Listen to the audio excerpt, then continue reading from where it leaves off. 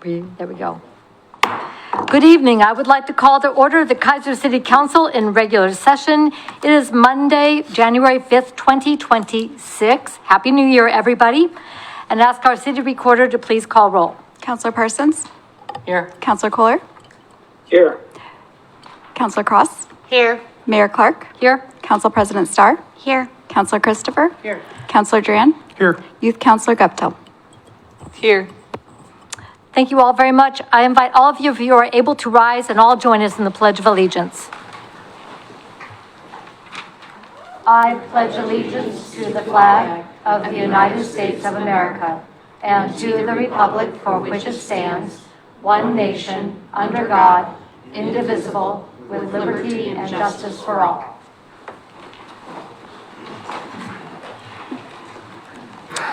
Thank you very much. We have nothing this evening under special orders of business, so we're going to go straight to committee reports. And item 5A, which is the Volunteer Coordinating Committee recommendation for the Kaiser Public Art Commission. Ms. Bissett?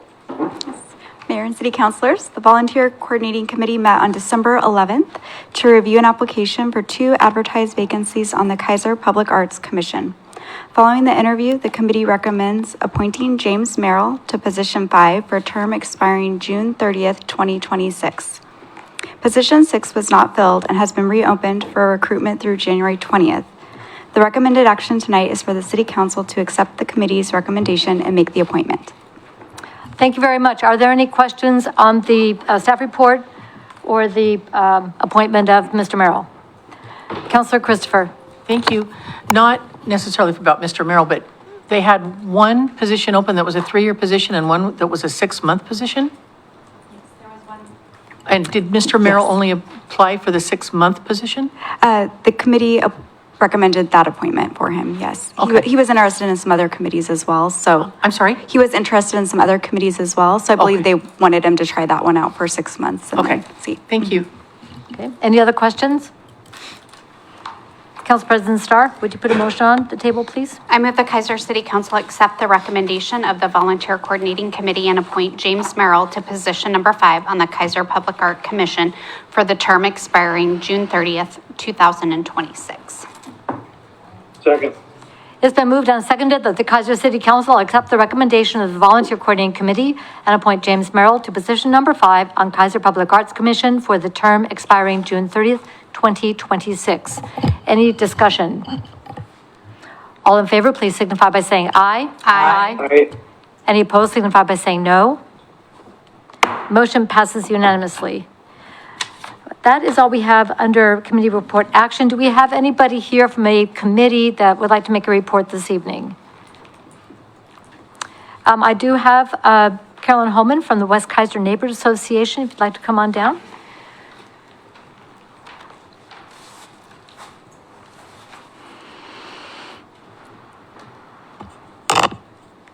Carolyn Homan, a resident of Kaiser, Secretary of West Kaiser Neighborhood Association. Rhonda is on grandparent duty tonight, but we have our first meeting of 2026 this Thursday here at the Civic Center. There'll be election of new board members, and our speaker is Maddie Aslam from Kaiser Fire. So we hope to have a lot of folks there to get the year off to a good start. That's Fantastic. it. Thank All right. you. Any questions from anyone? And just want to remind people that you don't have to live in the West Kaiser neighborhood area to come attend these meetings that are open to everyone. So I really appreciate the great programming that West Kaiser puts together. Thank you. Is there any other neighborhood association that wanted to report this evening? Okay. Youth Councilor Guptill, do you have any updates for us tonight? I do not. All right, thank you very much. We'll then go to public comment. This time is provided for citizens to address the council on any matters other than those on the agenda scheduled for public hearing. We have one public hearing scheduled this evening. That's authorization for a supplemental budget. No, I'm sorry. Yeah, 9A, 8A. General Fund, Police Department K-9, Police Department Workers' Compensation, and Public Works Non-Departmental Retirement. So if you're here for that, please stand by. And with that, I will go to, we have 2 people signed up, BJ Toey. to talk about the library and the item on our consent agenda. Come on down.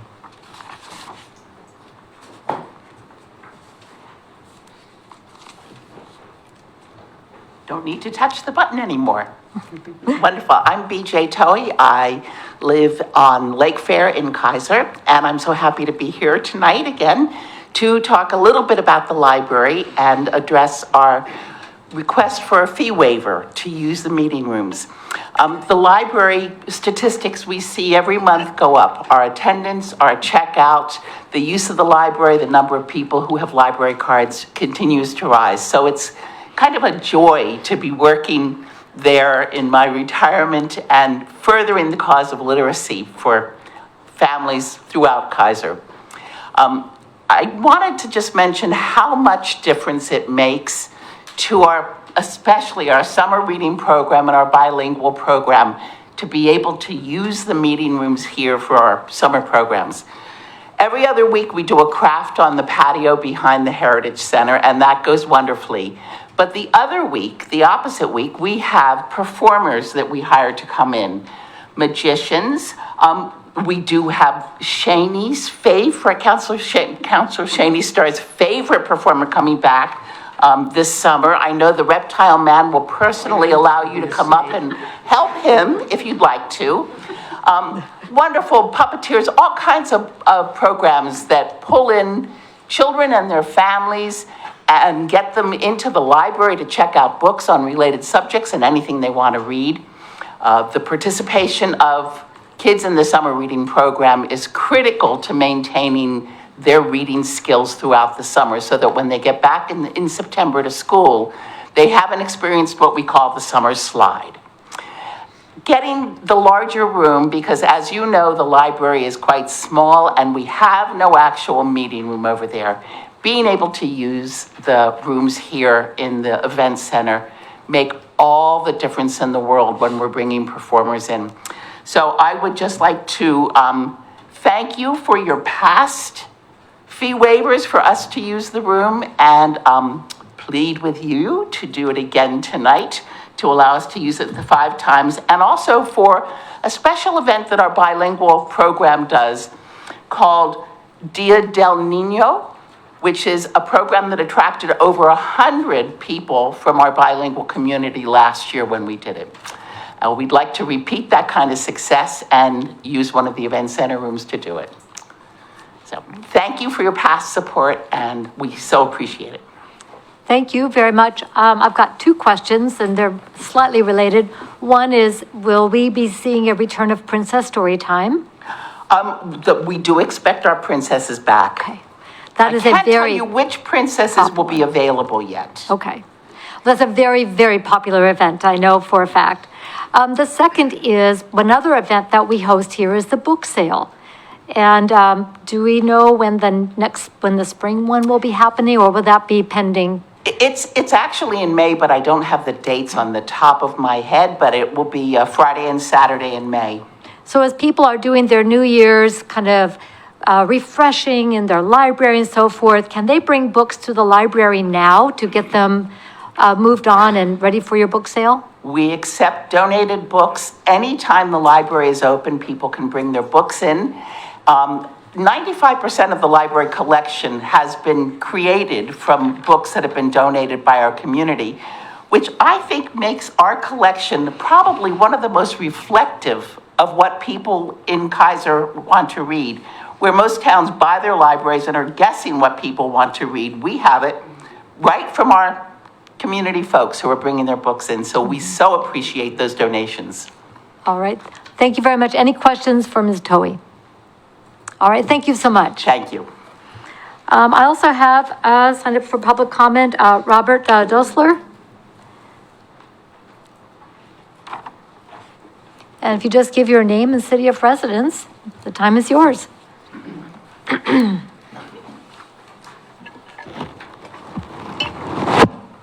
Oops. Okay, my name's Robert Dosler. I live at 782 Cummings Lane. I've lived here for 50-some years. I want to thank all of you for your service. I'm a Vietnam disabled veteran, and I don't usually talk too much, but I have a couple of real concerns since Kaiser's growing. One of my concerns is the amount of scooters and electric bikes that are using the sidewalks instead of the bike paths. Makes it kind of hard for people with wheelchairs or handicapped scooters to use the facilities. The other concern I have is Kaiser's, I should say Cummings Lanes Racetrack.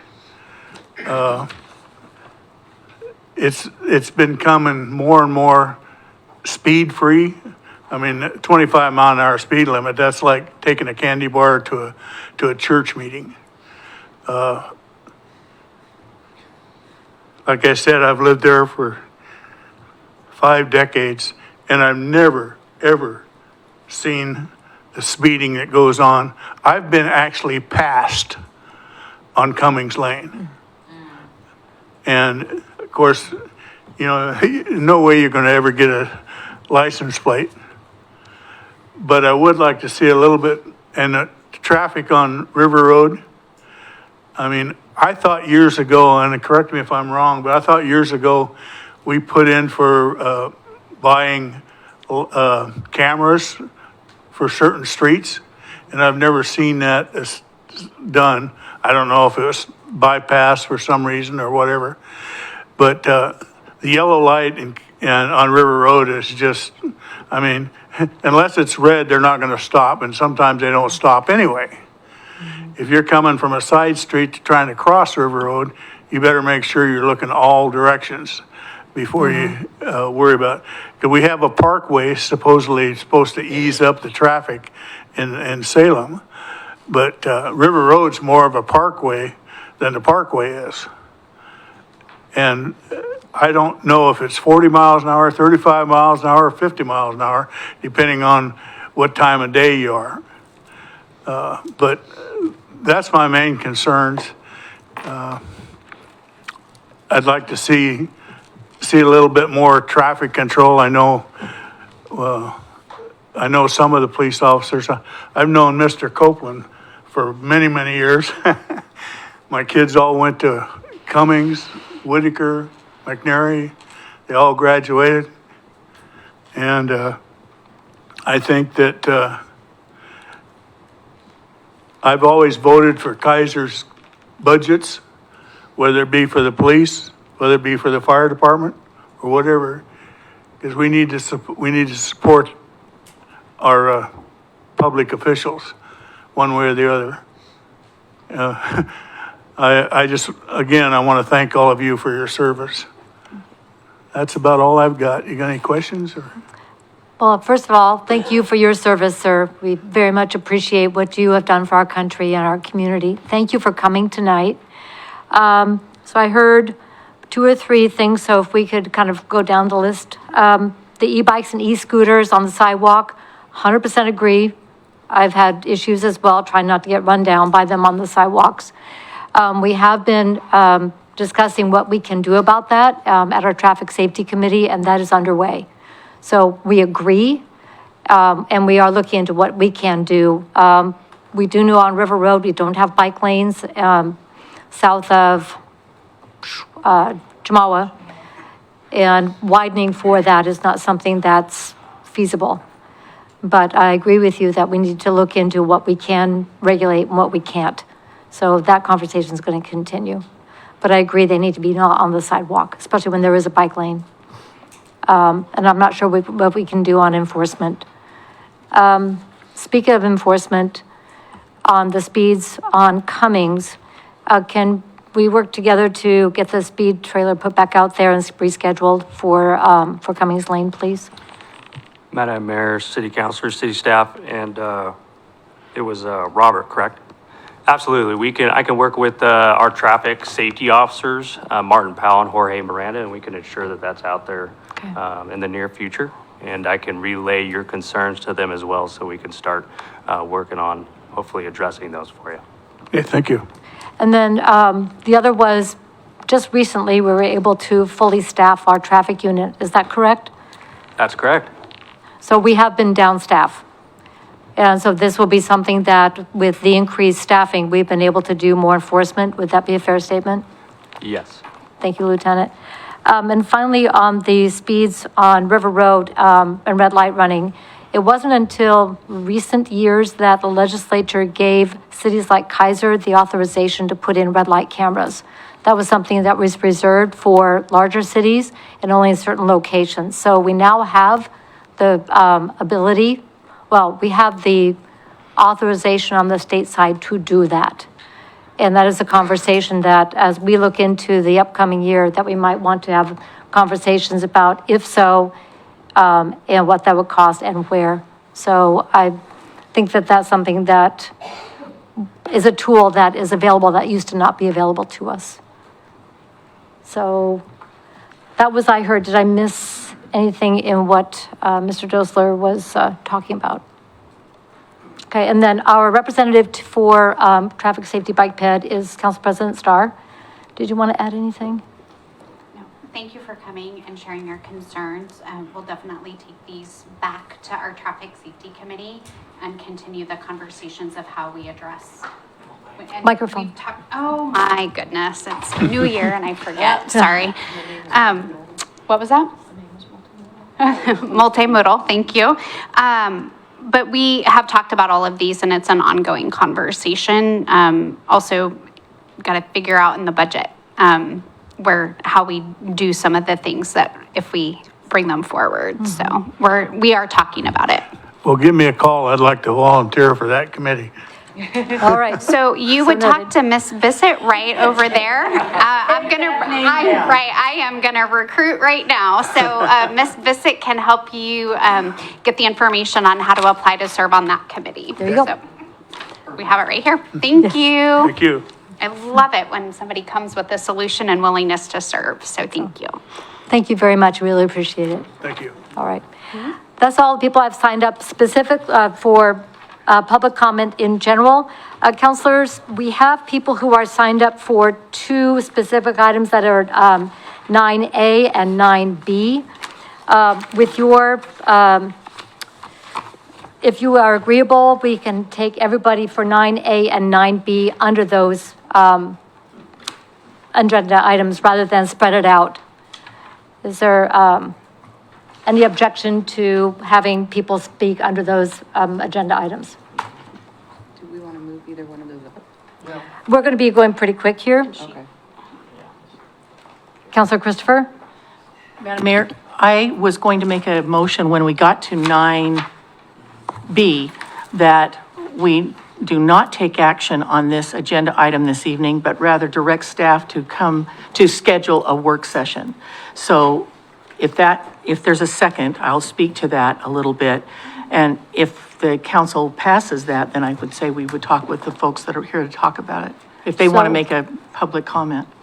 We'll need to do that under 9B when we Okay. get to that in the agenda. We have people here who are here specifically for that, so we'll have to take it up at that point. Okay? And then I'll see if you are willing to hear from the people who are here to at least speak to this issue, since that would be, they came with that expectation in the published agenda.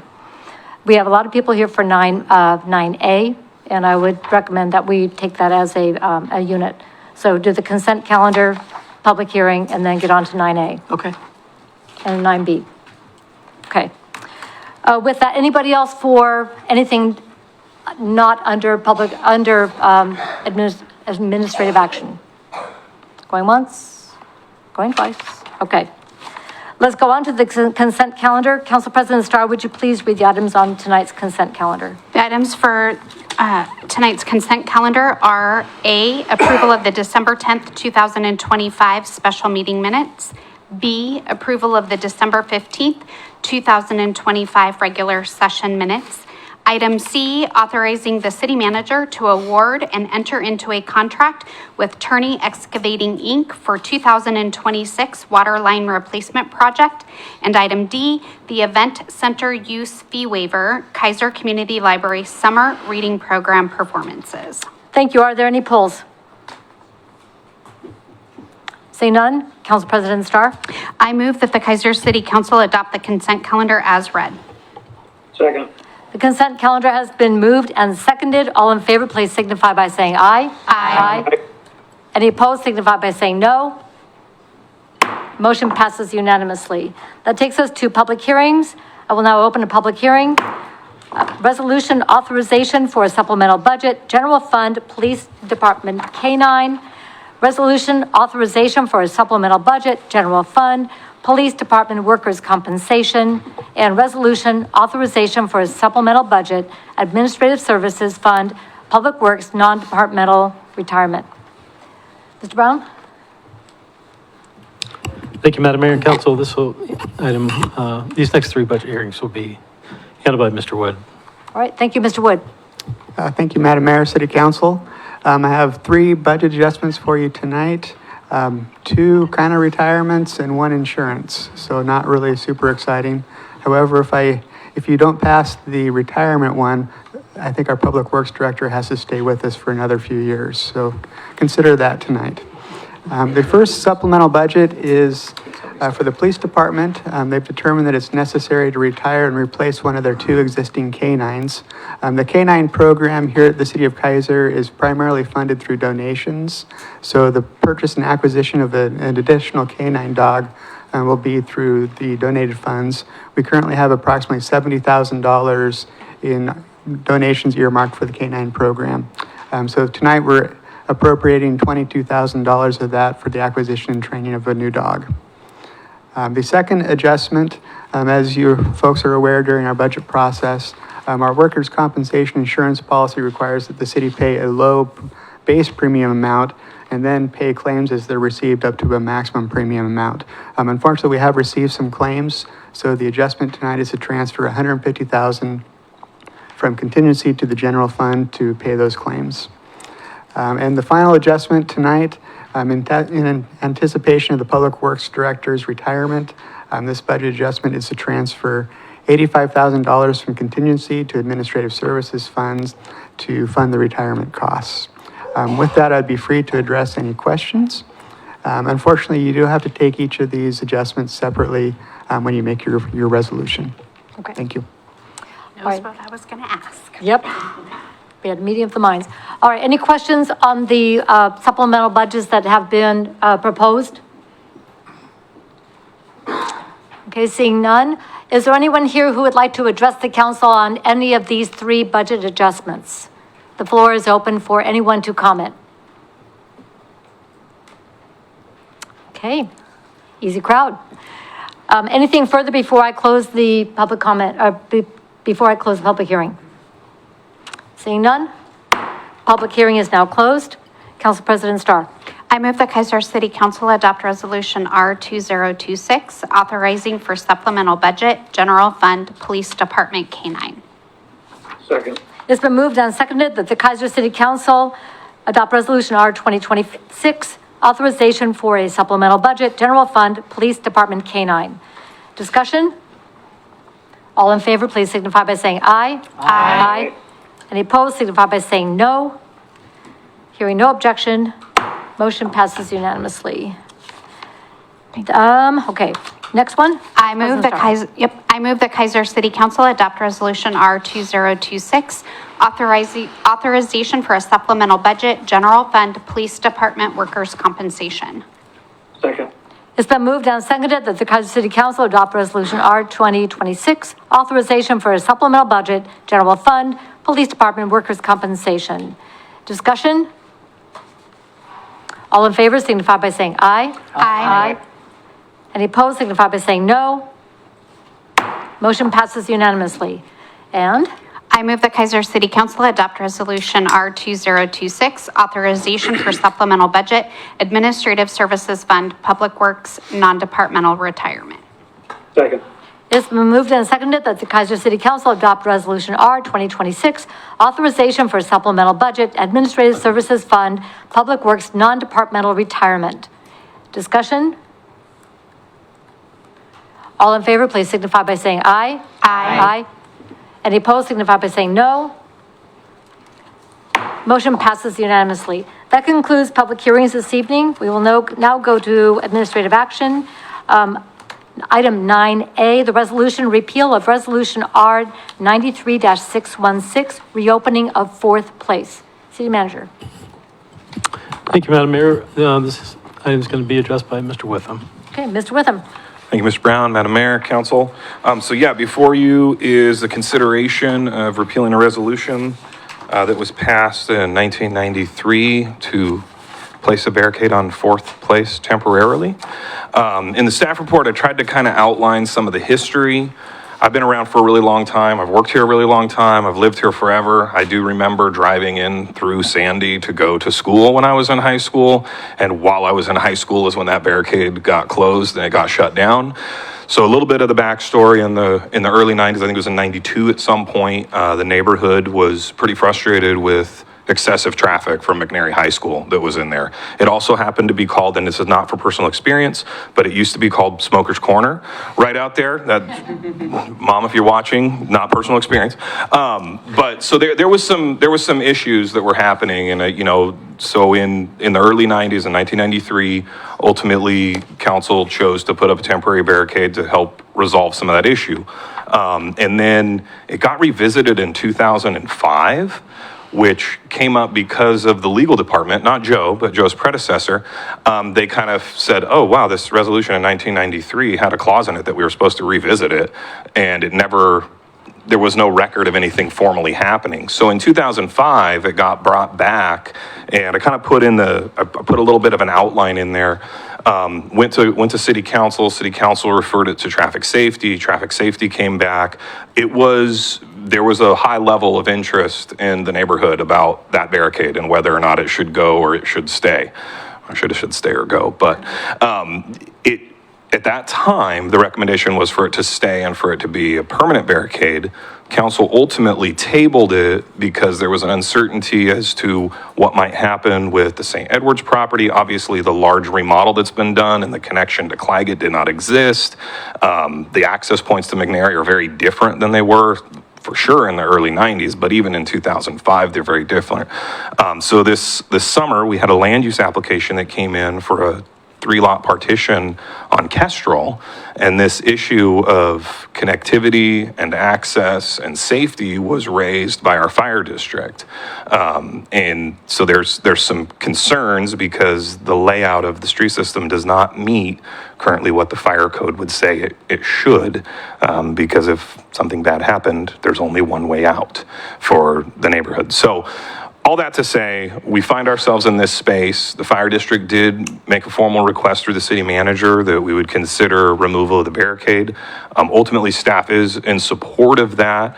Well, Mr. Lawyer's not here, but we've talked at length. Clearly, the conditions that predicated the installation of the barricade in 1993 are not the same today. That being said, we also took an additional step at the behest of the city manager, and I thank him for that. We sent a mailing out to all the neighbors on Sandy and the Kestrel neighborhood that said, hey, this is going to be considered, because the last time this got talked about 20 years ago, there was a lot of interest. There was a petition with, I believe, 32 or 33 signatures on it, and I think lots of testimony. So that being said, I'd be happy to answer any questions. There's a lot of options for council to do. I would say this isn't something that has to be done immediately, but for public safety and for consistency with the fire code, which is something that we as a city have recognized as an authority in our town, it seems like probably the right thing to do at this stage. So with that, I'd be happy to answer any questions. Thank you very much. Any questions on the staff report or the proposal in the packet? Okay, I'd like to invite at this time the Deputy Fire Marshal, Emery Storms, to come and give us some information on this proposal, and Chief Russell. Thank you for being here tonight. Thank you.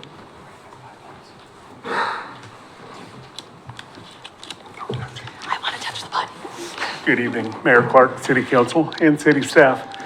We come before you tonight. This issue came up under a request for a new development along in the Fourth Place neighborhood. We went back and reviewed with Mr. Witham the record and the notes from both the fire district and the city, both in 1993 when the barricade was first installed, and then again in 2005 when it was reviewed. Our request is purely based in public safety. The size of the neighborhood, as it currently stands, without further development, is almost 3 times the allowable size to only have one ingress and egress road. So under the Uniform Fire Code in 1993, when the temporary barricade went up, it was actually against that fire code at that time. The state of Oregon has since switched to the Oregon Fire Code, which recognizes the same numbers. But to be responsible with any further construction in there, it's allowable to have 30 homes with one access, and with the proposed new homes, we're looking at close to 90 residences. If you count the apartments up front on Elizabeth are included in that count. So we're already pushing that 3 times the limit of that. I think that the concerns with the traffic of McNary has been resolved. That gate is permanently locked. That is something that is in our emergency response planning. If there's a large scale emergency at McNary, our plan is we cut that gate and we use that for coming out. So it's one-way traffic through there. But other than that, it remains closed and there's not even a pedestrian access for that. So the fire district is asking that you reconsider the temporary closure from 1993 and open it up so we can be comfortable going forward with any further construction and meeting the current fire code. And I'd be happy to answer any questions. And Deputy Fire Marshal Storms has all kinds of technical information if you have questions. Thank you. Any questions for Chief Russell? Deputy Fire Marshal, do you have any additional information to share? No, just the fact of ultimately at the end of our day, what we always look for is fire and life safety, right? Our job is to be there when you need us, and unfortunately, reducing down to one access point greatly also reduces the chance of us being able to be there. There's so many different reasons why that access could be compromised, and so we just want to make sure that the neighborhood is as safe as possible all the time, no matter what. Thank you very much. Appreciate if you would hang around. I've got some people who would like to make comment and may have some questions. And so if we could have you come back up afterwards, if there are some questions that you are better suited to answer than perhaps we are. Sounds good. Okay. All right, thank you very much. So at this time, I have a few people have asked to comment or ask questions. So I'm just going to call you up. And again, give your name, your city of residence, and then you have time to share your thoughts and questions. So Shabri Vineri? Okay, Vineri.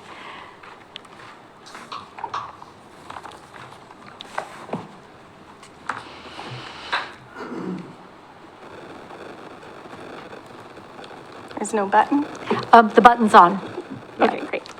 My name is Shabri Venery, and I am a Kaiser resident. Thank you so much for letting me speak and having your sympathy as I am a teacher back in the classroom today after a well-deserved break. Thank you for giving me the time to address my concerns and opinions with removing the gate at Fourth Place in my neighborhood. First, my biggest concern is that the gate is strictly in a neighborhood with no need for additional traffic. Removing the gate creates a stretch of road, and it's proven facts that reckless drivers drive very fast when there's a straight stretch. My other concern is the safety on Sandy. Sandy is a very narrow street with very minimal shoulder to absolutely no shoulder, with cars parked inside or that go into the road. We have a lot of pedestrians that walk through using the access to get to Sandy, walking their dogs, children out playing, and we have to walk in the street in Sandy, and it is going to have more traffic coming through. Shamawa Way it's off of Shamawa Way. There's an elderly residence there, and they walk the street rather than walking on the sidewalks because the sidewalks are not very easily used for them with their walkers. My other concern is the upkeep on the Sandy side of the blocked road, which it's interesting today, out of all the years since 2011 living there, there was a street sweeper on that side of the blocked road. But there's no street light. It is very dark on that other side of the street. The sidewalk ends at my house, and there's a lot of low-lying trees that are going to have to get trimmed up. That road's going to need some work. I'm wondering why Fourth Place, that roadblock, I mean, now you guys did explain it. That was helpful because it wasn't in the message that we received, but there's so many roadblocks all over Kaiser. Why is our community being looked at? And I understand the new development. I don't know if that's been approved to start developing more, but that's also a concern to just have more residents in that small, quaint neighborhood. I'm the resident who worked hard with the city. I've been here before to get that gate locked at Kaiser and, at McNary. And who's to say that there's not going to be an administrator in the future who feels the need to unlock that gate for pedestrians? I mean, we're meeting here again to discuss this gate being removed, that with nothing ever needing, no reason for it to ever need to be removed. And so I just, as a teacher in the district, I understand that things change and that an administrator can come and unlock that gate, and then we're back to the constant traffic.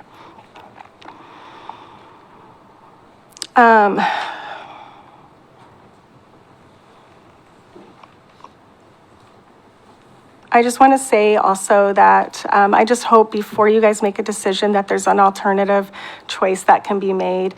I read through the notes that were taken, that there was once a consideration of an emergency gate being put in, but then nothing ever happened of that. And I know our community would love that to be a consideration, is the emergency gate being put in. I have some notes from other neighbors that were not able to make it, but overall, the constant risk that we will have in the neighborhood, it outweighs the what ifs that have never happened in our neighborhood. And so I really want you to consider the children and the elderly that are in our neighborhood, the constant walkers that we have, and the unsafe roads on Sandy, that it will be a constant safety risk for us as a community in our neighborhood. Thank you. Any questions for, let me see if I can say it, Venery. All right. Any questions? All right, thank you so much. Next up, I have Gilbert Baltazar.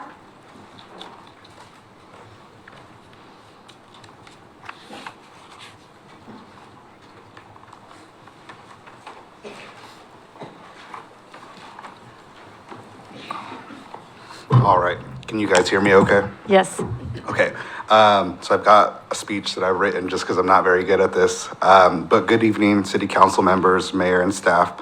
My name is Gilbert Baltazar, and along with me tonight, I brought my wife, Gabby, my son, Gio, and my daughter, Gigi.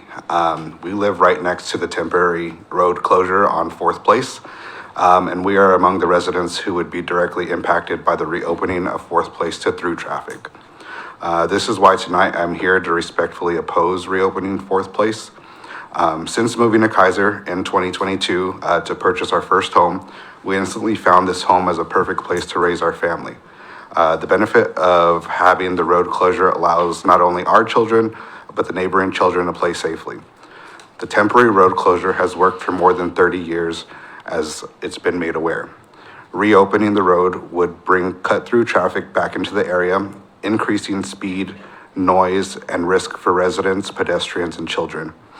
I have directly seen this happen when the city temporarily opens the road for the Christmas parade, and countless vehicles speed through the area and are even caught on our home security cameras. Once reopened, the impact will be permanent and felt daily by the people who live there. I understand and respect the fire district's concern for emergency access and public safety matters to all of us. However, reopening this road should not be treated as the only option. There are other solutions that exist that can address emergency needs without reopening the residential street to regular traffic. This neighborhood has relied on the current configuration for decades. Undoing it now would place the burden entirely on residents who will live with the consequences long after tonight. I respectfully ask that the council to deny the request to reopen Fourth Place, or at minimum, delay action until alternatives are fully explored and residents are meaningfully involved. Thank you for allowing me to speak tonight, and thank you for your time and consideration. Thank you very much. Any questions for Mr. Baltazar? All right, thank you so much. Next up, I have Mark Grenz.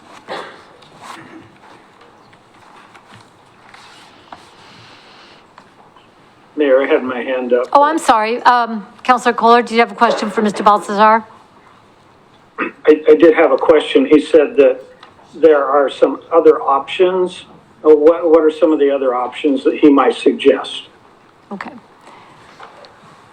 He's coming back to the microphone. There we go. I'm sorry, could you repeat that question for me? During your testimony, you said that there are some other options that you think that we ought to examine. I was wondering what some of those options are that you would suggest. Of course, yeah, I've seen this in other areas just through traveling. I played a lot of sports growing up and been in neighborhoods that have temporary road closures as well. I've seen the gates that kind of just open up and then they come back together with like a chain or in a lock. There's other things that have developed, I'm sure, over time. I'm not, very far, I don't know much about those, but that's just one thing that I've seen, through the years, is just things that can be opened up in emergencies. So follow up. So if there were a chain, the fire trucks wouldn't necessarily be able to stop, or an ambulance wouldn't be able to stop and open that up. That's going to slow the response time, and some lives may be in danger, may be lost because of that. I understand that. I know that at this point, there's one point of entrance. I would assume that if there's fire or police that are coming down, the police station, and I believe the fire station are right down Chemawa. I don't believe that they're going to turn on River Road and then turn on Sandy to come back into that area. I'm sure that people, if there's some road interference on Chemawa Road to turn into Elizabeth, that's going to be the easiest way to get into our neighborhood. They're not going to take the longest way in an emergency. Good? All right. Thank you so much. Thank you. Mr. Grenz.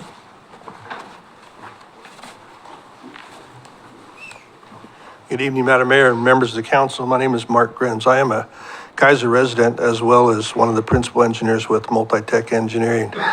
Our office is the ones working on that project on the end of Kestrel that's started this interest. But I wasn't personally aware of the fact that barricade, it's called temporary, but it's fairly permanent in its situation that it was there. So as the fire chief pointed out to you, that off of Elizabeth, there's currently about 72 residences that have to use Elizabeth as the sole access in there. And our project will add an additional 12 units in there. So it does create a significant hazard and risk.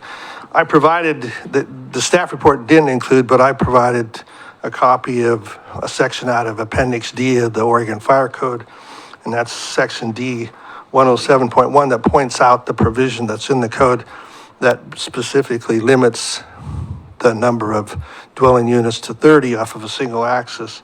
There is an exception or two there for being able to exceed that, but it does require that all of the dwelling units in excess in that service off that single axis, not just as the ones in excess of 30, would need to be sprinkled in order for that exception to apply. So it is it really does put the city, I believe, at a risk if something were to happen, since there is a provision, the ability to have a second access out of there just by removing that barricade on Fourth. And as staff pointed out, and the fire chief, circumstances are significantly different today than they were when that barricade was originally installed. And I think that the construction and the connection of the high school to Claggett Street was completed in 2020 or 2021. So it's pretty recent that's there. So that other than under an extreme emergency, that access onto Sandy was likely never to be used. So we're in support, here to support the fire district's request. We believe that it's a valid request. We think it's necessary in order to prevent having a risk that could be created for the city in general and for the residents of that area that offsets the possible increase in the traffic that would go through there. So I'd be happy to answer any questions you might have of me. Thank you very much. Any questions of Mr. Brands? Council President Starr? This may not be a question, I'm not sure who it's a question for, but this handout that you provided only speaks to for fire response, correct? That's So correct. it talks about like this requirement, the exception is if they have automatic sprinklers. But what I'm hearing is the concern about access for also medics and Well, ambulances. So that might, I don't know, that might be a question for Chief Russell and Deputy Fire Marshal Storms, but I just want to confirm, this is only for fire response, but there's also the issue for medic response and access, correct? Sorry. That is correct. So when we do factor in out of the code, when we talk about fire response, really it is emergency response. So it's not just the fire department, it's also EMS, it is also our law enforcement partners. And then this also factors in sanitation workers, things like that, those larger vehicles having accessibility for them. Great. Thank you. Any further questions for Mr. Renz? Thank you very much. All right, thank you.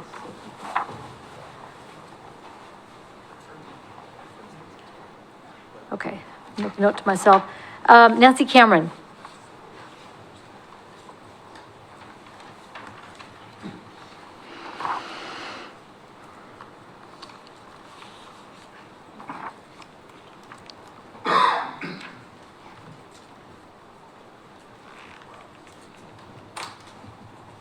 Just takes me a second. No worries. You're fine.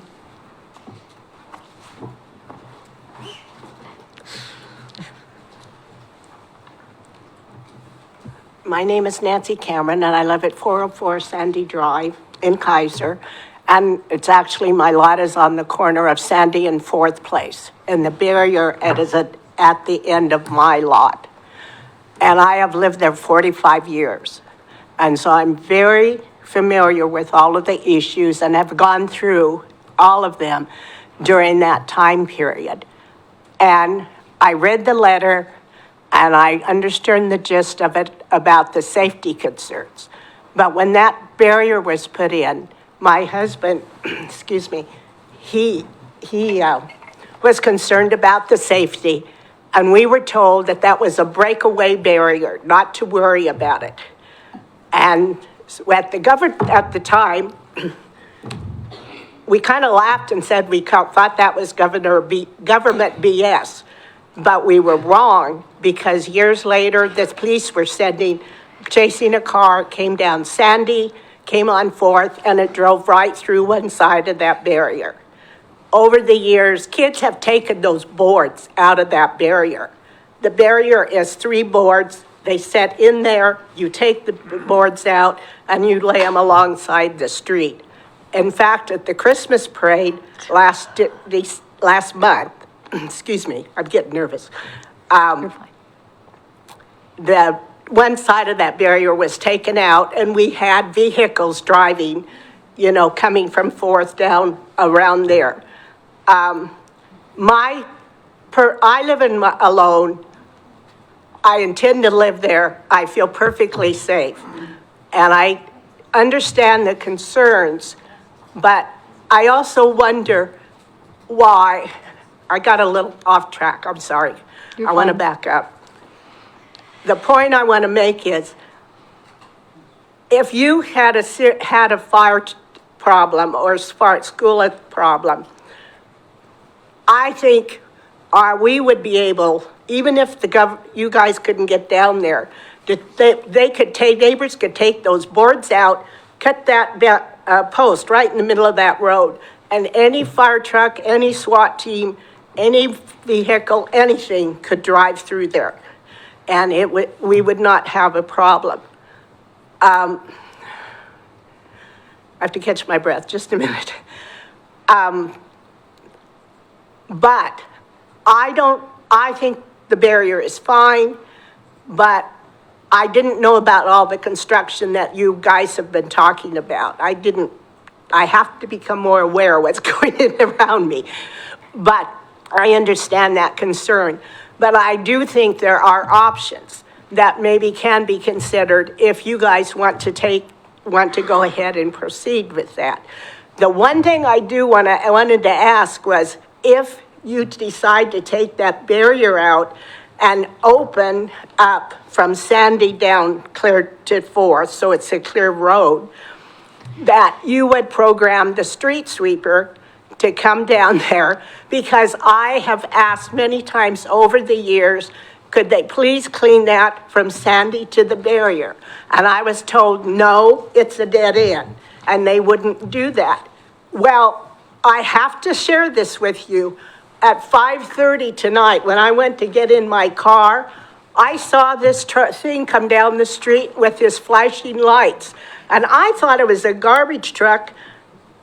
And excuse my language, but I'll be damned. It was the street sweeper coming down, sweeping from Sandy to 4th Place. And I burst into laughter, and I thought, this is government at its best. After all these years, and the day I'm coming here to talk to you guys, here comes the street sweeper coming down the road to clean the street. So I do have some concerns about opening that up in terms of activity that going on there. Even though there's a gate to McNary, those kids, they jump over that all the time. And if you open that up, we're going to have a lot more traffic of parents picking them up and going through there, which was one of our major problems that we had before. I remember. And we have a lot of street walking traffic,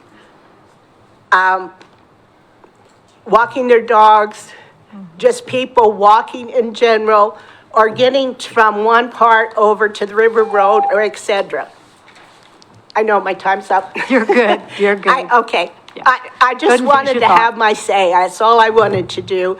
And, but I really think that there are some real pros and cons that need to be looked at this before you guys make a decision. And that's all that I ask. Thank you so much. Thank you. Any questions? Youth Councilor Guptill has a question. Okay, so. Oh, I'm sorry. Oh, you're fine. First of all, didn't you say that the gate was closed to the school to get into the Sandy Drive? So why would parents be picking up kids if that gate was locked? Wouldn't they have to be jumping it? Yeah, they're jumping the gate. So then my other question is, do we have is there an estimate of how many new vehicles would be coming through if that area was opened up? I don't know that we have that answer. But I'm going to let Ms. Cameron go. Can I go? Yes. And I'm going to look at City Manager. Do we have someone who might be able to address that question?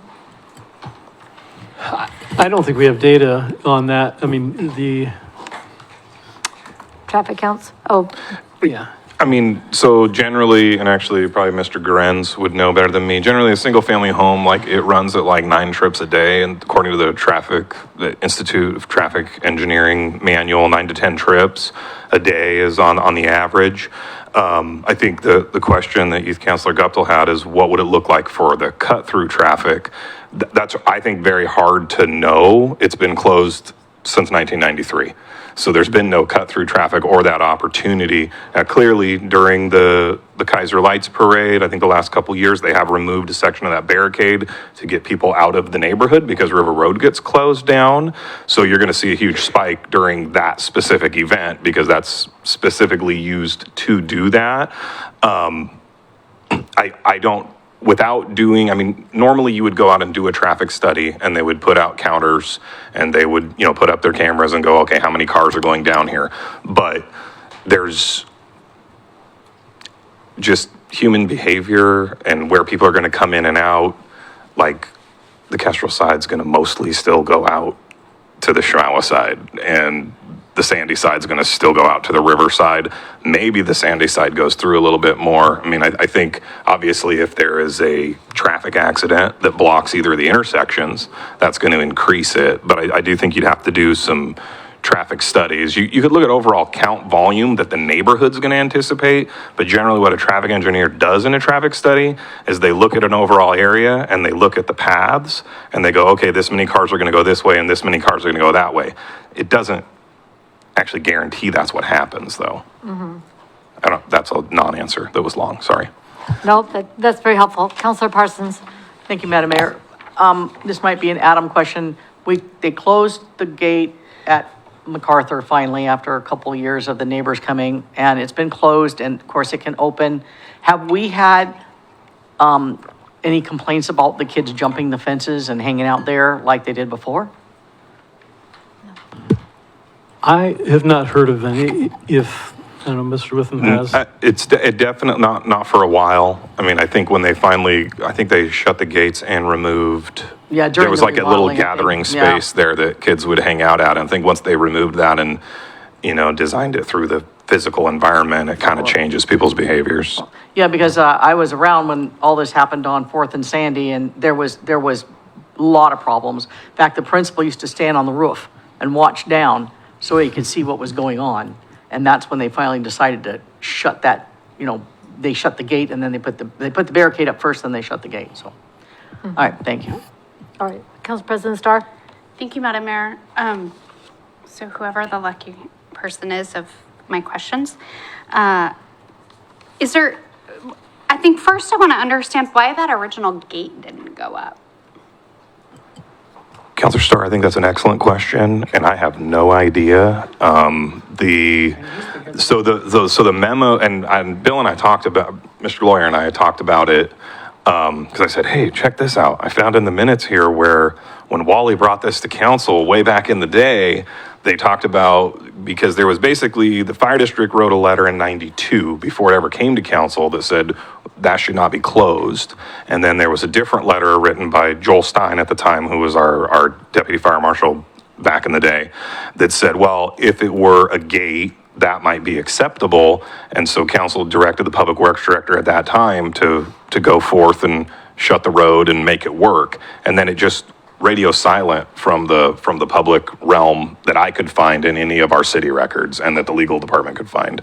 So I don't know why that wasn't put up. I will say that, and I think maybe Ms. Storms or Chief Russell could speak to it. I know that was one of the questions I had when this got brought to the city's attention, brought back to the forefront. I actually asked the question, well, what if it was a gate? And what if that was a thing?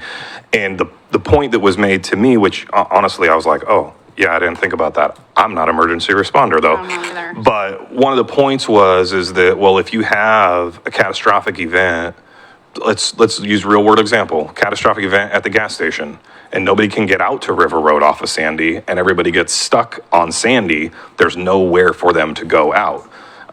So it's not only about fire trucks or ambulances getting to people, it's also about the greater neighborhood being able to get out or get home if their other ways are blocked. So that was kind of what was explained to me. But as I said, I would defer to Chief Russell or Emery for that. Follow up? Because I always have one more. Absolutely. I might have a few more than that, though.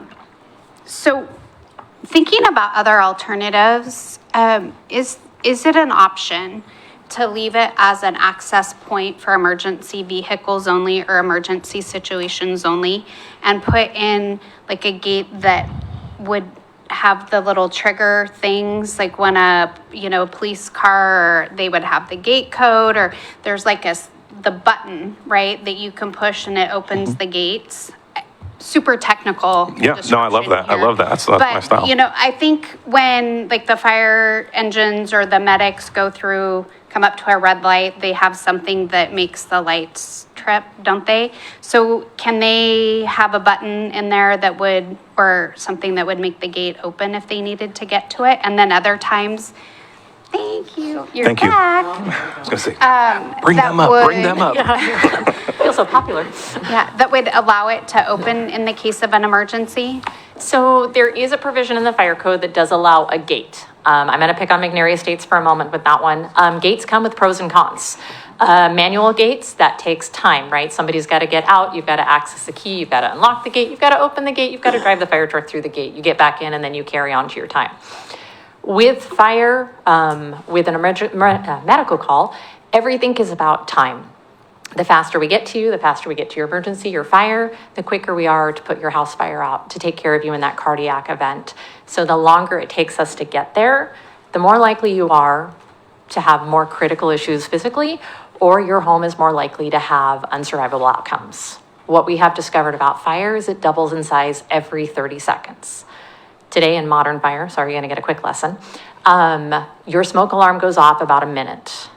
If you wake up, you have 2.5 minutes from the start of the fire to get out of your house to survive. 2.5 minutes.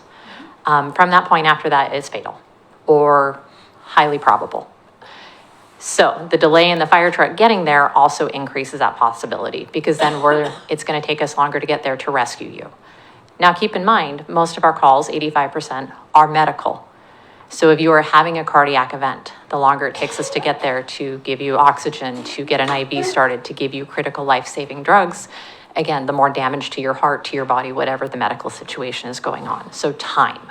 So gates create a time problem. They add to that time. The one thing we are always trying to reduce. That's why we have the Opticom on the engine that switches the light so that we can drive through not only safer, but we can get there to you faster. Now, we don't drive faster. We always drive with caution. I always say firefighters don't run, we move with purpose. So everything we do is calculated down to the minute, because we recognize the longer it takes us to get to you, the worse the outcome. So that's kind of the long, short answer with the gate. We could do it, however, it's a time issue. Now, on the electronic gate, that is a huge expense. And then we are currently working through with McNary. That gate is constantly staying open because they're having access issues to it. It doesn't work quite a bit right now. So we're working through constantly trying to get it to do what it's supposed to do. If I may add to that just a little bit. The other thing that I neglected to mention when I was up here before is egress for the community.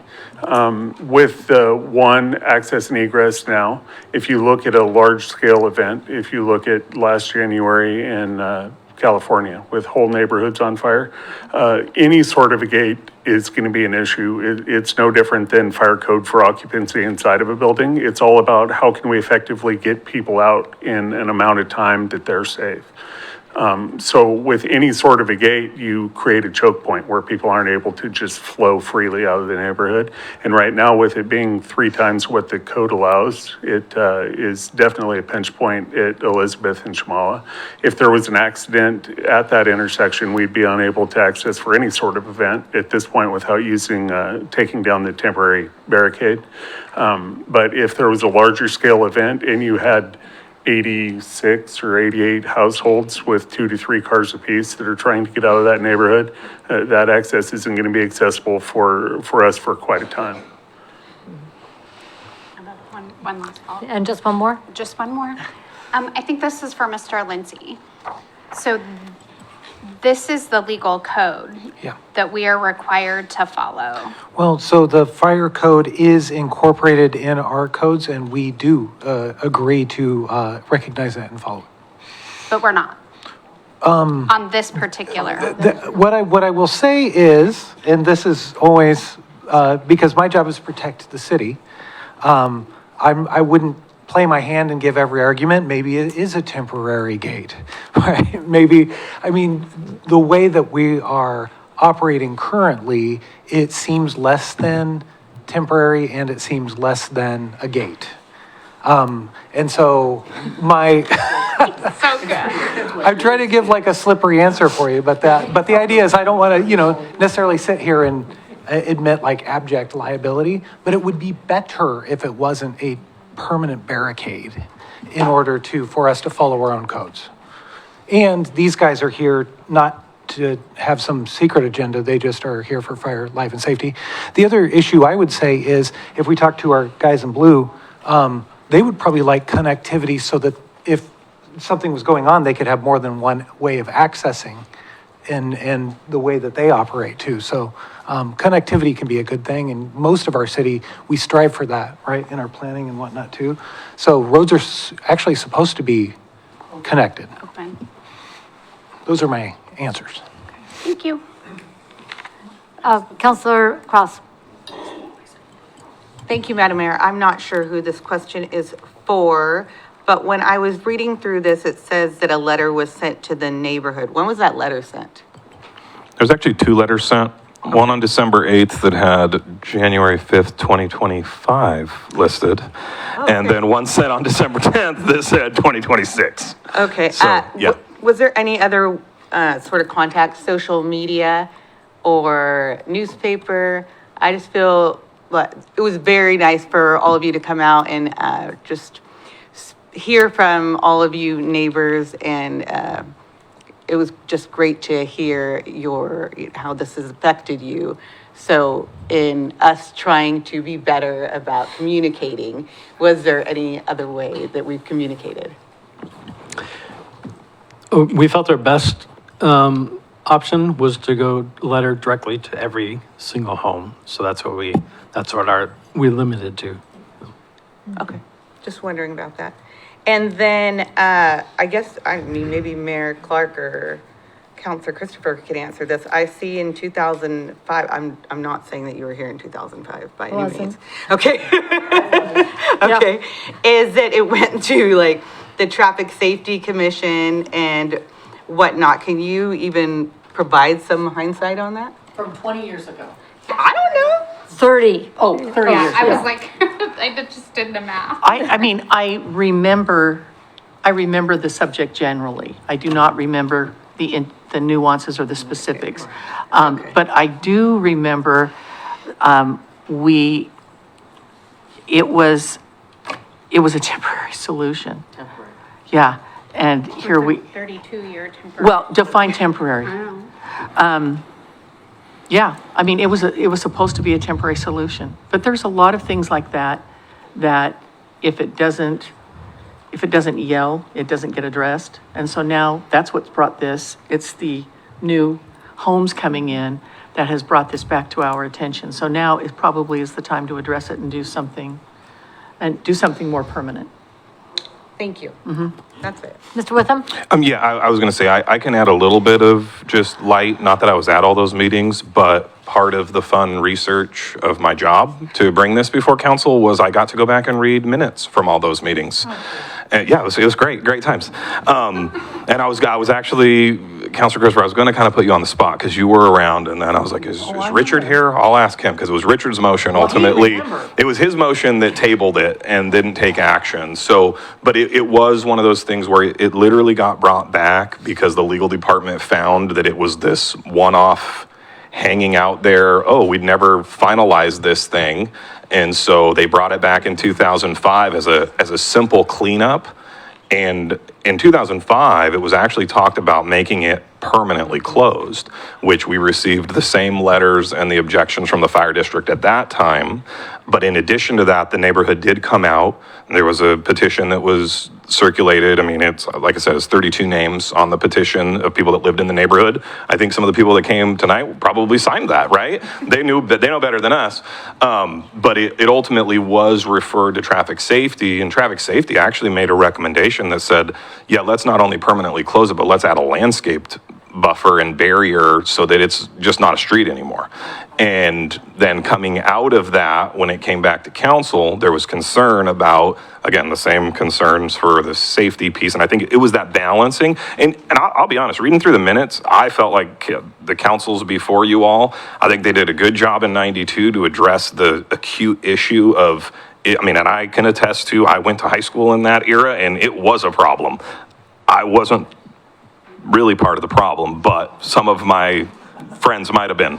But you know, I think they did the best that they could with the tools that were afforded to them in the 90s. And then in 05, I mean, honestly, I think it was wise to go, hey, we don't know what's going to happen on the big area behind St. Ed's. You know, for years that was talked about maybe becoming a bunch of housing, different things like that. And so it was, we need to wait. And those things have now been resolved. And like I said, this got brought up as a kind of, it's an out of sight, out of mind until it's not anymore.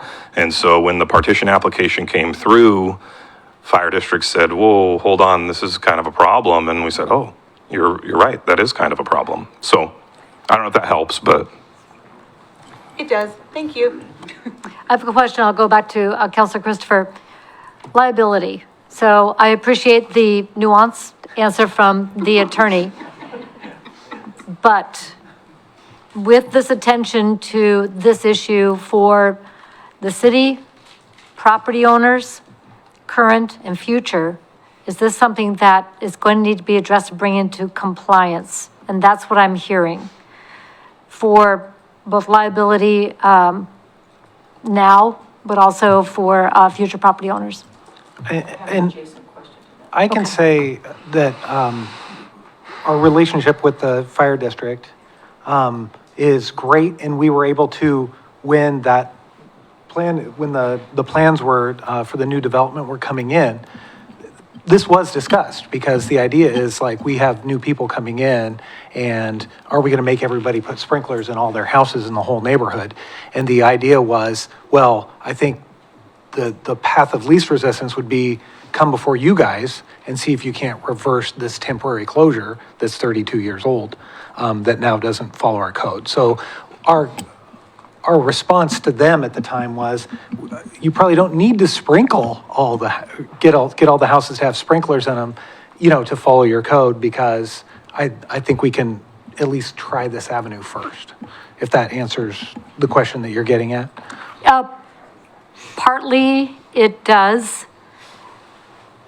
The rest of the thought in my mind is the trigger for this conversation to happen is a change, but this affects all of the residences in this area. And this is a neighborhood that developed around, well, no, it was already built. That was the other part of my question. Up until now, has something else been applied for to be built that would have triggered this?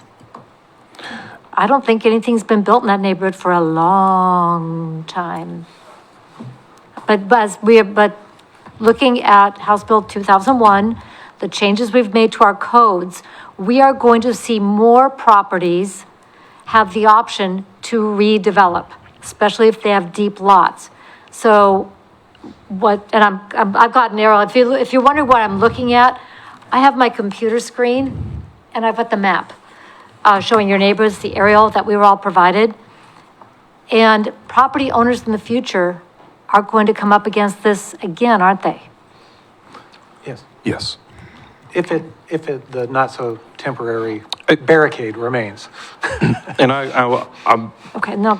if I can, I'm going to be really careful so that our attorney doesn't elbow me, because again, like, there is a level of coaching that the attorney does. I'm not an attorney. I don't give any kind of legal advice. One thing I would offer is that based on what the fire code says, and my new understanding of, I'm not the fire code guy. These folks are the fire code folks. The area is not in compliance with the fire code that we as a city have adopted as our own that governs us, which was something that just happened this past fall, where there was with part of the codification, that was one of the ordinances that council passed, right? So the neighborhood is out of compliance, has been out of compliance for 32 years. Yes. Now, maybe with Mr. Lindsay's discussion of, well, if it's temporary or if it's a gate, maybe that's a little bit of a different nuance. The issue is that for Mr. Lindsay's example of sprinkling the neighborhood, this specific development is a 3-lot partition. It's 3 lots. They have no power or property right And the city would have no ability to require of them as a condition of approval for their land division to go out and remove a barricade that's in the public right of way they don't have authority over, nor would we be able to require them to go put sprinklers in other people's private homes, which is what the fire code provision says, is not just this little development would be sprinkled, the entire neighborhood, every single house on Sandy, every single house in the Kestrel neighborhood. Like all of them would have to be sprinkled to be compliant with that fire code provision, as I understand it. So that is where, you know, it really is 100% a fire code issue that was brought back to light because of a very simple, straightforward partition. And actually, Anne-Marie and Chief Russell and I had conversations because I asked a bunch of different questions. I'm like, oh, so anybody who builds an ADU in their property, which is outright allowed in the state of Oregon, if you have a house, you can have an ADU. It is a by right, property right that the state of Oregon has given, that our code supports. Violation of the fire code. So it continues to violate and put more and more. And so I think that is the issue of, you know, I think that liability question could be a bigger question if something bad happened. Okay. Councilor Christopher? Thank you. If I understand what you said, Anne Marie, you said an exception is the gate, which has the secret code that you can drive through. I forgot what you called it, but. Opticom. Yeah. And so that is an acceptable exception that puts us in compliance, correct? But it costs time. And money. And No, it doesn't cost them. If it's automatic. oh, it doesn't cost them We have time. to put in an automatic gate. And So it would has be- to go in all their things. They already have. It would be compatible with what they already have. Okay. Do we have any idea how much that costs? What are we talking about? The latch system, I was just looking it up. Sorry. The latch system for the Opticon is like $1,000. I mean, the strobe reader. But you have to have a gate that accepts that, so you're spending the money on the gate, so that's whatever the gate and the automatic So we're looking system. at costs for the gate and then cost for the Opticom, is that correct? And the power to open the gate. Okay. And if we did that, that seems to me to be, and I mean, a viable option to make the neighborhood happy because there still remains not through traffic, but through traffic to you and to the boys in blue. However, it doesn't help with the egress out of the neighborhood. So it would be fine for us coming in responding to the emergency, but in the wildfire situation that Chief Russell used as example, and there's 1,000 other options you could throw out there, it doesn't necessarily mean that people trying to leave the neighborhood could What's the go out that override? way. There's got to be an override. It could be, or you could still maybe cut, I'm not entirely sure, I'm not a gate expert, I promise on that one. But there's probably something you could do, however, gates also have a failure tendency. And so. Well, there's not going to be a solution, as long as I've ever been involved with volunteering and public policy. It's just darn tough to find that perfect solution where everybody's happy. But I go back to a long, long time ago. That's because I've been around a long time. And I remember J.L. Wilson, Counselor Wilson said, the best we can hope for is that everyone is mildly disappointed. And you know, those are truer words. You think about that, and is it something I can accept? It's not my perfect world, but I'd rather have half a loaf of bread than no bread. So that's where I'm leaning. I'm leaning towards, I would like staff potentially to come back to us and say, this is what it would cost for this solution. Before we make a decision to reopen Fourth Place, I'd at least like to know and have that information before us. Thank you. So along those lines, I would like to see maybe options like that, but also design options, because one of the things that slows traffic down is a smaller window in space. So it makes something feel smaller, which makes people slow down. We've seen that in other neighborhoods when we have done designs that feel like a pinch point, you know, a bulb out or something like that, that the gate might, if it were gone, what does that look like, feel like to people who are driving vehicles through that? Those designs are out there and they have been shown successful over time, but they'd be large enough for the emergency vehicles to go through and for people to leave the neighborhood. So along the lines of what are options, I would like to see design options that would meet the code, release the liability that everybody is now aware of, including all of our insurance companies, and provide options for traffic calming. Does that sound, I'm going to go to Councilor Duran. Yeah, I was going to suggest if we were going to take out the gate to put in speed tables at multiple places on 4th and Elizabeth to keep people from wanting to cut through at a speed. So at the very least, that would be Right. something I would suggest. Yes, And- no resolution tonight. Right, and I think that those sorts of traffic calming, those design elements, we've seen it work in certain areas. As we have one on Cummings, we might need another one. To the gentleman's comments earlier, I'm going to go to Councilor Kohler. Councilor Kohler? Thank you, Madam Mayor. Just a couple of little questions. Who's going to pay for all the design and all that type of stuff? And who's going to pay for the gate? Who's going to pay to maintain the gate? I don't know that that's something that the city should be responsible for.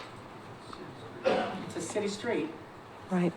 So to follow up on that, Councilor Kohler, as we were talking about designs such as Councilor Duran's suggestion for design and placement of speed tables that have traffic calming, that are compatible with our emergency response vehicles, like we've done over on Cummings, that would, as Councilor Christopher said, mildly disappointed, but it solves some of the issues that we've been presented with. I'm going to go to Councilor Cross, then I'll come back to Councilor President Starr. Thank you, Madam Mayor. I guess this isn't really a question, it's just a comment. I 100% agree with Councilor Christopher. The only thing I would add, I would be interested, since we so effectively used them in 2005, have Council President Starr bring this to Multimodal? yes. Multimodal committee, just to see what their views are. Yeah, that's a great idea. And maybe even send a letter to the neighborhood and have them go with more feedback, and the more input we have, the better equipped we are to have that half a loaf of bread for everyone. So what I'm hearing is that direction for design options that will comply with I'm sorry, Council President Starr. Thank you. Yes, I forgot it. I would also, like, in addition to the design elements, I want the projected cost, maintenance costs, like, not just to put it in, but like, and escalators, right? Year after year after year for that. And then, is there any other city or town that has this problem that has done a gate, that to, like, get a half a loaf of bread, as Councilor Christopher said, instead of just taking it out? Have they implemented the mildly disappointing everyone method? On a regular basis. Well, I mean, you know, so that, I would be interested in knowing if there's anyone else that's had this issue and done the gate. Mr. Witham? That's right. Mr. Witham? Yeah, I was just going to say, I mean, we're missing kind of the key element when we're talking about public infrastructure and how we manage right-of-ways and what we do and what the kind of industry standards are. I mean, my short answer would be this is why we don't gate public roads. They're either closed or they're open because they're public roads. So that's the kind of the short answer. But I do think, Mr. Lawyer may be able to shed some additional light for us.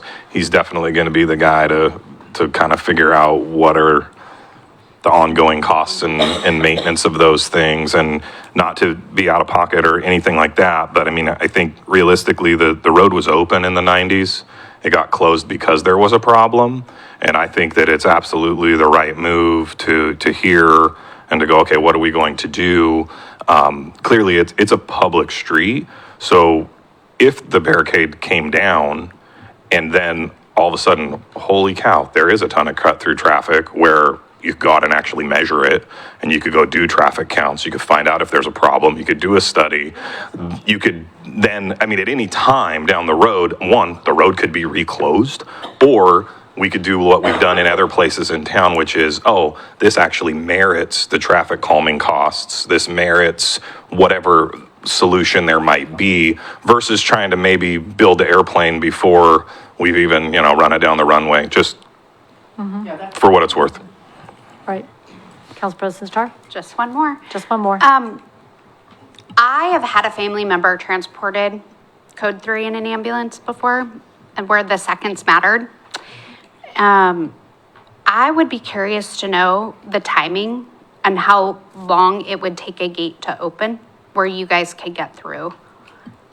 Because to your point that seconds matter, I think it's hard until you've been in the situation where you've had a family member transported. It's hard to understand the importance of having that access and understanding that those seconds do matter.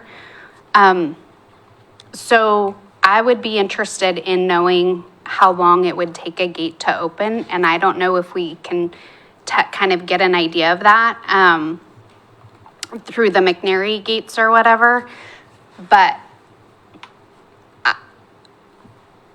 I think that there may be some different sentiments when people know that it's their loved ones that might have a response time take longer because of a gate or what have you. And so I don't want to be the person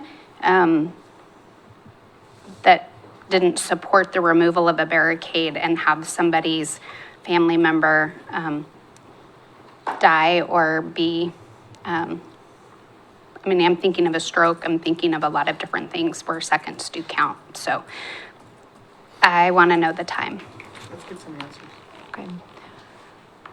Youth Councilor Guptill? Thank you, Madam Mayor. I was just wondering, is there a way to have if you did take down the barrier and have a timeline for the neighborhood and say, hey, we're going to put the barrier down for this amount of time, and we're going to see how it goes, and we'll get back to you. Is there a way to do that? There absolutely is. It's a great question. I think it's actually I'm smirking because that's exactly what the 1993 resolution had in it. It literally said, we're going to come back and talk about this in a while, and then it never happened. 32 years later, we're talking about it. But yeah, I think that is something that could be done in any resolution. I think it's possible. In 32 years. Yeah, we're not going to wait 32 years now. Okay. Anything? Whoops. Okay. So I'm trying to get back to our page. There it is. So right now we have a resolution that was adopted by the City Council in 1993 that will have to be repealed in order for us to take steps to move toward the reopening of Fourth Place, which sounds to me like reopening it is something for compliance with state fire code and liability. That is a direction that we understand is necessary. With that, what I'm also hearing is that we want, with that repeal, the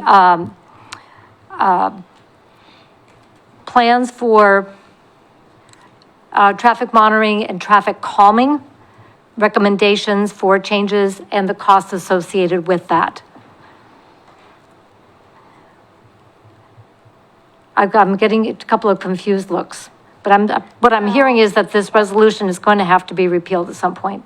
Well, Yeah, let's I get have the it. answers first. Well, I have yeah, go ahead. I think we're, Yep. so here's I guess my question, and maybe this is a Mr. Lindsay question. We do need to, this document here says that it needs to be addressed and dealt with now. So what does it look like to do this motion, repeal the resolution from 1993? Yeah.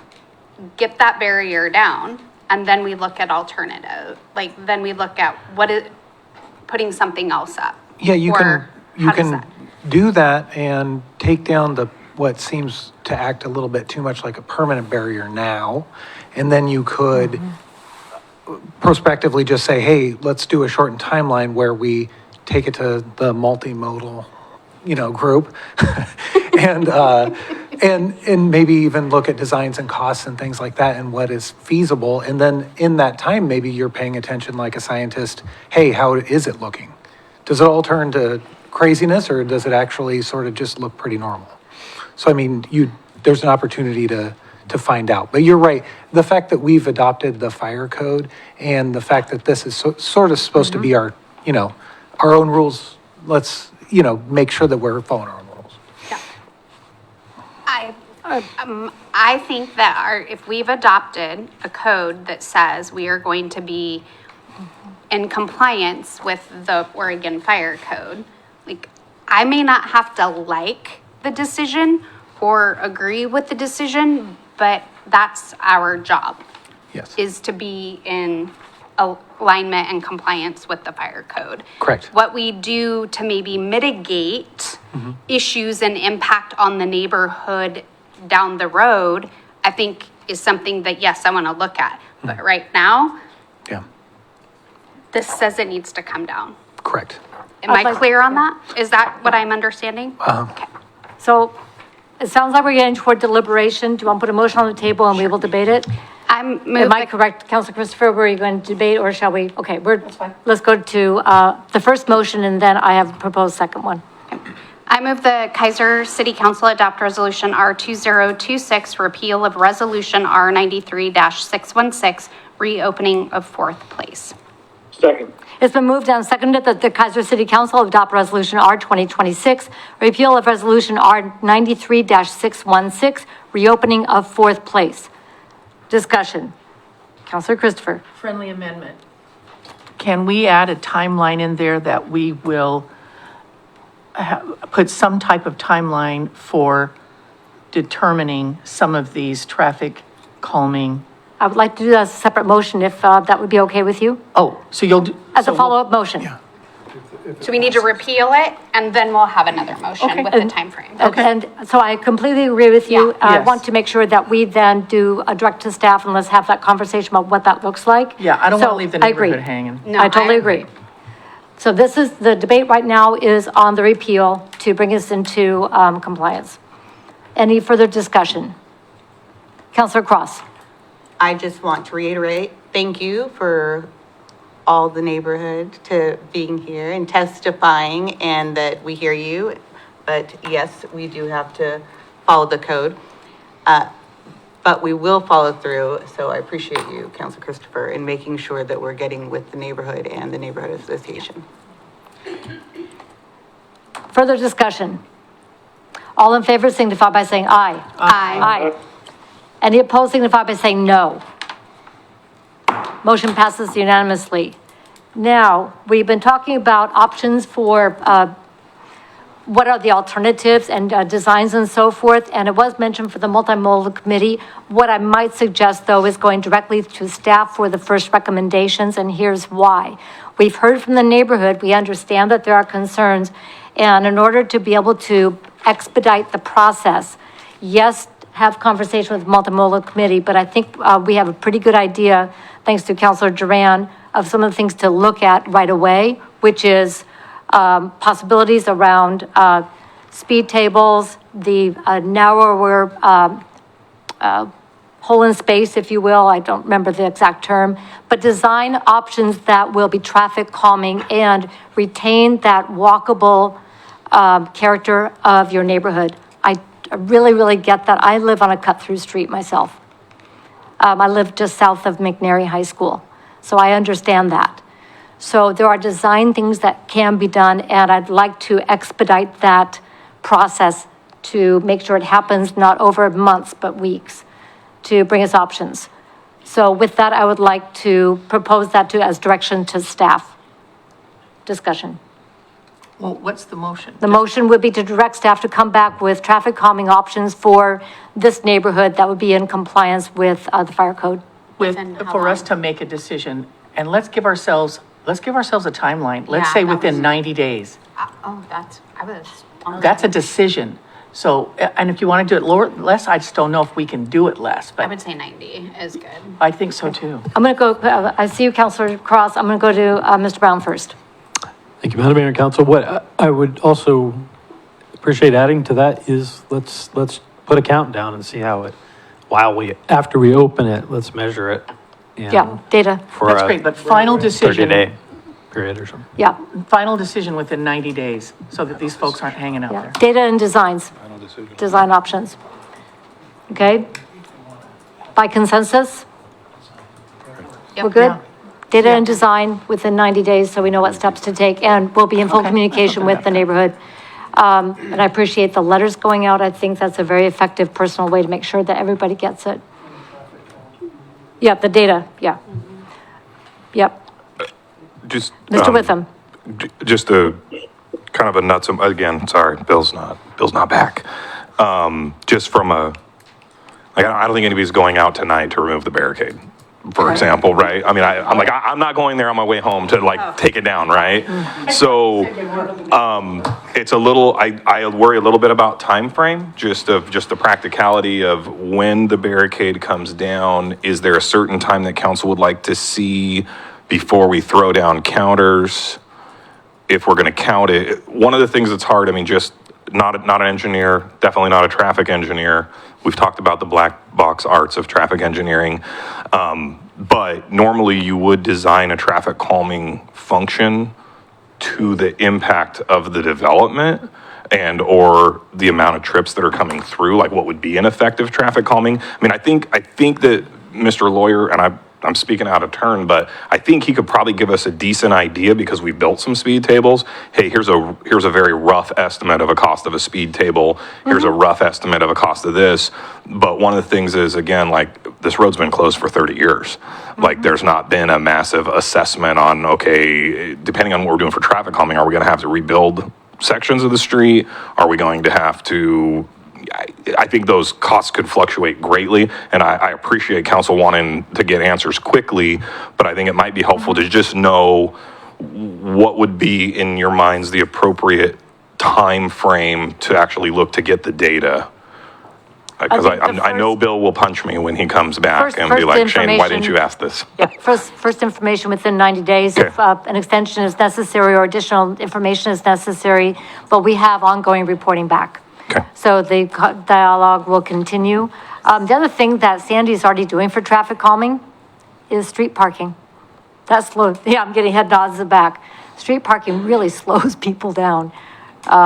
It's just a natural way to slow traffic. So I think we're going to be able to look at what's already naturally happening, but let's get some initial feedback within 90 days, if we could, please, and that information out to the neighborhood. Because we'll also need it for budget. We will need it for budget. Yeah, if we're So putting together the We CIP. kind of have a built-in kind of timetable with that. Yep. To know if we're going to need anything for next budget year. to need you to go out there tonight. Yeah. I'm not in charge of the right of way. I don't even know why I have this staff report, honestly. But I think that is, with the repealing of the resolution, I'm guessing that the first thing that Mr. Lawyer is going to do is assess what exactly needs to be done to accomplish that reopening. So I'll be talking with him tomorrow. I believe he's back tomorrow. So thank you. It All helps. right. He conveniently missed tonight's meeting, just saying. Oh, I know, this retirement thing. All right, thank you very much. Again, to everybody who came tonight to testify, that we will be able to find paths forward together. And thank you for everybody participating. Thank you to the Kaiser Fire District for being part of this conversation. Thank you. It was a direction to staff by consensus, and there was no objection. Okay. That takes us to item 9B, management contract for Kaiser Little League Sports Complex. As mentioned earlier, Council Christopher wants to put a motion out to delay this. We do have people present who have come in response to the published agenda and who would like to speak to this issue and also answer questions. So with that, I'd like to at least take the staff report under 9B and then move forward from there. Mr. Brown. I would like to make a motion. I understand that, but it's on the agenda, and we do have the first steps. If we want to not do anything. We've got people here who have come in response to the published agenda. We're going to put it out there that we have information, and then we're going to proceed if you want to, at that point, how you want to direct. But we do have this Joe, published. I need Point of some order? help here. Well, Yeah. if you wanted to do a motion to suspend the rules to then take up the matter of postponing, that might be an avenue if people were willing to do that.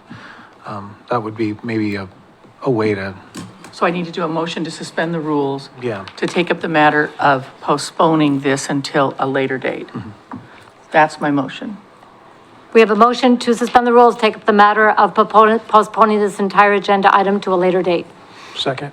It's been moved and seconded to suspend the rules to delay this matter to a later date.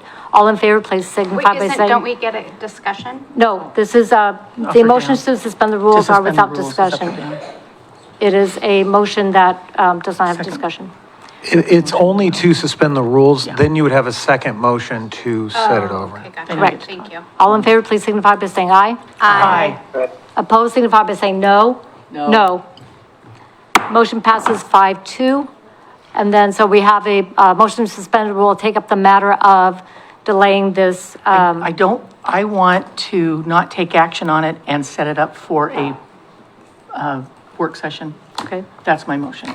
So you want, so as to delay action on this item. Well, So that's in- fine, but my motion is not to take action on this item tonight and set up a work session. Okay. That's what I need a second on. I'll second. It's been moved and seconded to take no action on this agenda item tonight and to schedule a work session. Discussion. So, yes, Council President Starr. Just clarifying, Mr. Lindsay, does this mean we can still hear public comment? You If we guys can, delay action on it, we can still hear those people that came to give comment tonight. you could. The idea is, People here. people, well, and some agendas even will have public comment after. People were here for public comment, I guess, and so the idea is whether or not we're not at that part in the agenda, so I would say as a purist, you would basically suspend the rules to go back to the public comment section. They can do it as just public comment, anybody looking in. Can we, so I have a point, I don't know, in my head. So, Mr. Lindsay. Yeah. We have a motion on the table to suspend action, Yeah, meaning no vote tonight. yes, Okay, so but if we have people here. yes. That came because it was on the agenda and they want to give public comment, we need a second motion then to go back to public comment so Correct. that we can hear people who are speaking on the issue. I think technically that would be the best way to operate within an agenda. I just want to make sure people are heard. Well, I do too, and so my concern is that, by saying we're not going to take action, we're turning this into an informational item, and that would allow for the staff report, information from people who aren't Staff here. report, Just and- public comment. I'm speaking, so one moment. So it would allow for staff report for the information that's been published. This is all public information. We'll be able to ask people to be able to comment for the people who flew here for the purpose of this agenda item, to be able to be heard and that we can have dialogue. The fact that the council does not want to actually put a motion on the table to consider this tonight is, that's the action portion, but in my opinion, informational allows for everything else but a motion for action. Well, Mr. Lindsay. As the motion stands, it was to take no action on it. I guess the council would have to figure out what no action means, whether that means the act of, going through whatever process. You could also refine your motion so that you knew what action meant. If you, Thank you. Let me refine my motion.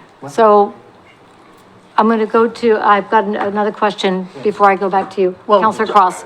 I understand, but Counselor Cross was up first. But doesn't she want to know what she's speaking to? The motion on the table. Counselor Cross. Thank you, Madam Mayor.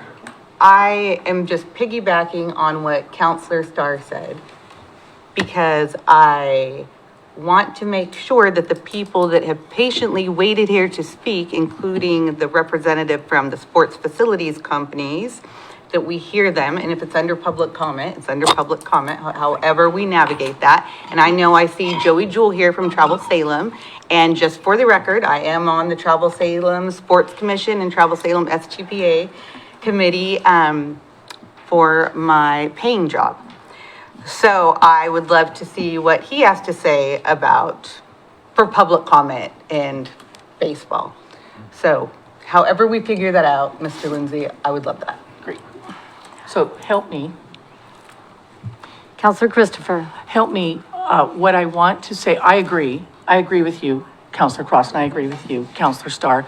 Certainly, these gentlemen have come, they didn't know that we were going to take this action. I think this is akin to, I feel like I'm reliving the Kaiser Fields again. I think that we've had this for 2 weeks, and there's a lot more to be discussed and decided, and we're not ready for action tonight. However, I know you gentlemen came a long way to speak to us, and I want you to have that opportunity to do so under public comment.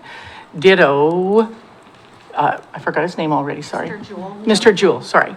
I don't, however, my motion is that we are, in effect, pulling this item off the agenda for this evening, and that includes the staff report. When we have a work session, in lieu of a work session, when we have a work session and there's something to talk about, then we'll have a staff report. So if you wanted to Yeah. potentially table the item for a different date Until a work session, and then, but then the avenue for hearing people, the reason I was trying to think about, people came and they would have a right to speak at public comment.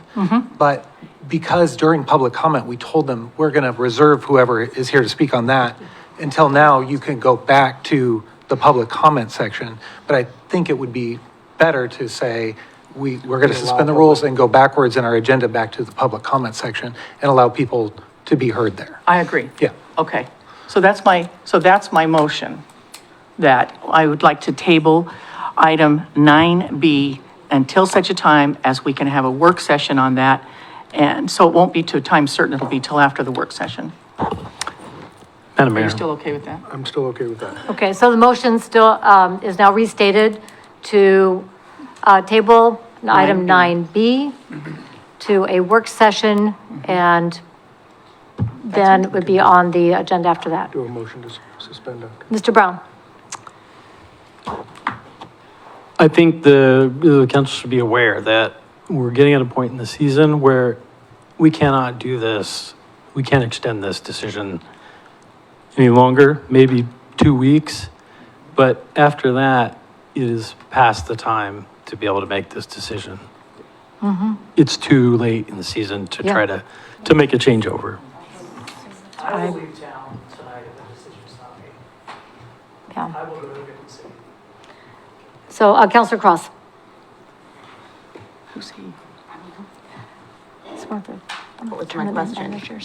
To your, to Regional your tournament manager. comment, Adam, didn't we, when we went back to do a work session on the contract with the turf fields, didn't we do a temporary contract of 90 days or 6 months? We did. Okay. We did.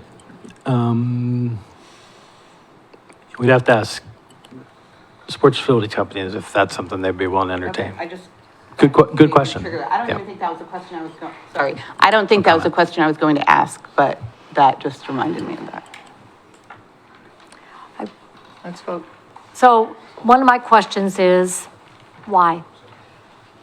Why the delay? We've had this contract to read for a month. No, we haven't. Yeah, we have. No, we got it on December 12th. Yeah, and this, okay, 3 weeks. So we've had, Yes. yes. So we've And I had, didn't even receive it. not aware, but the rest of us did. So what I don't understand is what the delay is going to do for us in terms of decision-making and certainty for all of the parties involved who are trying to get their seasons underway, to make sure that we know how this field is going to be managed going forward, And this was brought to this point by direction of council. This council directed staff to work on this contract with this company to make sure that we were ready to go forward with the management of these fields in an expanded manner to make sure that it is going to be professionally managed for both sports locally, but also regionally. And that's why we have people here tonight from our sports organizations wanting to know what we're going to do. What I don't understand is why we need to go, oh my gosh, I've got cold feet. Let's make sure that we go backwards in time when we don't have a startup here. This is not Community Fields. They're a startup. They're wonderful. They're doing a magnificent job starting from scratch. That's not this. So again, I don't understand pushing this into some time that is uncertain, putting all of our sports organizations in limbo and not being able to give them something definite about what are we going to do. I'm ready to go. I've got questions for the people who are here. I've got people who are ready to comment. Why the delay? Help me understand.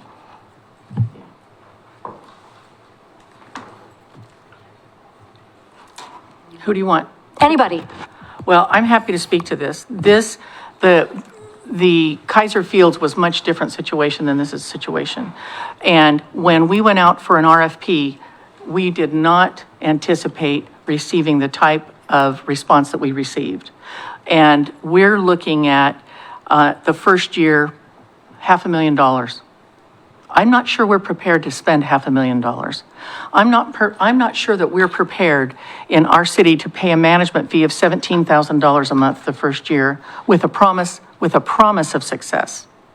I'm not sure we're there. And maybe I'm wrong. I don't know. But I'm a no.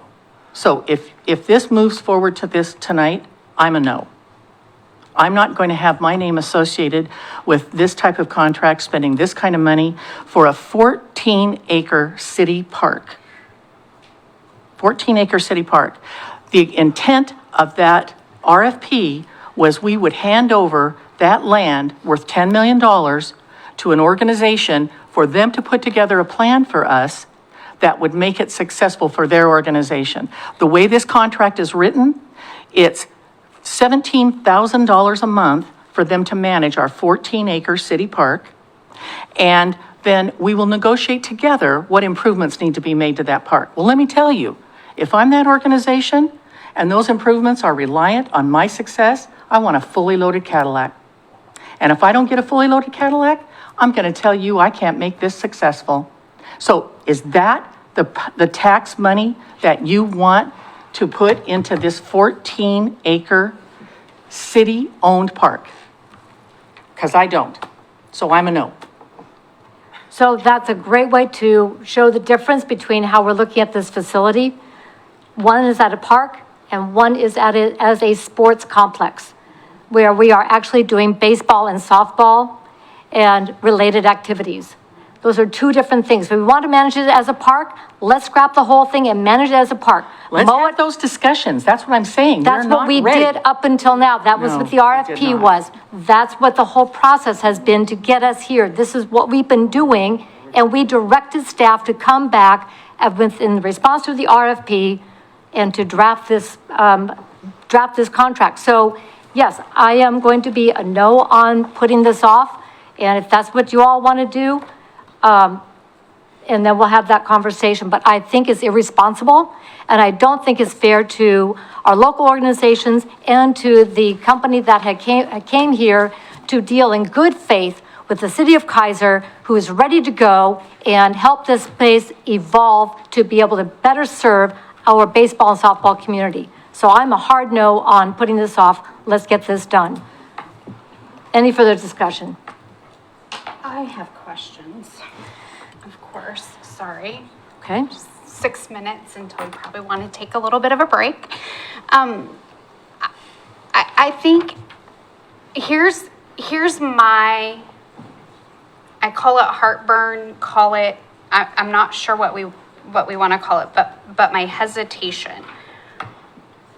I sat through the second part of the RFP process. So I was not part of the scoring, but I was part of the two presentations, and the interview, if you will. And then we had the, when we had it on the agenda, and voted to direct staff to negotiate an agreement, then that is in front of us. And I have heartburn because, and maybe I completely failed in my job as a city councilor. And if I did, I recognize that and I apologize. But I don't remember, and I would love if anybody else up here knew that we were going to be looking at a $17,000 a month management fee for this agreement. So that's number one. And then number two is we literally just had a long-range planning committee meeting where, Mr. Wood, how much are we upside down? Madam Mayor, City Council, we're currently $2 million upside down in our general fund. We're $2 million upside down in our general fund. That was announced at the long-range planning. And now I am here looking at this contract that wants us to pay $17,000. Do I think that and here was my, so put a pin in that, right? That's my heartburn. 2 million upside down, 17,000 a month, okay? The other thing is, I also know that we can't keep using the same business model when it comes to the Little League fields that we've been using for years, right? We're trying to do the same business model over and over and over. And for whatever reason, we're here again, right? I think I don't even know how many times we're here in the last 10 years having this conversation. So I know we need to do something different. I was really excited about this potential when I sat through the interview, and I'm looking at our guests that are with us. I will admit, when I opened this up and I was like, are we really looking at somebody from Florida? You got to be kidding me. Those words left my mouth verbally. And then I listened to them and I got to ask questions and I thought, okay, maybe this is different. Nothing that we've done so far is working. This is different, and that excited me. Then we get to long-range planning, $2 million upside down. I'm looking at a contract that wants us to spend $17,000 a month. And I'm pretty sure, correct me if I'm wrong, Mr. Wood, we're also going to be looking at fee increases on our water bills, on our water and sewer bills for our residents in this next budget committee. How do I reconcile that? That's my heartburn. And so Mayor Clark, that's the why. Thank you. So I feel we're getting dangerously close into deliberation on the contract itself rather than the question on the table, which is simply to say we're not going to talk about it. And we've got people here who want to speak. We have questions for the people who are here. And so I'm going to call anybody else who wants to talk about whether we just to vote on the motion. Can we offer, no, I don't even know, can we offer a friendly amendment to hear the people speak and then come back and? We're going to. Okay. Public comment. Well, but the thing is, Separate issue. well, yeah, we have a motion on the table to just push this off. We can do it under public comment, but that doesn't allow for us to focus in on this issue and involve the staff and all of the pieces that were put together for tonight. Right. So that's why I'm a no on the motion. I'd like to take us through this as an informational to allow us to engage fully with the information and with the people who are here so we can get better information and then know what we're going to even ask in a work session. Right now, it's just open-ended. So you said you wanted, Mayor Clark, let me ask a clarifying question, something you said. You said you wanted to take it through as an informational. Yes. Okay. So how is that different than what you're asking to table it. If we're only doing this as informational. It includes staff. I'm happy to listen to these gentlemen that have come all this way. Listen to staff. I don't want to listen to staff. I don't want to go into all of the rationale for this contract, which I don't feel is ready for city. I don't think there's 4 votes for this contract. Maybe I'm wrong. Okay. I personally. Staff's going to speak to this contract. Not necessarily. But Well, we let's can, vote. let's have the, okay, so I just think I think that we can get to, You can ask staff questions, Janie. I think we can get to a middle, like a, what do you call it? A compromise. Jeez. I know, brain. I think we can get to a compromise. I personally am not opposed. Is your only issue, Counselor Christopher, not listening to the staff report? Oh, yes, because the staff report is speaking to this specific contract. And I don't think this specific contract will end up being the contract, if there is a contract, that we move forward with. And so, but I don't know that. I think we need a work session where just exactly what happened with the Kaiser Fields situation. And that was so effective, and that made so many changes to that contract. It was good. That benefited the city and benefited Kaiser Fields and the kiddos that were playing there. That's what I want. I don't see any difference in this except the exorbitant amount of money that we're being asked to put forward. And I'd like to know where you're getting the money. Okay. So, Not going to debate that here. That's not the question on the table. Mayor Clark, Yes.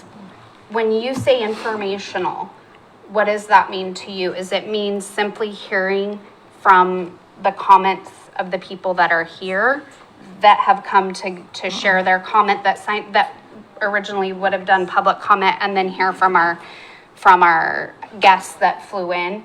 And then we all have read the staff report, so I think like we're good with that. So when you say informational, that means we're gonna hear the comments From the Floridians. and also be able to ask questions. Is that what you mean? Because I That's think fine. that Partly. gets us to where we need to be tonight.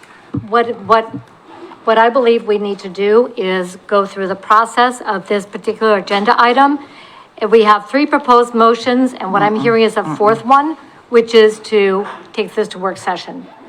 At the end of hearing from what we have on the table, the people who are here tonight, the presenters who came at our request to discuss this contract, get our questions answered, so when we go to a work session, we even know what we're talking about. That's fair. So it can be focused, and then we can make a motion based on what we hear tonight. Under this agenda item, we can then make a motion that compromises. Sorry. I was looking something up. Jeez, I was just trying to lighten the mood up. Sorry, guys. It's getting intense. Say we vote. Okay, so that way we can, the final And then we'll put motion them. may not be 1, 2, or 3, it may be a compromise, but it allows us to get to that point where we direct the next steps. There's a motion on the table. I'm aware of that, and we're still in discussion. Are we ready for, because I answered Council President Starr's question. I call for the question. Any further discussion? That stops Can just we further discussion. And that is not, no, it has to be unanimous. Can I Call ask, for the question has to be unanimous. Mr. Lindsay, where are we at? What? It's an old notion, it doesn't stop. Anything else? I was asking. You have one more Mr. question. I just wanted to get like Okay. up to. Here, I want to hear what they have to say. I do Yes. too. So let's do it. I want to put this off, hear what they have to say, move on with life. And we can accept the staff report that was included in our packet? Why not? Okay. We're gonna accept the staff report that was in the packet. Absolutely. Okay. That doesn't, I understand what the motion does. I also disagree with it. I think Okay, we I'm should. just saying it yeah. accepts the motion, okay, Right. it accepts the staff report that's Accept in the the staff- packet. Yeah, Okay, so the motion is to table this. Until we complete a work session. Right. We can't hear from them tonight then? Yes, we can. Not under this motion. It'll have to be a separate It's action. coming. And then we'll come back and do a motion that allows everybody to speak and us to ask questions.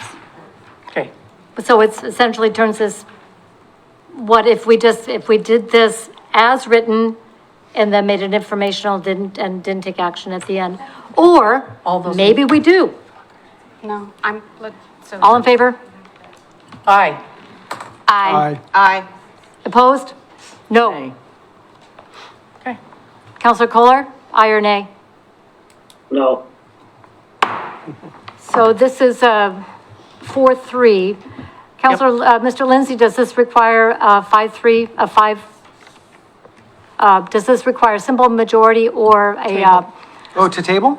Is take it from the table is just a majority. okay, Thank you. so it's been tabled. I move to suspend the rules for the purpose of reopening public comment. Second. Moved and seconded to suspend the rules to reopen public comment. All in favor, please signify by saying aye. Aye. Aye. Oh, aye, sorry. I move. I heard. Is that all I have to do?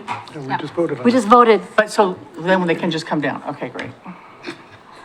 God dang. Motion has passed unanimously. All right. So now what we're going to do, based on my understanding of the direction from council, is to have people come and speak regarding the contract that is in the packet on the Kaiser Little League Park facility.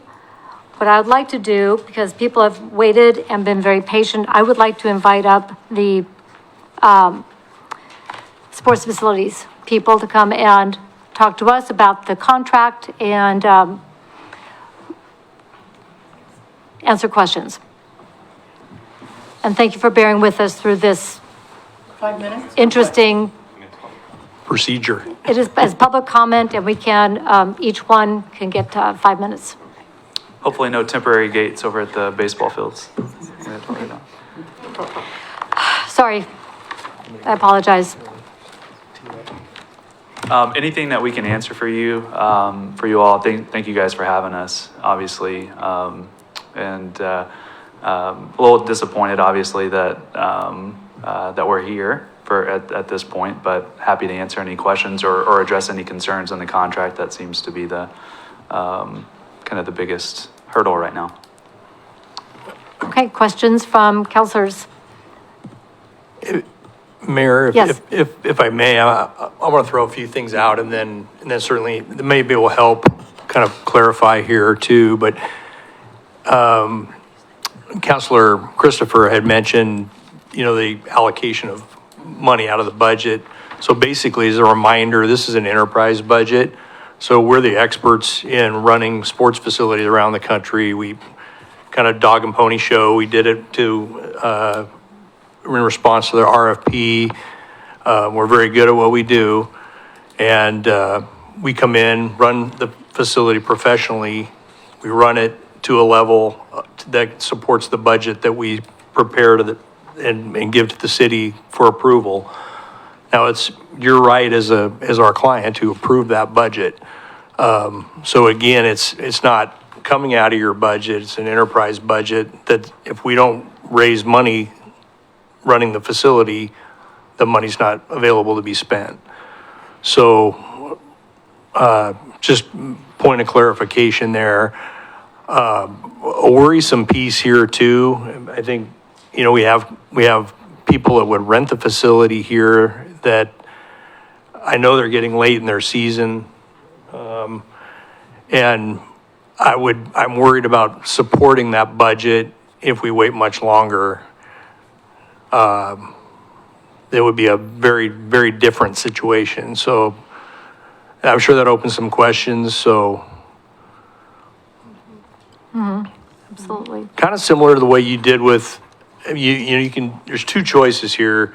You run the facility like you always have, which sounds like it's not really an option, or you do it in a professional manner. You bring in a professional company that's going to sell sophisticated sponsorship and do food and beverage the right way, raise enough money to pay the costs that we negotiated within the contract, and that's kind of what we do. And I think it's worth noting that we don't just do this at 5 or 6 places around the country. We have 106 venues that we manage across the country now. It's, the depth that we have in terms of our serviceability and the systems that we put in place and come in to help facilities like this across the country. Kaiser is not a unique situation that says, hey, we have some tournaments that are going to be very heavy Kaiser community or teams are going to be involved, and we can look at a mechanism that doesn't charge those families a gate fee. Mr. Brown? So, Madam Mayor, Council, we asked them to go on the assumption that there would be a gate fee on the weekends for the tournaments, but not for our Little League and McNary Youth Baseball fields or games during the week. So again, one of our goals here, the two goals going into this is affordable play for local kids and a great facility. And So again, when we sit down with you, those are the kind of strategy goals that we would put into place and adhere to. I'm going to go to Councilor Parsons. Questions? Yes. So explain to me the floating capital again. So if I pay you $18,000 a month, let's say for the next 3 months, all the tournaments start and the money comes floating in, then that money really comes back and we're just floating $18,000 all the time. Is that correct? From that incoming capital. Yes. And there is a caveat as well in the contract that upfront capital is paid back. It's paid back. That's Basically, what I thought. Okay. seed money to start. Yeah, well, I travel around with my granddaughter to all these tournaments, so I know how much it costs. I know how much revenue it brings in, so I totally understand. I get that. Good? For the moment? Yeah, for the moment. All right. Councilor Cross, questions? Yes, thank you, Madam Mayor. Sorry, I have a lot of questions, so I have to wrap my head around it. Okay, so back to what I was thinking. So it took us quite a few times to get the turf contract right, to make sure that everyone here on the dais was kind of happy or half a loaf, or however we want to mildly disappointed. So, and thank you so much for being here, and you put a lot of work into it, and that's pretty impressive, over 100 different venues that you said that you're operating, so love that wealth of experience. Is what would keep us from, because we want to make sure the kiddos are taken care of and they're playing and they're being able to book their practices and whatnot. I'm sure tryouts happen this month, if I remember correctly, in January. What would stop us from kind of rinse and repeating and doing the same thing? So making sure that we're doing our due diligence as a council and dotting our I's and crossing our T's, but that this group is still able to get moving? Because we've already done it. Well, I think it's a great question, and I'm going to have to lean on them. I know Mike Higgins is local, and so that's great. And so it'd really be a capacity question for them to see if they would be willing to do a short-term agreement. And what happens then if it doesn't? We don't get to an agreement in a short term. Thank you, Mr. Brown. I just want to look at it more about the what's going well. We got the people that it looks like that, thank you, Council President Starr and whoever else worked on that we want to work with. We just want to make sure that we're doing our due diligence. So if there's a way that we're making sure all the kiddos, that's where we all started with this, that are being taken care of, that we help move that along. So that's what I'd like to see happen. So just to follow up on that, so were you talking about the section in the contract that talks about, and I think I highlighted it somewhere, and I'm looking at the Exhibit A, which is the management services, and that has the portion that's talking about defining our Kaiser organizations, and that they are going to have a fee schedule that's approved by the city, which is what we've been done historically. So that's already in there as a term. So is that what you were looking at?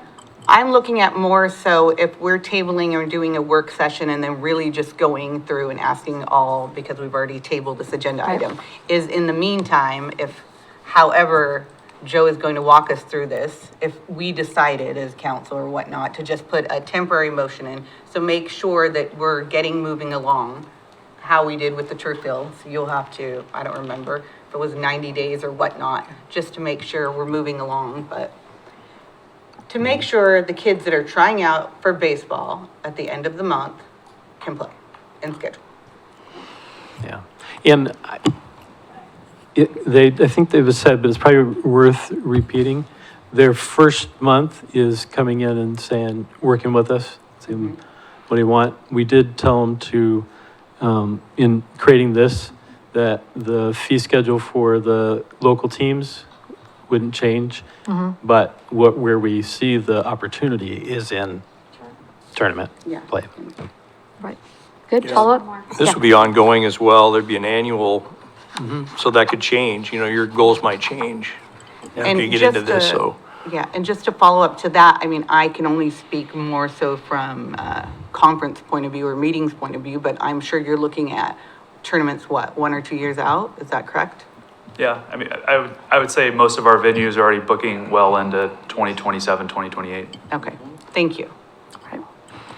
So is that predictability then, is something that, because of your network and your experience, that you are bringing to the table for this facility? Is that correct?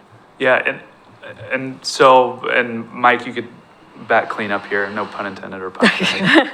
Pun intended. The way we typically leverage our network of venues is we have, as you can imagine, a Rolodex of different tournament operators that love to use all of our facilities. And so we start laying that out well ahead of time so that we can allocate enough weekends to those groups that are wanting to come in and utilize a certain facility, but making sure that we also are filling up the weekends at other facilities as well. So, Mike, I know you get a little bit more into the granular with that, but it's typically at least a year out process that we start that. Yeah, for sure. And a lot of terms do book 1.5 to 2 years out. A lot of our facilities, I'll tell you this, you know, if you take a look at the calendar for the facility and the kind of the opportunity when we put the budget together, the pro forma together, you know, the goal one, take care of Kaiser Little League, Kaiser softball. That's basically, for the most part, let's call it a Monday through Thursday activity, which is pretty typical what we see in most venues that we operate. I'm in Panama City Beach, where probably one of our busiest facilities is operated 50 of 52 weekends a year book. Of course, the weather's a little different than it is here. A little bit different. But all the local play still happens Monday through Thursday there, and then sports tourism comes in. Now, the summertime, there's week-long World Series tournaments and things like that, but typically the local programs are over in the summertime. It's typically a shoulder season type situation. So that's number one. Number two, in this market, we've got a great operator. He's sitting in the room here.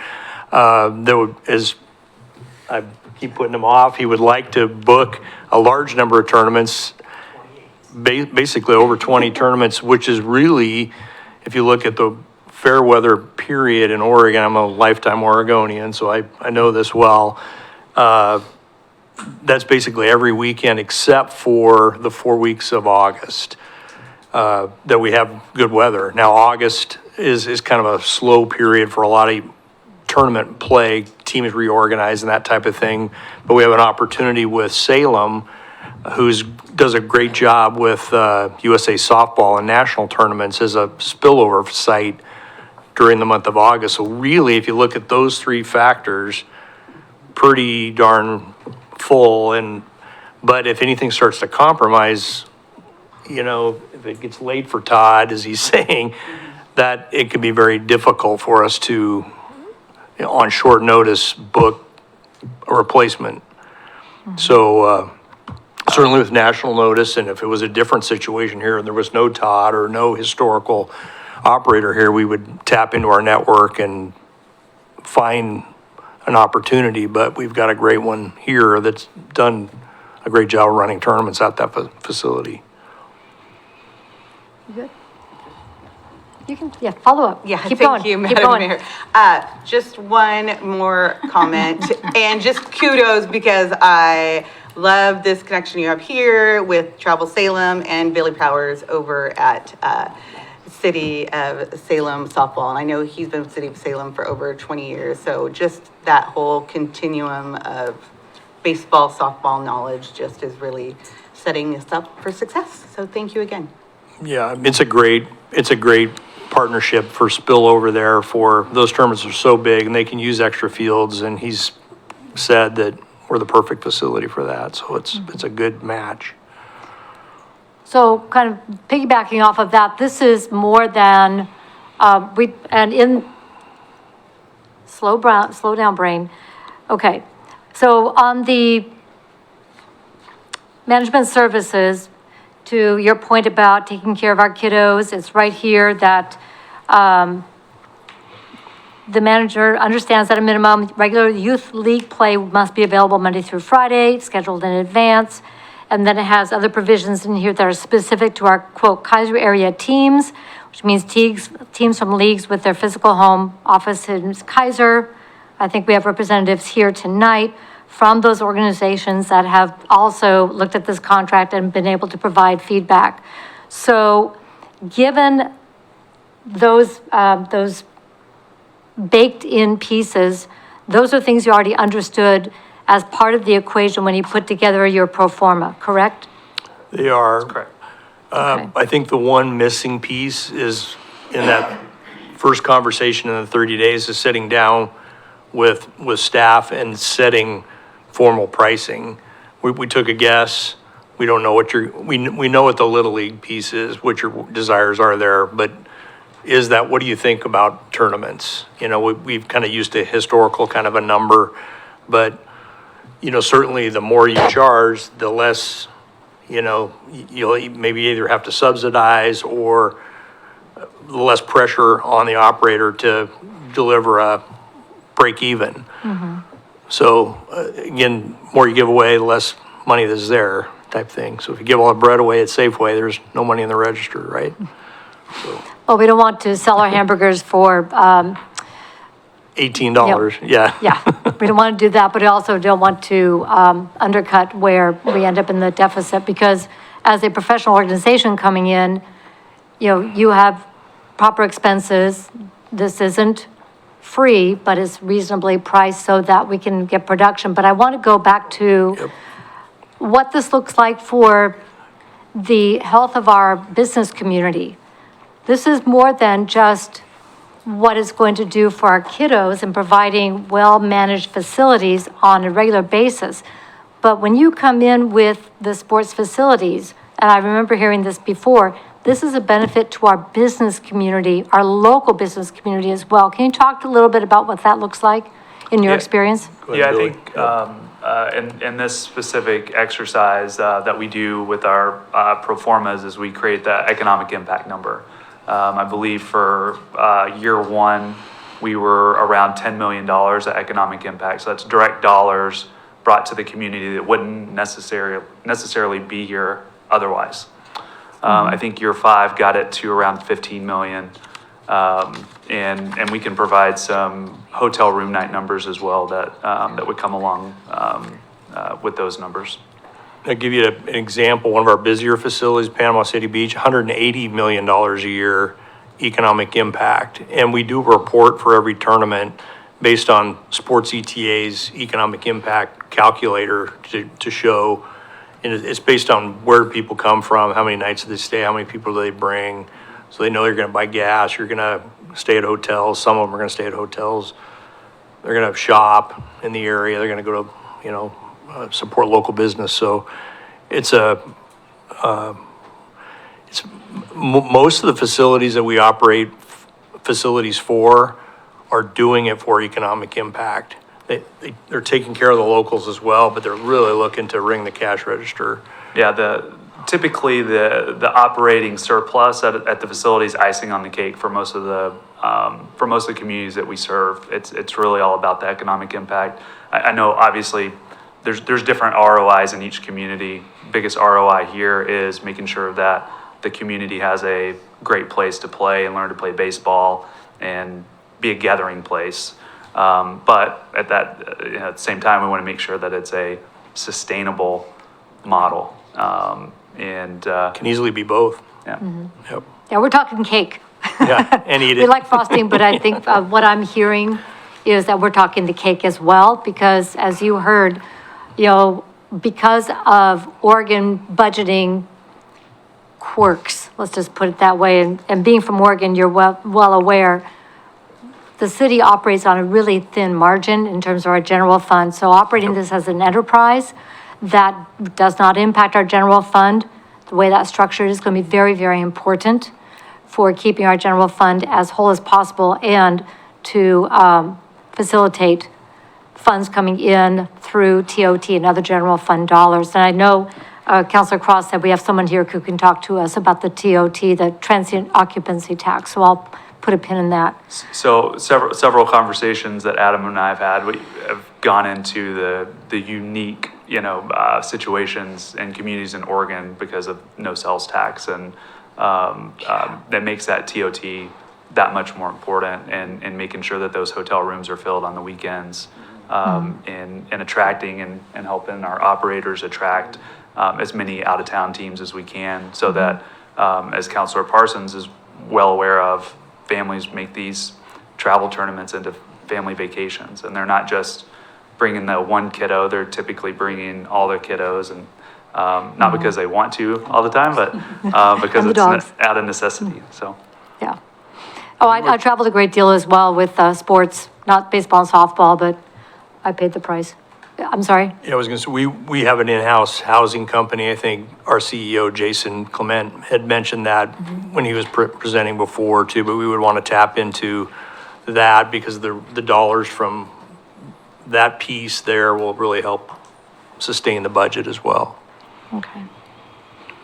I'll put a pin in myself at that point. Councilor Kohler, I do see your hand up, but I'm going to go to the ones who haven't asked questions yet, and then I'll circle back, okay? Or is this a follow-up on a specific question I had just asked? Okay. Council President Starr. Thank you, Madam Mayor. So when I look at this pro forma, I see that you have on year one a $17,736 EBI TDA, which is earnings before interest, taxes, depreciation, and amortization.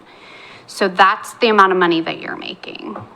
That money belongs to the city. Right. So I think I have the heartburn about the capital outlay, like the money that we're gonna have to front up front first. Like because I have to look at Mrs. Smith and tell her why we want to raise the fees essentially on her water bill. But yet on the other hand, we're writing a check every month, right, to manage the Little League fields. And so for our people that are on a fixed income, right, that's the tension that I am trying to navigate and find a medium here, kind of a compromise. But Councilor Starr, you're not writing that check because it's coming out of that enterprise fund that's funded by dollars that are developed for the facility. So it's not a line item. But where's that money coming from first? So it's sponsorships, it's tournament money. So we literally are, when you say we have a $17,000 a month management fee, like we're not paying you that fee at all, ever? Not out of. I can probably clarify here. I'm sorry, what? Because I've seen people in the audience make hand gestures and then I'm seeing, so I just want to make sure I'm understanding. Yeah. Madam Council President and Councilors and Mayor. So we proposed putting $145,000. They said, well, we asked them, what do you need to start today and to roll through the next year. And so they came up with 145,000, and we decided 120,000 that we would move from phase 3 of the turf fields, bump it up because we won't be finished by June 30th this year with that. Hopefully we are underway, but we won't be finished. And then we already had $20,000 of transient occupancy tax put towards the, a capital or a facility plan for the Little League complex, the Little League Park. So we put those two together, and then that's all the capital that's needed from the city. That's $145,000. They'll take their monthly management fee out of that account where that's put. All the revenues will go back into that account, and it's just a revolving pot. This, like I said, this time next year, they should have $145,000 plus $17,000 profit. That is ours. And then we would basically pay that, earn that $145,000 back that could go back into parks projects. When will that, I think that's the heart, what's the guarantee if we don't get that? And I'm not doubting you, but this is like $145,000 of resident dollars, right? That come from the property tax. So what happens? I mean, it comes from somewhere. TOT. It comes from where it comes from somewhere, right? TOT. It's TOT. It's tax dollars. Well, yeah. Is all $145,000 from TOT funds? The 120 was TOT, was the 20 out of parks funds? So 20 was out of parks funds that we budgeted for this facility. And Is the TOT. phase 3 that they haven't spent. Mhm, So it it's is grant TOT. money. Yeah, it's TOT. No, it's TOT. It's transient occupancy tax I know what funds. it means, but Yeah, that's the phase 3 of the turf fields money is transient occupancy tax? Yes, we had 167,000, I think, of next year's, or this current year's transient occupancy tax. So we would take that from this year, which would have to fund it in the next year to be able to complete that project. What happens if we don't get it back? If what? We don't get the 120 back? The- No phase 3? It would either increase our need for fundraising, or the expectation, and this would be the, decision you'd be making, is that you'd take the 120 out of next year's, which I think is justifiable with the business, the bookings that they're going to bring in to the new hotel. yeah. Third hotel comes on. So I'm just gonna continue. Yeah, please continue. So I think that's my, like the kind of the hesitate, I know it's a risk, right? We are playing a game of risk with dollars that are set aside for something else, right?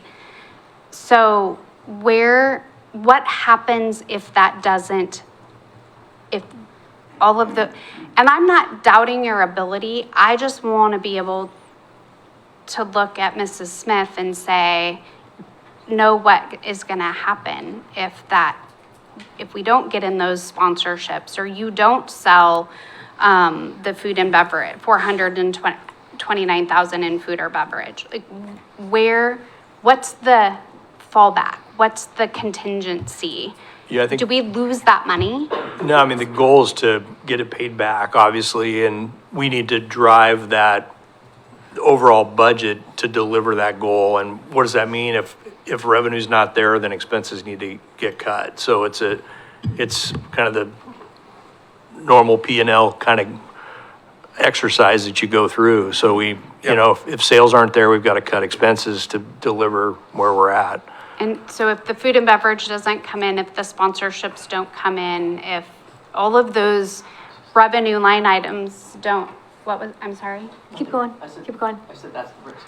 If this makes you feel better, no municipality's ever enter into one of these without taking some kind of a risk, though. I mean, Sure, but It's- we also just heard we were $2 million upside down. I understand. Do you, yeah. like that, Yep. in our city budget, $2 million upside down, how are we gonna pay for our police force? It's our goal to get you to the goal that we've set in the pro forma. But what's the? Now we need time, as much time as we, every Right, tick, tick, tick, Understood to sell and sponsorships and recognized. other things, so.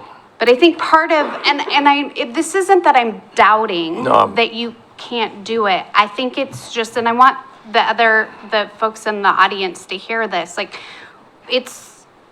this is our Little League park. We also have to think about how are we gonna keep our, the money to keep our police force fully staffed? And I understand this is an enterprise fund, but at some point, right, we've got Kaiser Rapids Turf Field Phase 3 that we're gonna now we're moving money over to do this, or that's the proposal, right? Which I heard Mr. Brown say increases the need to fundraise. Well, where's that money gonna come from to finish the turf fields, right? Like, that's more grants, that's asking more people to sponsor those fields. There's gonna be a tension that there's only so much that our community can come up with, if you will. And so I have a heartburn hearing you say, we're just gonna increase the amount that we have to fundraise to finish the turf fields. I'm Yeah. just being, Well, and Real. our recommendation would be to fund that 120,000 out of next year's DOT instead of, but if we don't do that, then that leads us to fundraising. Right. So, but I want to acknowledge that I understand the tension that you're feeling, and I think it's appropriate that as a counselor, you feel that, so. so what's I the understand you. safety net? The safety net is that, I asked Attorney Bruce, so we put this floating money out there in this budget and said, does that mean you can't go past that? He says, well, yeah, we can't go back to the city and ask for more money than what is budgeted. So that is the safety net, and we worked in some of those towards the beginning of December as we were continued to try to refine this. That was the safety net. And it's a working relationship as we go too. We're gonna update you on sales. If we are trending down, we're gonna show, here's where we're cutting expenses to keep us in line. But it's never perfect. It's never as advertised, it never goes just the way you want it to go. You have to make Right. adjustments as you go. It becomes fluid, so. But as Bruce had mentioned, I'm sure on the call, that's our charge, is to work with you and your team to get you there. And Bruce is the mayor of Clearwater, Florida, so he feels that same heartburn. Sometimes I'm sure that you guys feel, so. So, and I'm saying this with all due respect, as a for-profit company, how is it that you need that money from us to float the startup and float the capital? It's your asset. But we're giving you but we're kind of, in some ways, kind of handing it to you to manage. And so. On your behalf. Right, right. And and not to cut you off, and we get asked this a lot, as you could probably imagine. If we were to put that investment forward, now we have our interests at stake in that park and not your interests. So if we're putting the floating money up, now we are managing to what's best for our bottom line and not the city's bottom line and return on that investment. What recourse do we have? Then the first thing we're gonna tell you is, well, we need to charge the Little League 17 times what they're paying now, and they need to pay, all these things that you don't wanna do. So hence, we're operating it under your goals. You tell us how you wanna operate it. we'll get you there on a, as close as we can to a break even or a, you know, a money-making enterprise. That's what we do. I will say my last question for later. All right. We are going to circle around again because I know other counselors have questions. Counselor Christopher. The fields aren't in good shape. The park needs serious upgrades. How long's that going to take you and what's it going to cost? And who's paying for it? So that, it all depends on,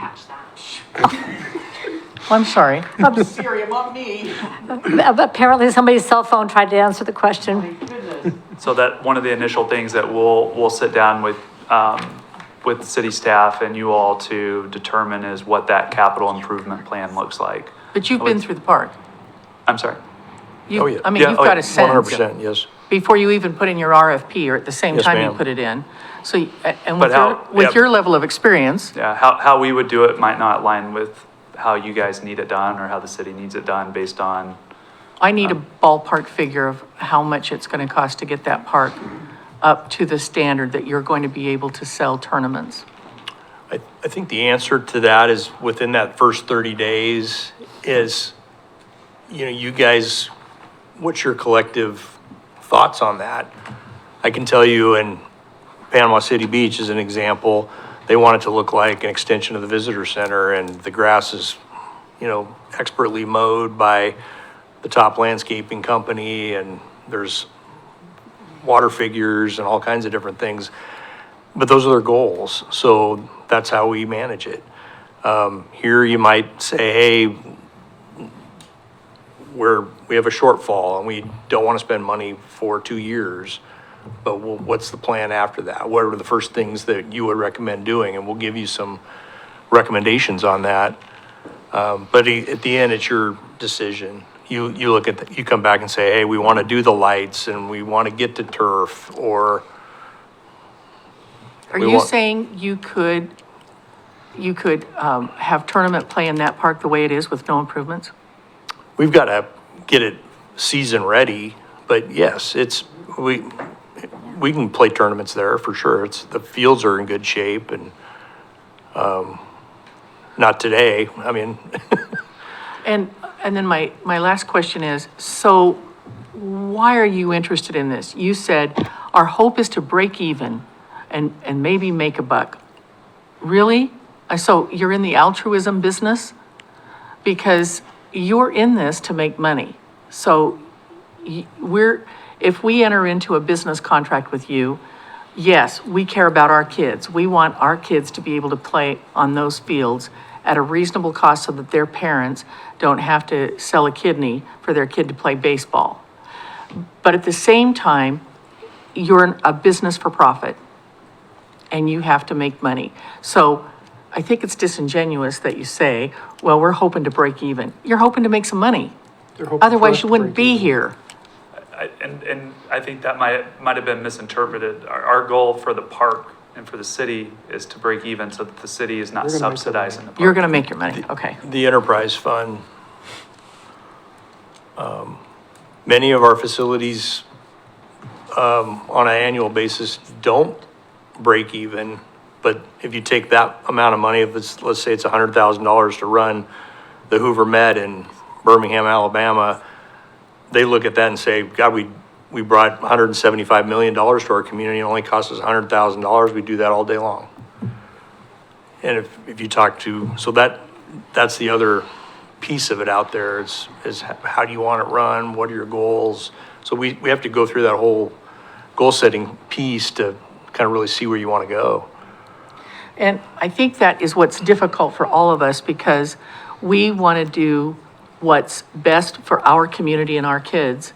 And if you make money too, well, yahoo. But we want to do what's best for our community, which means we would want, it's going to be very difficult for me personally, not speaking for anybody else, to approve a contract when I don't know what I'm approving. Because you say that first 30 days is when all of these things will be determined. I would need to know what those things are before. You're going to tell me what those things are. But we need to know what Well, And I'm then going we to do need what you figure tell it me to out. do. Then we need to figure it out before we can complete a contract. And typically, we see a lot of that in the original RFPs that go out. And I believe this one, obviously, the goal is to provide a safe place to play for the local kiddos. But I remember a big piece of it being sports tourism, if I'm not mistaken, and driving sports tourism and putting people in hotels and driving heads in beds and, creating that economic impact. Say that in the RFP.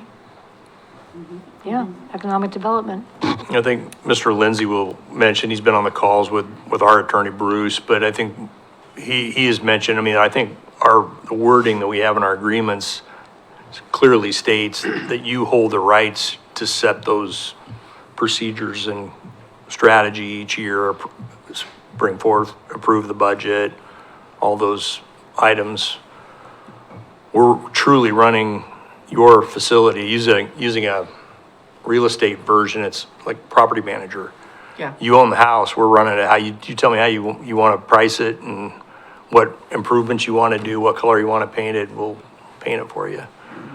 I would assume, though, I would assume that at some point, if we don't give you enough funds, you're going to say, well, we can't do that. Well, it depends on what we're talking about. The enterprise is going to pay for the operation as we prescribed it today. Now, when you're talking about capital improvements, for sure. I think every year there's going to be a capital plan where we come back and go, what do you want to do? What are your goals? Well, we want the picture perfect facility to look like the visitor center. Okay, to get there, here's what we would suggest. And you have to come back and go, can't afford that, we want to do this.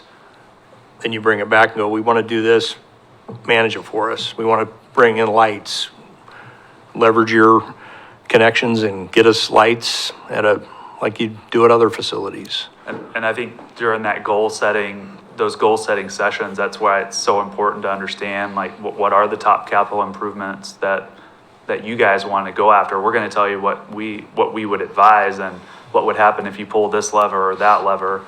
But really, if the goal is to turf the entire venue or to put lights on every field, then as we go through, setting fees and looking at, what kind of menu items are we going to sell out there for food and beverage, and how much are we going to charge for the gate? That's going to help, not only create that sustainable P&L on a year-to-year operational plan, but also help start setting aside for some of those capital improvement projects. And have you provided our staff with a menu of these are the things? Because part of that work session, and the reason I want it to go, I don't know that we know what we want. And it would be good, based on your experience, to say, here's the things and here's the associated costs of those things, so that we can even decide what we want and know what our initial investment is going to be. And then once we know what that initial investment is going to be, we're going to be able to know whether or not we want to move forward. Yeah, we just And haven't we have been 10 able. minutes to do it. Yeah, we haven't been able, we just haven't been officially engaged yet to get into that level of conversation. But don't you have some, from experience with your 106 other venues that you're managing, you have a pattern, or I don't know what the correct word is, but here's the formula that works. Yeah, I think we look at every community is different. Our process doesn't change to get to their goals, but every community has a different way a different set of goals that they want to get to. So I think it would be to do that before sitting down with you all to understand what those things are, because it could be you guys want to put in lights so that kids can have 12 a.m. games during the summer, or be able to play all winter long. We for sure want that. Right?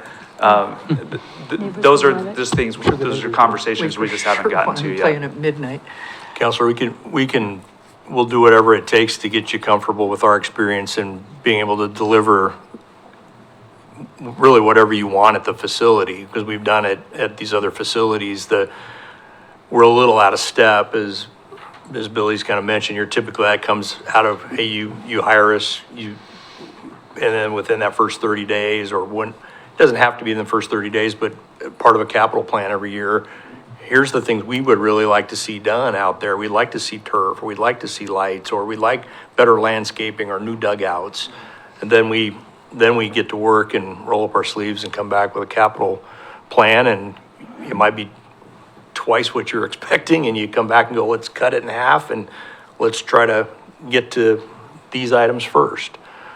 So does that help you? Well, Because it's not helps something. me, I mean, thank you for explaining Yeah. how it goes. Does it make me more comfortable with signing this contract? No. What would make me more comfortable with signing this contract is if my city attorney, my assistant city manager, and my public works director were all telling me this is a great deal for the city. And I just haven't heard that yet. So I think we have a ways to go. I think we have things to talk about. I know the timeline is short. I know you have 28 tournaments you need to book. And I want you to be able to do those, and I'd like to have you do those in our community. That may not happen this year, but we sure as heck want to take care of our kids this year. That's all I needed. Thank you.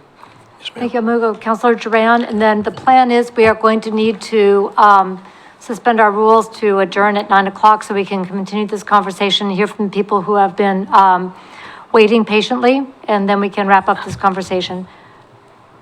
Does Go ahead. that suspension of rules also allow for a Potty break? 5-minute break, please? Yeah, so what I would recommend is, I would ask that we suspend the rules to continue the city council meeting to complete the agenda and to take a recess for 10 minutes. So moved. I need a second. Second. All in favor signify by saying aye. Aye. Aye. Opposed signify by saying no.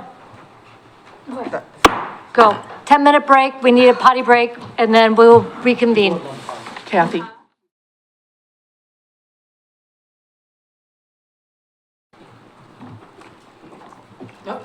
All right, I'd like to reconvene the Kaiser City Council, pick up where we left off on item 9B. So we've got folks here who have comments that they would like to make. I know Councilor Duran, it's his turn to ask questions. I know some of us have additional questions, but what I'd like the council to do is allow for the people who have come to, from the community to ask questions, and then we'll circle back with our additional questions. Does that work for everybody? Yep. We already did. We did? Yep. That was in the potty break motion. Okay. Okay, we're good to go. Okay. I'll make mine brief. They usually are. Potty break motion. So Councilor Christopher asked most of my questions, but I've got, my biggest concern was that $140,000 that we're gonna set up front. Does any of that include capital improvements in that money? Yes, there's an amount in there then we need to build out the concessions building and sourcing used equipment. So I think it's about 25, you remember the number? Yeah, I think it was around 25. Okay, so that was. so we 25, thought so about that equipment will stay there, and that's your equipment. And so that'll be built out. Okay. But if you walk in there today, it's an empty shell. There's a home refrigerator in there.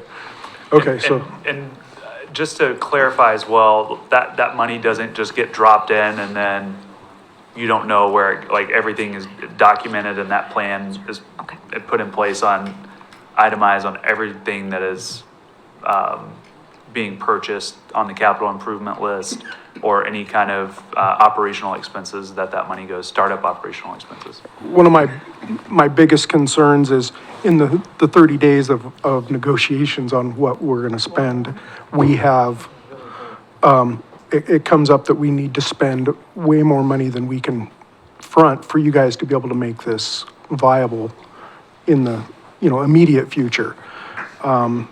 So I have a little bit of concern on not knowing that number. Knowing how much do you think we're gonna need to come up with beyond the 140,000 to make things go this year? And then, before you answer that, my next question is, have you ever failed at a project that just didn't work out? You got going, the city wasn't able to release funds to be able to give you what you needed to succeed. Has that happened?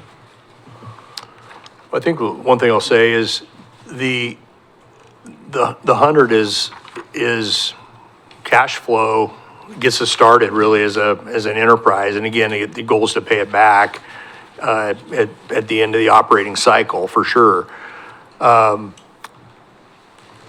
think I want to separate, there's nothing that's going to go up on your expenses really. I think we've culled out most of the expenses that are normal operating expenses. Now, the things that could change would be like if you decide later, hey, we want to turf the facility, that obviously a capital expense, and it's not going to be paid out of the expense budget that you've approved. So that there's two things, there's the P&L and then there's capital. Right, and we're talking about not having the money to put into capital expenses right now. So, Right. So we're all concerned about, oh crap, we're trying to build a nice facility, but we don't see where that money's gonna come from right now. Can we delay some park projects, so that has to come out? Those are the things that we're gonna have to answer down the road, but we don't know if that's gonna need to happen in the next 6 months, in the next year. We just don't know, and I'm concerned that we're gonna go jump into this, sign a contract and go, oh, now we need you to fork over some money to make us make this work.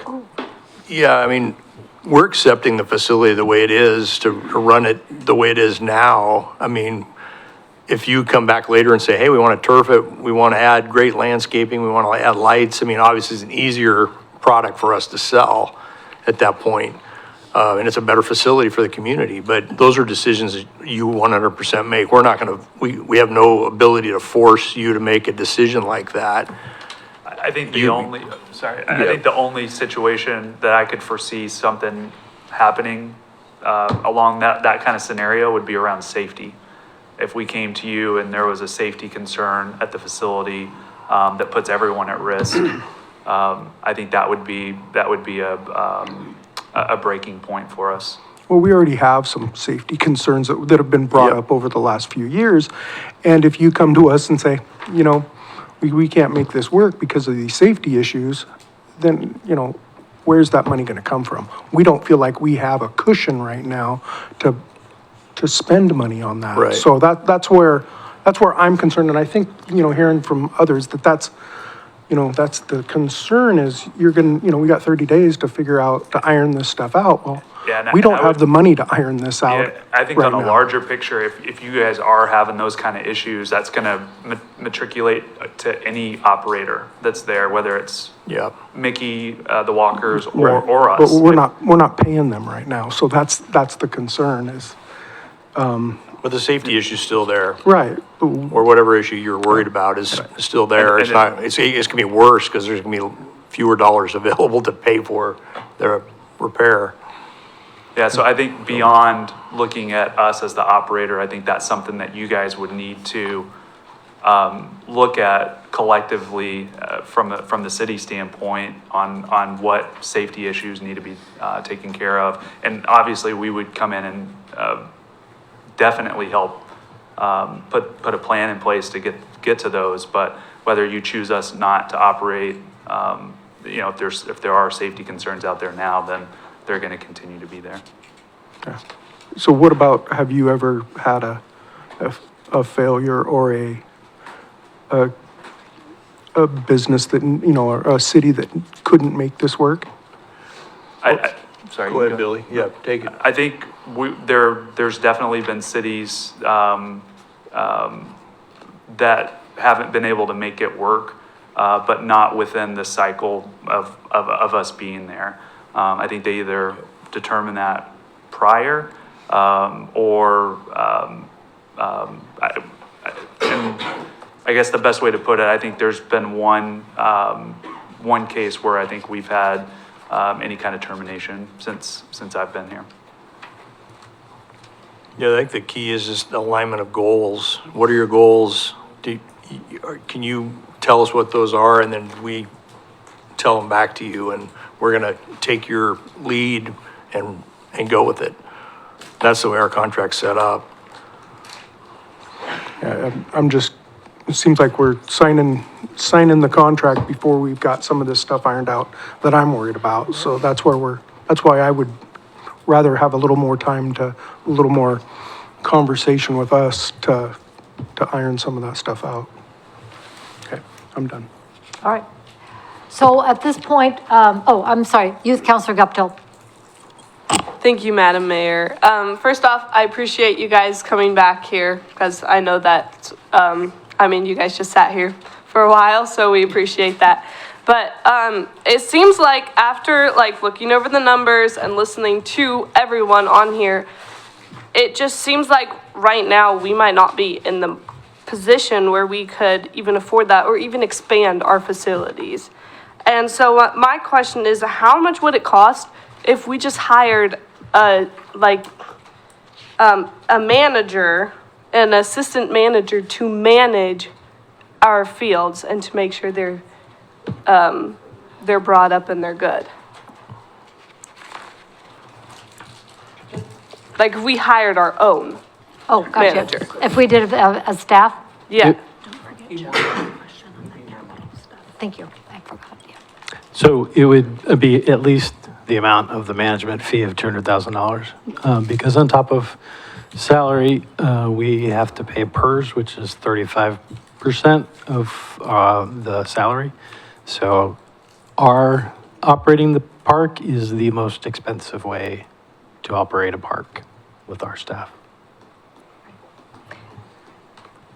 Good question. Good Okay, question. I'm going to go to Mr. Lindsay. Council President Starr, you may have a comment to a question. I saw you say something about the capital.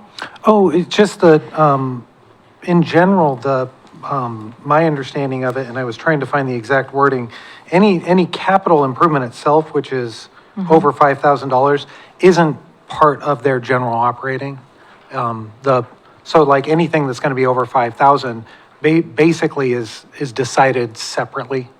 So, you work through it. If they're making more money, then maybe you invest that more money into the fields. But the way this is written and then the way the pro forma came out, it didn't have capital improvements built in. So I was a little surprised when I heard 25,000 going, but we did promise that we would have a place for them to work and with like a computer and everything else. So there would be a little bit of that startup. So it doesn't necessarily surprise me. In reality, it just surprised me because under the terms of the contract, we don't do capital improvements over $5,000 by the contract. So that's why I look surprised.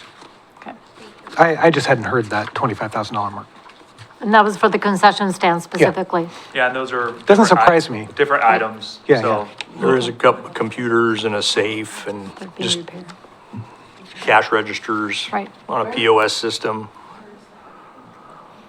No, the concession building. Yeah. Anyway, what I'd like to do at this point is give you guys a couple of minutes to take a breather, and I'd like to hear from the folks who have come and may have questions of their own, but also their perspective to share as well. Councilor Kohler, I will circle back on everybody. I see your hand up. And a lot of us have questions, but I'd like to give people who are here a chance to speak. To finish the agenda. That was the motion. Yep. So we finished the entire agenda? Yeah. I didn't catch that. Thank you. I'd like to call up Joey Jewell to talk to us.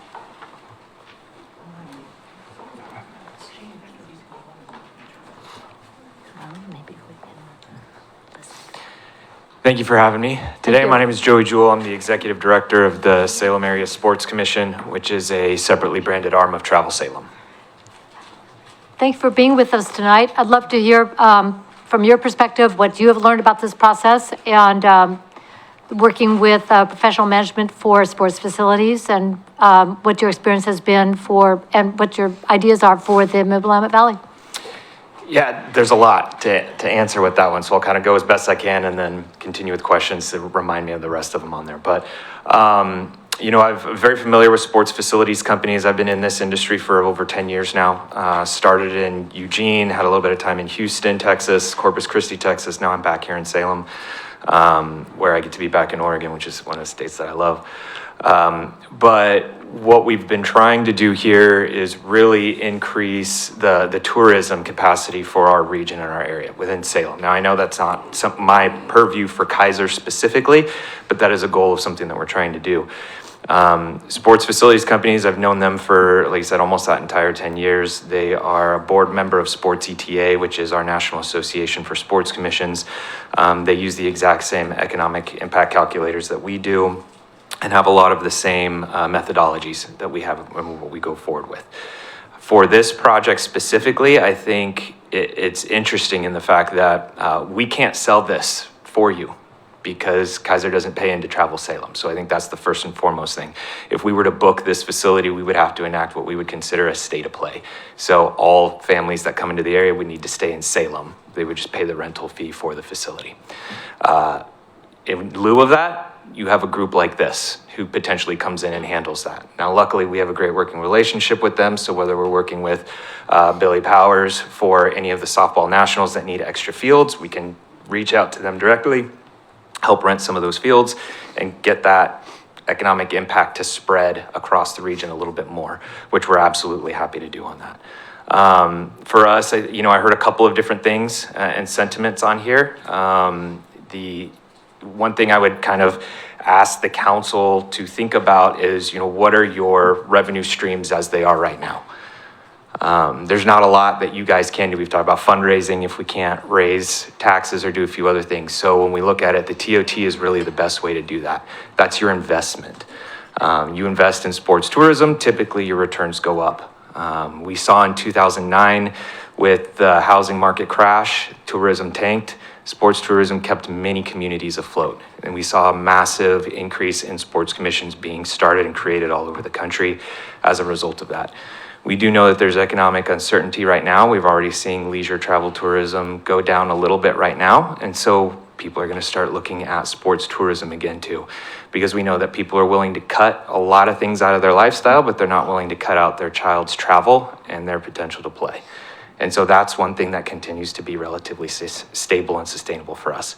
And so for me, as far as what I'm seeing on this is an opportunity to raise revenue for the community through sports tourism. We look at a couple of other things too with here. You've got the monthly fee or monthly payment to an organization to come manage those fields. I think one of the pieces that isn't being looked at is the actual tax generation as a result of this. So if we were to sit here and look at roughly 300 room nights, which I would say is a small tournament, my team and I typically try to look at anything between 600 to 1,000 room nights plus as a decent size for us. You're looking at roughly, because I don't have specifics in front of me, but you're looking at roughly $5,000 in TOT generation from 300 room nights alone, give or take.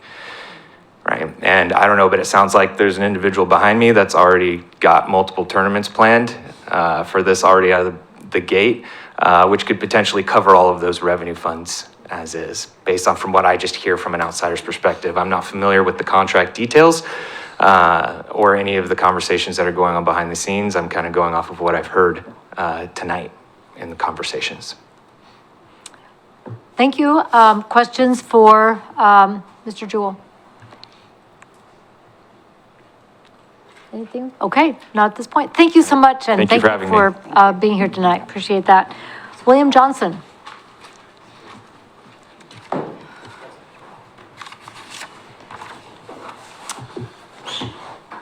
Hi, my name's William Johnson. I'm a resident of Kaiser and the president of Kaiser Youth Sports Association, DBA McNary Youth Baseball. So I don't know where to start because my entire thing has been blown out of the water tonight.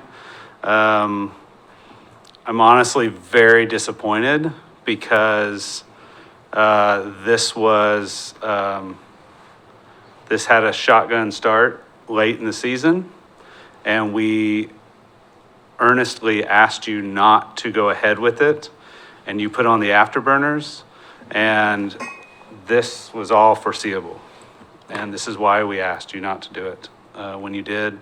Frankly, a lot of the questions and line of questioning and comments tonight to this group over here, the place was October 6th at that meeting where you voted to push this forward, you did ask a lot of those questions. You got the same answers at that meeting. And so I'm not sure, they can't give you specifics without getting into it. And they can't get into it without a signed contract. Everyone was loving this. Everyone wanted to move forward. Hearing you guys reference the turf fields, I just wish that our baseball fields got as much love as the turf fields, because you're not shy about phase 3. Maybe phase 3 needs to sit down for a couple years, and maybe we can spend some of that money here. I don't understand, you guys are so giddy about these turf fields and talking about how bad the baseball fields are, but you don't want to put any money here, but you're finding all the money in the world to put over here. And I know a lot of that's grant money, but it could be the same money. And so I just don't know what to say. We've been sitting back here, misunderstandings about how they're getting paid. Of course they're getting paid. I just feel it's disingenuous to paint them as that they're just out to make money, because of course they are, but they're getting paid their management fee, which is paid for by the revenue. Thankfully that was clarified, that it's not paid for by the city. This revolving capital fund sounds a lot like a HELOC to me from a consumer standpoint of just starting capital. Like, this isn't hard. You have to invest in order to have this. And it sounds like you guys are just mulling over what you want to happen, but you don't want to put any money there. And I said to Adam, one of the first times I met him, I said, the city's going to have to put some skin in the game to move this forward. And what we're talking about is skin in the game that you're going to get paid back. So I just don't know I don't know what's so challenging here. Not to mention, since I have 2 minutes left, not to mention this date, your actions earlier by pushing this down at least 2 more weeks, I fear are causing irreparable harm to this whole deal, because it's already too late to really make a change of operator. And if you're pushing it down at least 2 weeks, if not a work session, that who knows when that will be, they're not going to want to start this 30-day exploration project in 60 days from now. And so then that pushes it for another year, which then the current operator is a lame duck. So what's that current operator going to do? Nothing, bare minimum. So I'm very disappointed is where I can get to. So that's what I have to say. Thank you so much. Questions for Mr. Johnson? Thank you so much for hanging with us, and thank you for your work for our McNary Youth Baseball. Thank you. Appreciate it. Next up, I have Shannon Moore.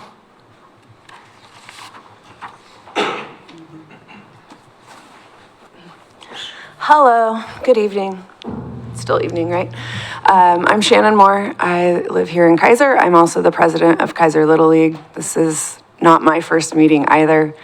Will kind of said everything that I would have said. I would just probably be repeating and reiterating, beating a dead horse. But I do want to reiterate that this has been a very disappointing process. From the get-go, it's been frustrating, and some of that is probably on me coming in from the outside and never having sat through these kind of processes before to know how a city management is going to work when running a city park, and there's a lot of caveats to that. I think there was also some disappointment by other people in the room that perhaps McNary Youth Baseball and Kaiser Little League didn't put in an RFP, but we don't have that kind of funding.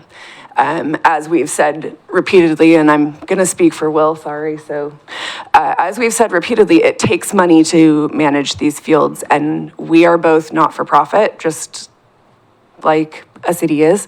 And we don't have those kinds of funds to invest into running and managing a park or complex, whether it's a city park or a single field.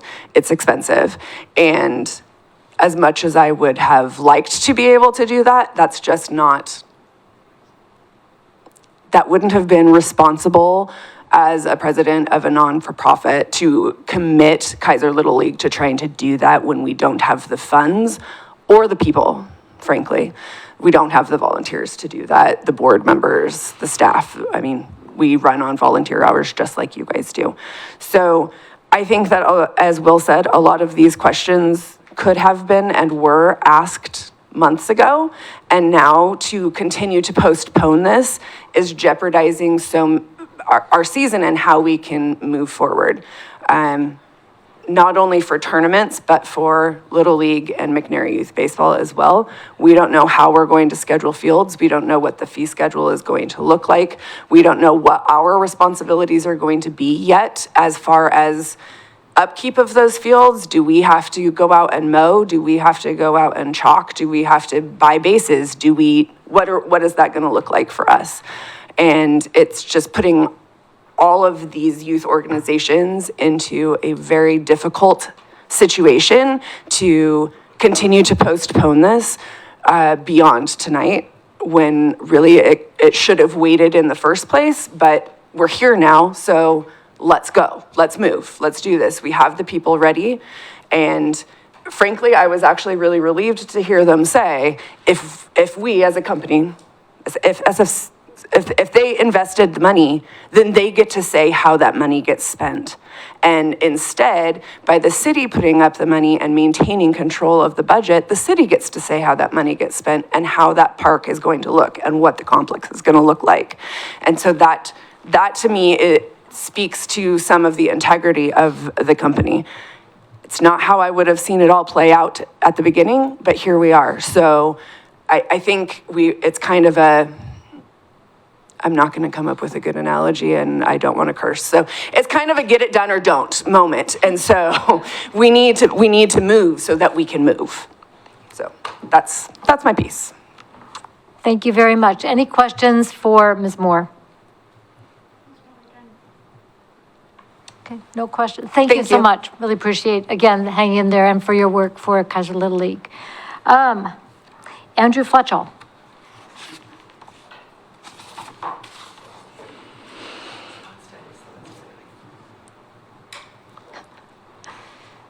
Thanks for hanging in there with us. Yeah, appreciate it. I'm an athlete, but I had outpatient surgery today. I'm not looking for sympathy, I'm just saying that. So if the dope kicks in early at LT, I'm not driving, don't worry, we're good to go.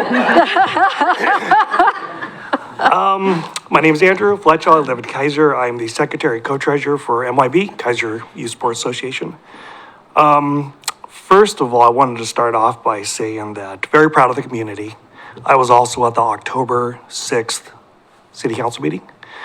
And Madam Mayor, you did an amazing job holding the line in terms of holding people accountable to time limits and not enabling some legacy Salem and Kaiserites that have been entitled for decades to have their way moving through with what they needed. So the way the whole city council toed the line in that meeting was very impressive, brings back my belief that local politics can work. So thank you all for that.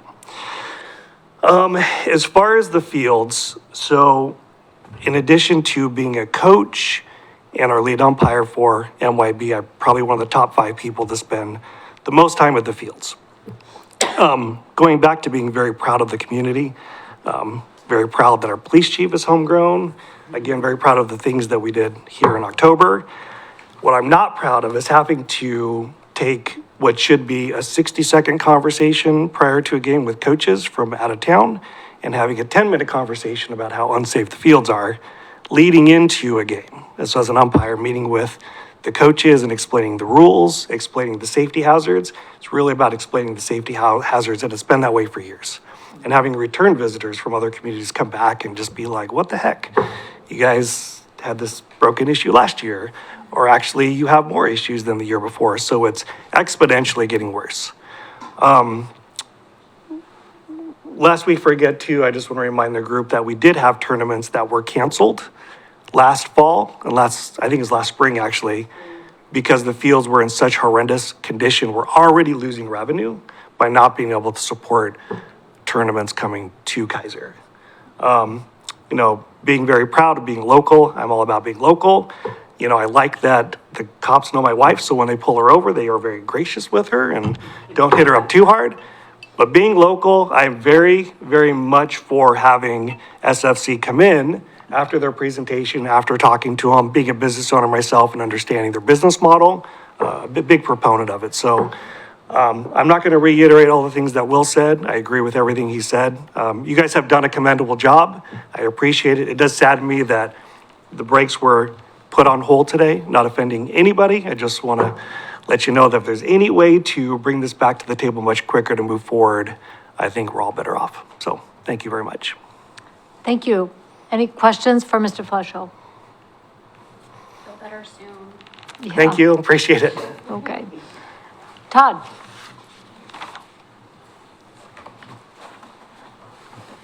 Good evening. Todd Walling from Salem, OG Sports, run the tournaments. I guess I'll give you a little bit of a timeline. So me and my competition released the schedule for spring, summer, September 1st. And when is that? Yes. And that is when it gets released. We set our pricing, set our budgets. Baseballs take a long time to get on a barge from China. They are ordered, the awards packages, my banners. Graphics are drawn for 28 weekends, specific names of tournaments and graphics. And I've had to put all that on hold, just waiting on this decision. So my competition is now well ahead of me. And that's, that hurts waiting for this. And I can't continue to wait longer because I have 35,000 people. The goal is to have 1,100 teams down here this year. We'll probably hit 1,000, but I'd like 1,100. That's 35,000. And they're waiting for schedules, waiting for confirmation. I can't set pricing. I can't do nothing.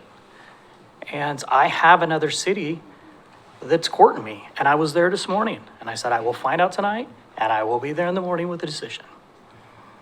And unfortunately, I have to move. I own a umpire business there's been social media advertisement going on for the last 10 days because we're having a free umpire training course for local Kaiser kids at Volcano Stadium Wednesday night. That will be umpires for my games at them fields. That will be canceled. There's 27 kids signed up, local kids to be umpires for me this year. And I'll cancel it and move to that other city. And so that's kind of the timeline where we're at. It's just not, these tournaments take a lot of planning, making deals with the hotels and awards and balls and staff, umpires, and, it's a challenge, and it's already been hard enough waiting this amount of time. And when they speak a little bit of it, say, the capital improvements.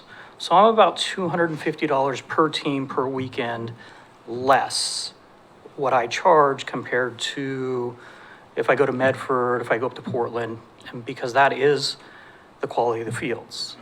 If these guys are able to upgrade the fields to, add lights, add turf, I'm able to then raise my prices because the quality's there, which then they raise their fee to me to pass it along. And so that's what you would see the difference. And then the local teams benefit from the better quality fields. So as they get improved, they reduce, I can charge more, and then I can pay more rents on the fields per weekend. And so that's kind of the vision that, if they come to you and say, hey, we want lights on all the fields. Currently, I run 5 slots a day, 5 games per field per day. If I had lights, I could do 7 slots, which allows 2 more per field, 24 more teams at $750 a team, just by adding lights. So that's kind of so we're bringing in, that many more teams just for lights. So you look at the payoff of what I would pay my rental rates, what it takes, to put in the lights, and then my rental to be able to use it longer. And then you look at Gear Park in Salem. I spoke to Melinda today on the phone about them beautiful fields. What day do they open? Because they are turfed. I will start on them March 1st at them fields in Salem. They just turfed it with a brand new beautiful skate park, and they're redoing the restrooms. So I will go March 1st until the last weekend of October, every weekend there because there's turf. And that's, an improvement that can be made at Kaiser down the line, turf the infields. And then we don't get cancellation or rain. So I didn't have intent to speak, but I was maybe clear up some questioning or regarding the tournament business. And, I can quickly say, so currently I'm running at 82% are my teams that are registered for events are from more than an hour out of town. So that's what ends up staying in your hotels. And to be honest, a lot of times the out-of-town teams, I schedule a gap in between, so they have to wait.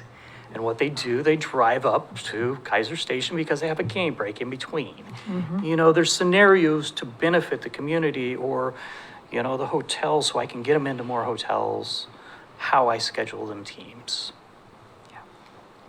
You're doing the math on that, if you've got 1,000 teams. Microphone.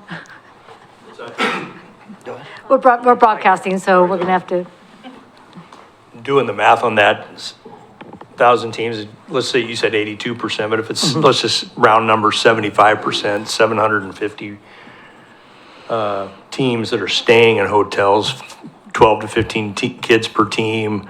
That's a lot of what Joey was talking about on the transient tax. That's a nice return on investment. That's all I've got. yep. Any questions for Mr. Walling? Youth Councilor Guptill. Thank you, Madam Mayor. I was wondering, I think this might go to you, how much, it doesn't have to be like this year, but in the past, you rent from the city of Kaiser, correct? Correct. Okay, so how much does, Well, the facility, who has the current RFP?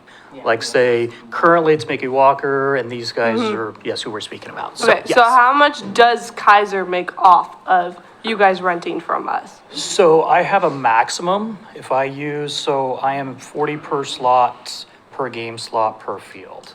But I do hit a maximum of 1,000 a day per field. So it's usually, $2,000. And then if I add the bigger field and use lights, I do have budgeted 2,500 per weekend per event is what I give back to whoever's, to rent them fields. Okay, thank you. Councilor Duran? How many games did you play at the Little League field last year under the lights? Only one field has lights. Right. We maximized on some days that went too far. We pushed till midnight because that field had lights. The other fields, we had to delay the start of games because of the field conditions based on rain. They had ran out of turfus, limited, there wasn't enough turfus that we put on the field to absorb the water. So we condensed schedule and played as late as we could under the lights. So we would always maximize that field. That field would stay, field 6 stays and plays longer than the rest of the complex because of the lights. So what I do, I take 10 teams per age group. That allows me, I can do it 2 fields, 10 teams, and I kind of shuffle. But when I move on to that field 6, I'm able to take 2 more teams so I take 12 of the 13 and 14-year-olds that play on that field 6. That's the age group that play on that. But you used that field every weekend Yes, yeah. last year? No, not every weekend. There was some rain, conditions and weather, and that's what you call a 90-foot field. 90-foot fields for the 14U and above, 13, are very challenging to find. There's not many, because that's a high school regulation style field. So the inventory of them, what's available is limited. So it would get maximized. We were using it, that's, yeah, so. Okay. Thank you. Any other questions for Mr. Walling? All right, thank you so much. And again, thank you for hanging in there. I would like to invite back up the folks from sports facilities, and I know that counselors had questions. We might have some additional or changed questions now, having heard from community members and our baseball and softball leaders.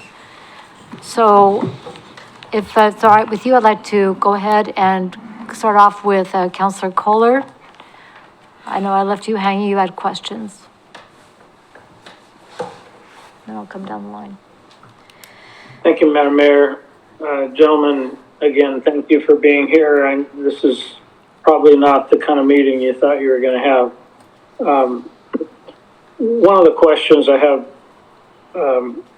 probably is a combined question, but what do we really have at risk as a city? I've heard a number of 145,000. I've heard 500,000. I've heard 200,000.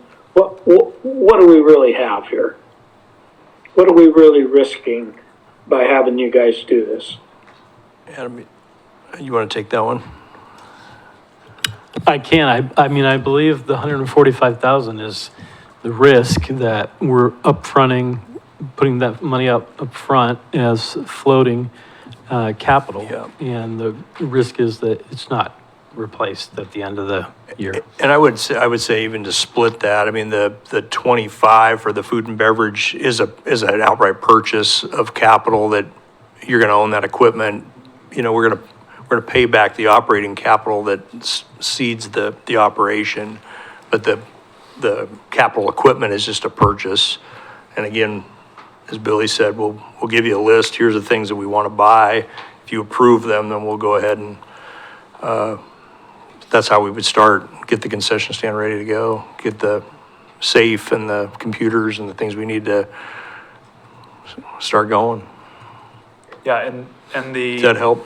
Yeah, and I think we were looking at a runway to get to having some revenue coming in for dues and facility rentals, and then obviously once games start getting, food and beverage up and going. And so the seed operation capital is still very much involved in that initial budgeting process. So we'll create a runway that shows how much is actually going to be needed once we get into that process. And it may not all be needed, right? We're just looking at it from what our pro forma is telling us, and when we know triggers are going to start occurring for the season, when the Little League, when McNary start paying in their field rentals, tournament rentals start coming in, and once that revenue windfall starts coming in, then we're able to start immediately paying back that seed money. And you can kind of follow the pro forma, you can see where what months are the most revenues coming in, so you can kind of know that's when the cash flow, we need to get to that point before we're off and running. So that's really what that is. So that would be the at-risk piece. But again, our drive is going to be to get that paid back to you. Counselor, follow up? Thank you, Madam Mayor. So to follow up, can I just clarify the answer?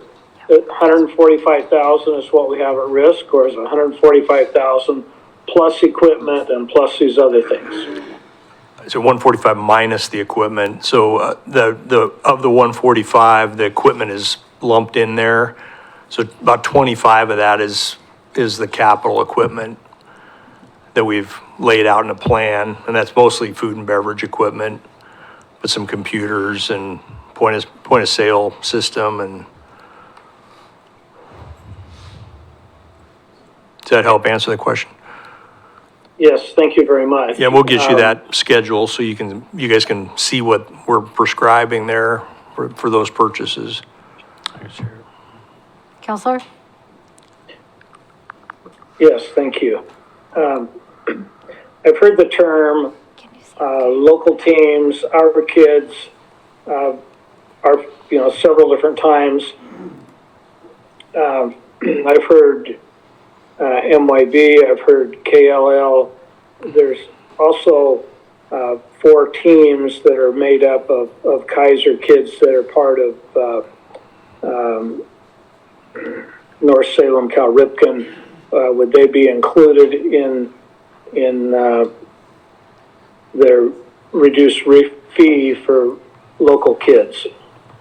I mean, you're asking me the question, that's a strategy decision. You guys tell me in that first 30 days, there's a hierarchy of who gets to book the field first. And I'm guessing, I think I know who that is, but you tell me, and then they will layer the schedule accordingly. The first priority gets first, second priority gets second. If there's, I'm guessing this is the way you're gonna want me to do it. If we get to the end and there's still some field available time and the ninth priority guy's down here and we've got some openings and he's got some wants, then book him. But it might not be available. So that's kind of typically how it goes. Does that help? And it would be at the rate that you all agree upon. So if there's a certain rate for certain groups, then obviously we'll get into those conversations. Yeah, so in your strategy, you tell us who gets priority and what those rates are and I think then, Mr. Lindsay, if I think we've had several conversations on this. I think there's some of that laid out within the contract. Mr. Brown. Thank you, Madam Mayor and Council. In the proposed contract, we have Kaiser Little League and McNary Youth Baseball listed as the local. That definition can be changed at any point. What it would requires them to come before you and say we want to be considered local, but we have the definition as their home based in, I probably don't have the exact words, but based in Kaiser. But if, and I think that where that's challenging is the beginning of the season, McNary Youth Baseball and Kaiser Little League work together. They block out the schedule, and then as they start scheduling, they block out hours, and then they start scheduling, they open up slots. And if you wanted to use a team that's not based in Kaiser, then perhaps, you let them have access to those slots once they're open, rather than trying to add a third league in there at the beginning to try to go schedule. But if you want to call them local, that's going to be up to the city council. We wrote the definition as being based in Kaiser. Yeah, in short strokes, you tell us, just from our standpoint, that's not a decision we would make. That's a strategy decision you would make. And then, based on the cadence that you guys would like to see, whether that's weekly or monthly, then we would show you what that schedule matrix looks like from a booking standpoint, and then were there any cancellations, and you guys would see that, percentage of use and the revenues brought in from it, so. Councilor Kohler, does that conclude your questions? It does. Thank you, Madam Mayor. Thank you very much. Councilor Parsons? Thank you, Madam Mayor. So if I listened to Todd correctly, if he utilizes all the fields all weekend and brings in all the teams, potentially that's $4,500 for a weekend. Is that correct, Todd? Currently, it's maxed out at 1,000 per day is my max. Now, there is some, little bit of light charges. We have to do microphone, I'm sorry. People at home can't hear you. Currently, it's maxed out at 1,000 per day plus light use, and I do not remember my light use fee. Okay. So on a 2-day, it would be 2,000 would be my Okay. max.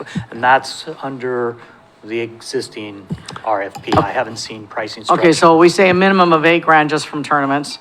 And what percentage of the concessions goes back to the revenue?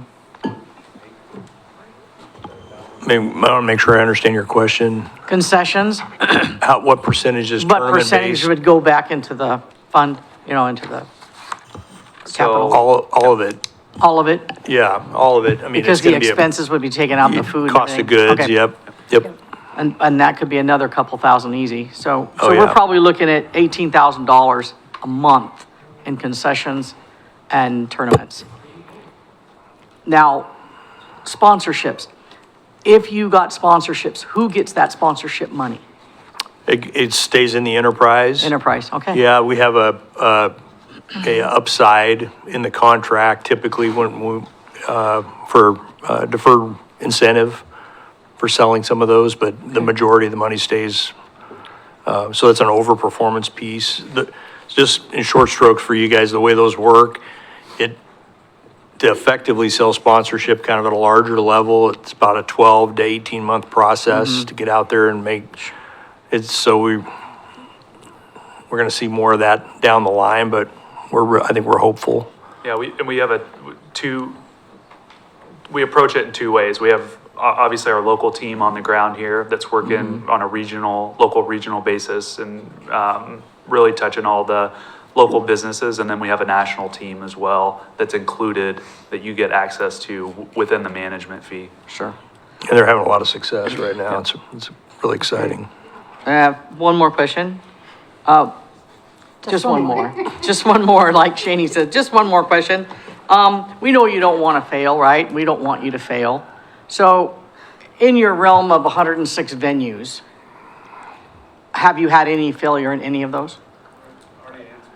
Yeah, I think You did answer that. Oh, yeah, we answered that one. I mean, that's right. You said there was like one or two or something. I think one of the things we do exceptionally well, and with the network that we have and the systems that we've built, we have very quick course correction. And I think that's why we see such a low failure rate.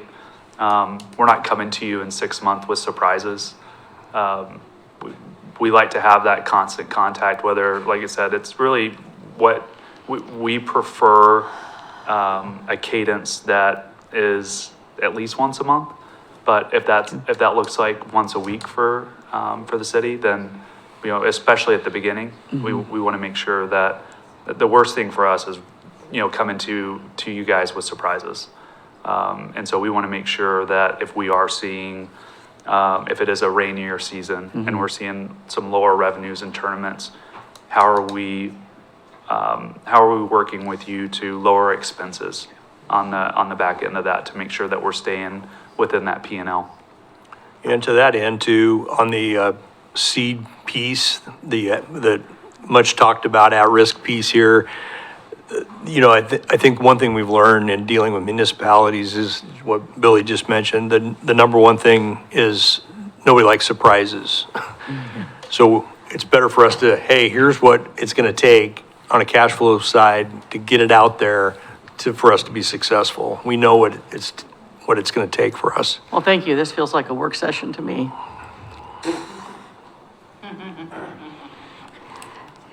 Yep. We have been. Good conversation. Councilor Cross. Thank you, Madam Mayor.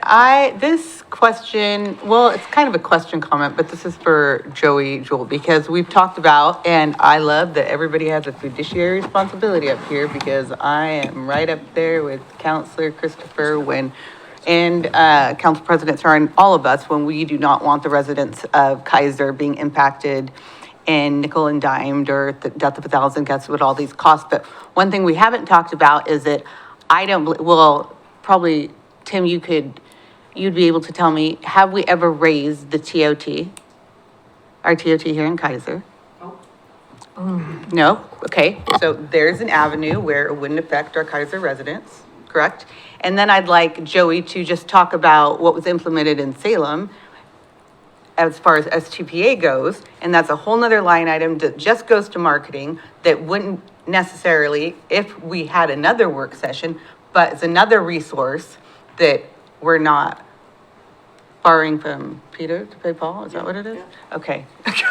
Peter Paul and his friends. Yeah. So the STPA is the Salem Tourism Promotion, I believe it's the assessment on there. Essentially what it is a tourism improvement district, a TID is what we refer to it as. It is not a tax, it is a fee that is put on by the hotels that willingly and choose to do so.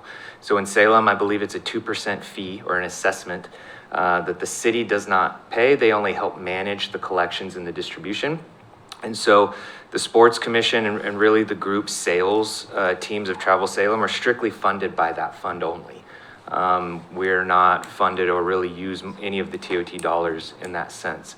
And so all of our sales efforts, our marketing efforts, some of our admin and some of the programs that we use and software that we use to track data and see the impacts of what's going on, that is all paid for through that.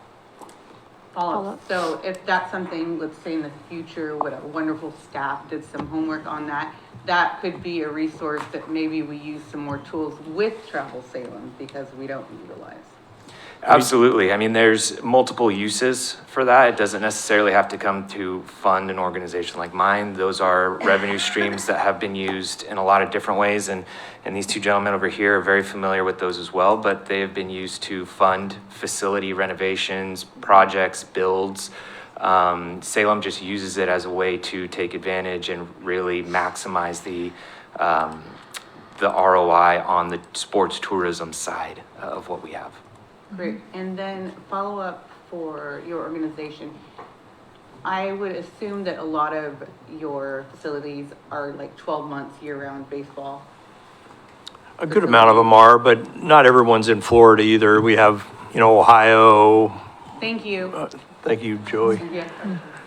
What Joey just mentioned too, I mean, really the entire state of Florida has a TDC process, so a similar collection process from Tourist Development Council, and it's that money's used for tourism development, capital improvements at their sports facilities, the things that you're talking about wanting to do. So it really is that type of creation of a mechanism that's going to get you probably to a successful place that you want to get to. Yeah, I think it's very rare to see sports tourism venues that are paid for out of general fund. Doesn't really happen. So, and most of those funding mechanisms are through some sort of tourism tax. So usually TOT. Okay, thank you. As I was sitting here, I know that a lot of the angst, especially with Counselor Christopher, I think we can say that, is that money and where is it coming from and how do we, especially with that $2 million shortfall, is how can we be creative? And I think that there's something to look at. I tell you, there's really a pride in a community that, and I can tell you in Panama City Beach, with the 50 weekends a year, you go to a Starbucks, you go to every restaurant, man, we had 20 teams in here today eating, they're just excited. What tournament we got coming in this weekend? And they really get into it because they can really see, because of the uniforms, walking into their businesses, how it's really working. It's a process, so it's. I think the biggest mindset around these facilities that are going up across the country now, it's how do Monday through Friday, how do we maximize local impact and have people that are paying for it coming in from out of town? And that gives you the best of both worlds. Thank you.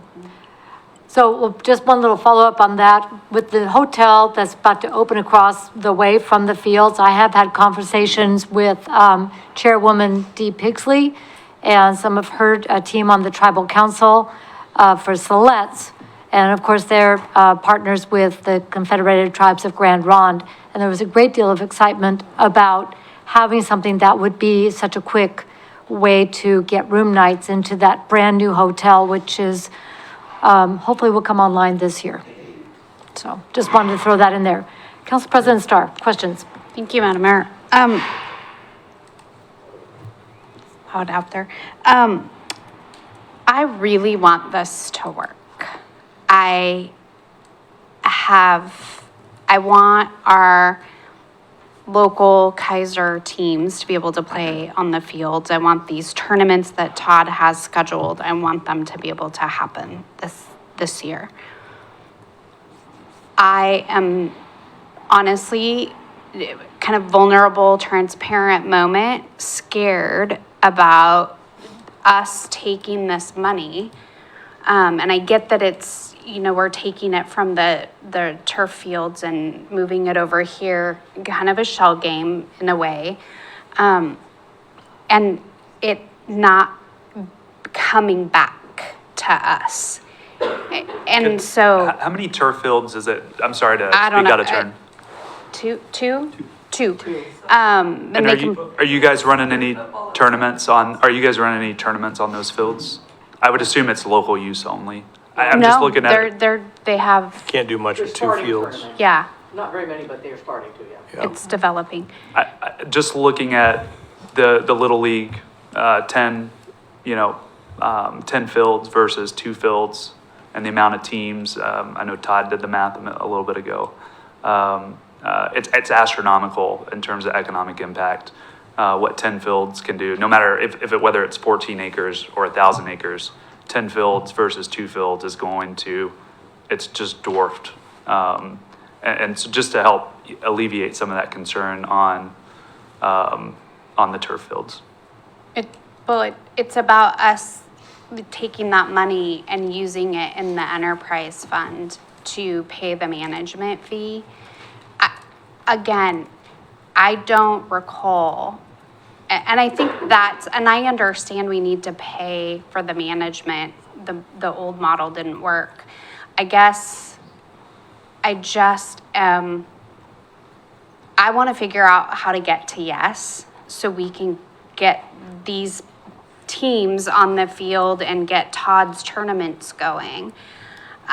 Where did that $17,000 a month come from? Like, where did that dollar figure come from? It's 16,500 to start. And that we have legacy accounts, that this would be our lowest management fee, to put it shortly, in any of our venues across the country. And Adam and I had a conversation early on, and we were very sensitive coming out of the RFP process, knowing that this was probably going to be a community that would be more sensitive to that management fee, and that's why we kept it so low. Most of our facilities are in the 25 to 30 range, so well below. Well below some of the other venues that we manage. So short of promising, I mean, what I'm hearing is that's as close as we're going to get to a promise from you that we're not going to lose this money. And I think that they're, to help you guys find a level of comfortability, maybe there are some other things that we could look at. There's been other circumstances where we've done some bridge agreements. I'm sorry, some what? A bridge agreement to, whether that's a 90-day or whatever, limit you guys want to put, just to, go get through that budgeting process and get the ball moving. And then you guys have the flexibility to, if you don't think it's working at the end of the 90 days, you don't have to move forward.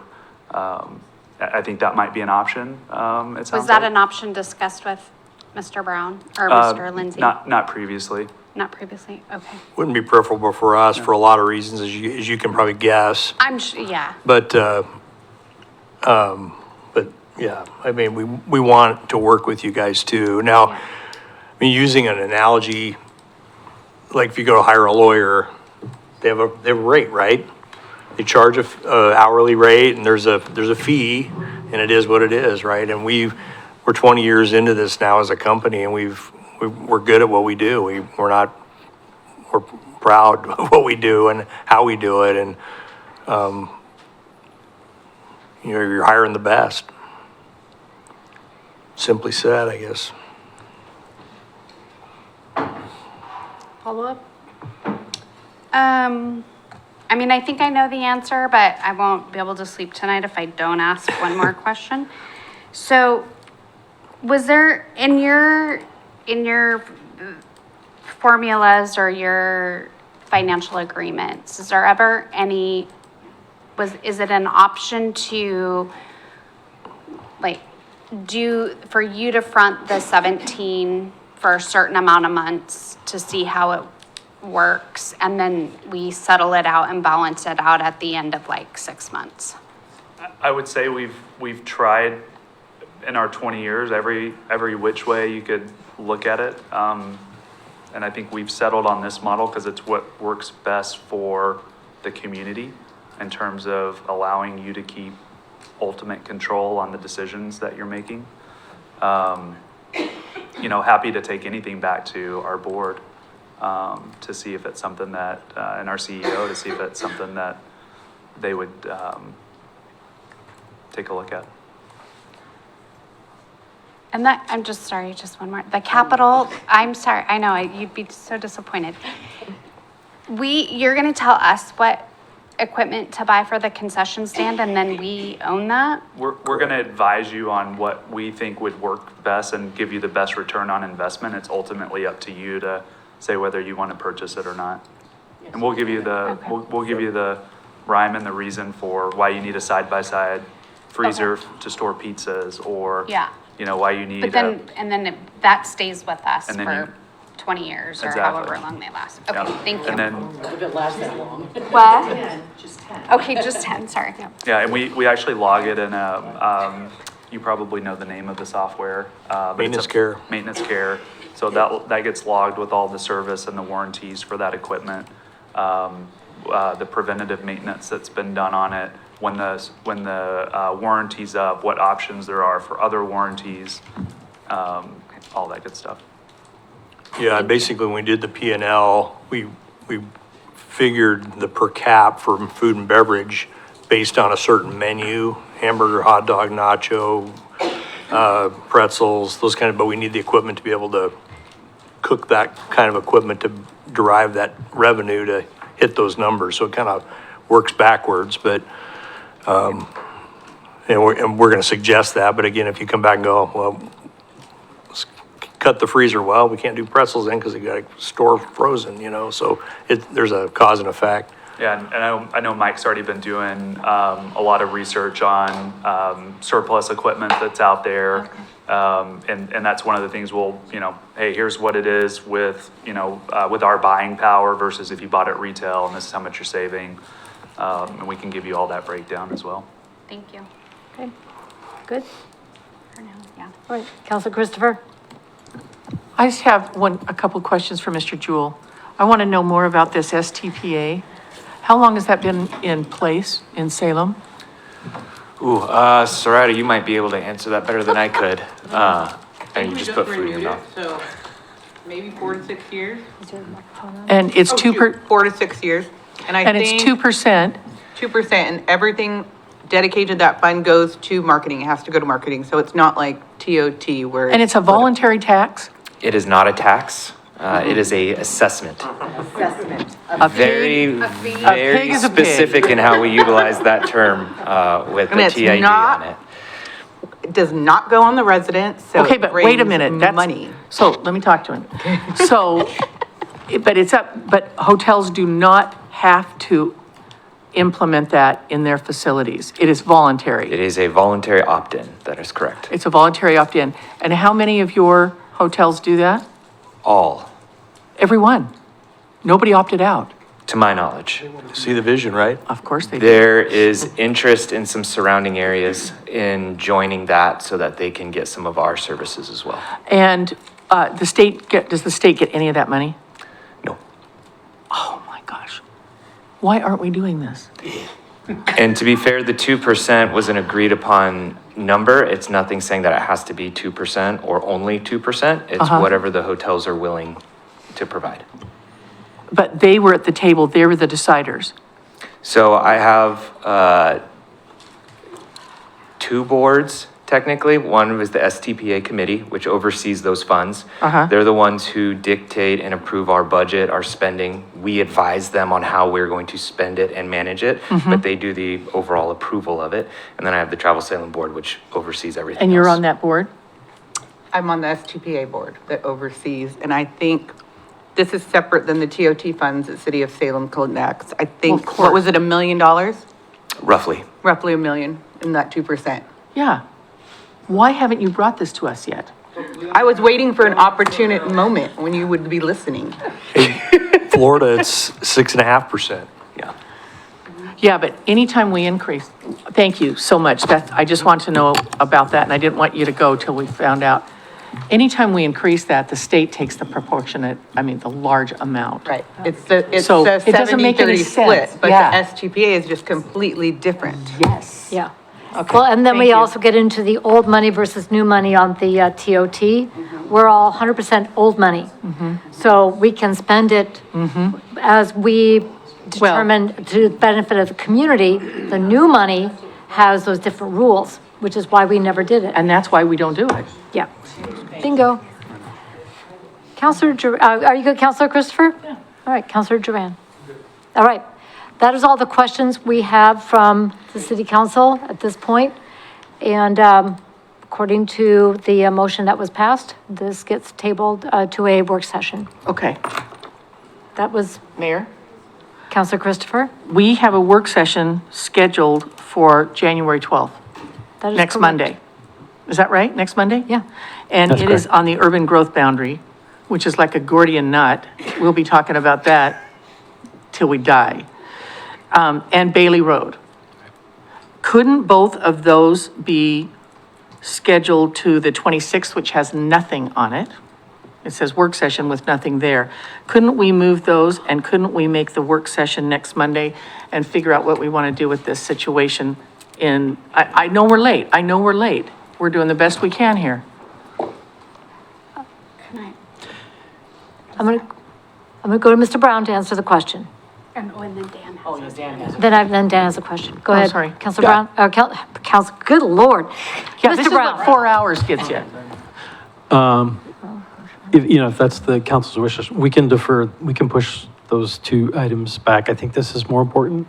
So it's a good recommendation. So my motion would be that we replace January 12th's work session with continuation of this contract and push the urban growth boundary and Bailey Road property to January 26th, if there's a second. Didn't we just almost have a work session? We just had a work session. Seriously, what more questions do we have? Wait, That's my motion. motion dies for lack of second. Okay. Then you're on your own. All right, so how do you want to proceed? I'm thinking. I'm on the losing side on this one, so You're not- Felicia has a question.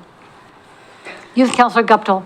Thank you, Madam Mayor. I just have one quick thing. You said tomorrow, if they don't have an answer tonight, you're gonna go to a different place and that's where you're going to, book all of your things for the summer? Yeah, very high odds. I can't continue to wait. I mean, this was started, I don't know when it was put out here for RFP, but it was what, October? You know, Yes, and I sir. think the July? Oh, July, yeah. Yeah, July this came up and, because I don't know if, when I hear the 12th, then what happens? Then we vote, then we got to schedule a vote, then you're going to spend another 30 days with these guys, and then I could be out of business. I have to move on. So I've already been sending the text to a coworker to, you know, begin moving forward, be ready for tomorrow, you know, kind of scenario. So basically what you're saying is if they don't make a decision tonight, that you're gonna go with somebody else. And that I means would probably technically, follow up, try to get a timeline. If I hear what you guys say and do your vote, I would say, do we have an estimate? I mean, what are we, 45 days out? You know, January 20th. But they have to, the contract states they have to have the place open by March 1st. I mean, I have a tournament scheduled for the 6th and 7th. When does your practices and season start? Last week of March. Yeah, so, the RFP states March 1st, that place has to be open and ready in the contract that all you guys have. That is and there's damage down there from the wind, you know? Any changes to the contract in your work session, then it's gotta go back and forth, so you're not gonna vote on it on the 20th. So. Okay, thank you. You good, Counselor? yeah, I was just gonna say just think about the fact that we could, if we don't decide something tonight, we could potentially lose, them using our fields this year. Okay. Counselor Kohler? Well, thank you, Madam Mayor. Nice to see My you. question about 2 or 3 questions ago was for Mr. Lindsay. What procedural things, what motions do we need to do to move forward and have a vote on this tonight? Mr. Lindsay? If you were so inclined and the council agreed, if somebody could do a motion to reconsider if it was different than their other vote. So if you voted to take no action and set it over for a work session, it was a 4-3 vote. One of the people who voted for taking no action and setting it over would have to do the motion to reconsider.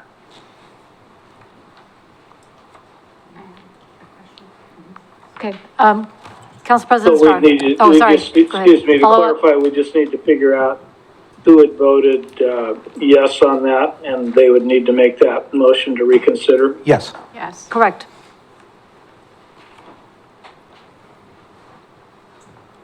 Okay, Council President Starr and Thank then you. Councilor Cross. Thank you, Madam Mayor. Do you have to, if, you mentioned the bridge agreement, does that have to go back to your board? Or can, It would. you don't have the ability to do enter into a temporary, Our CEO. Our CEO would be the signator there on that, on the contract, so. is he like on standby to call him? I know it's late. I work with the East Coast all the time too. I could definitely try to give him a call. It's midnight. I don't, I work with, I mean, It's a 3-hour time. we could, the 3 hours, the problem with that is we could have a bridge agreement tomorrow, but I could not have a job, so. If I wake him up, so. But happy to try if that's something that you guys want to consider. I was gonna throw something out too. If this helps, if it doesn't, forget I said it. But if you did agree tonight and you kept your work session, that work session could be the beginning or the strategy setting session within that first 30 days.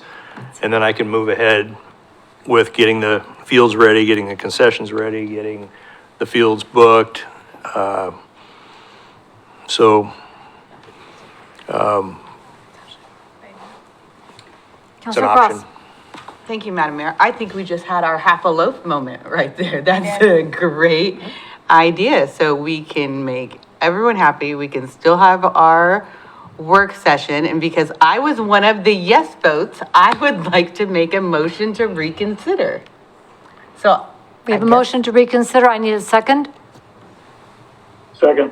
It's been moved and seconded. Second. It's got to be one of us.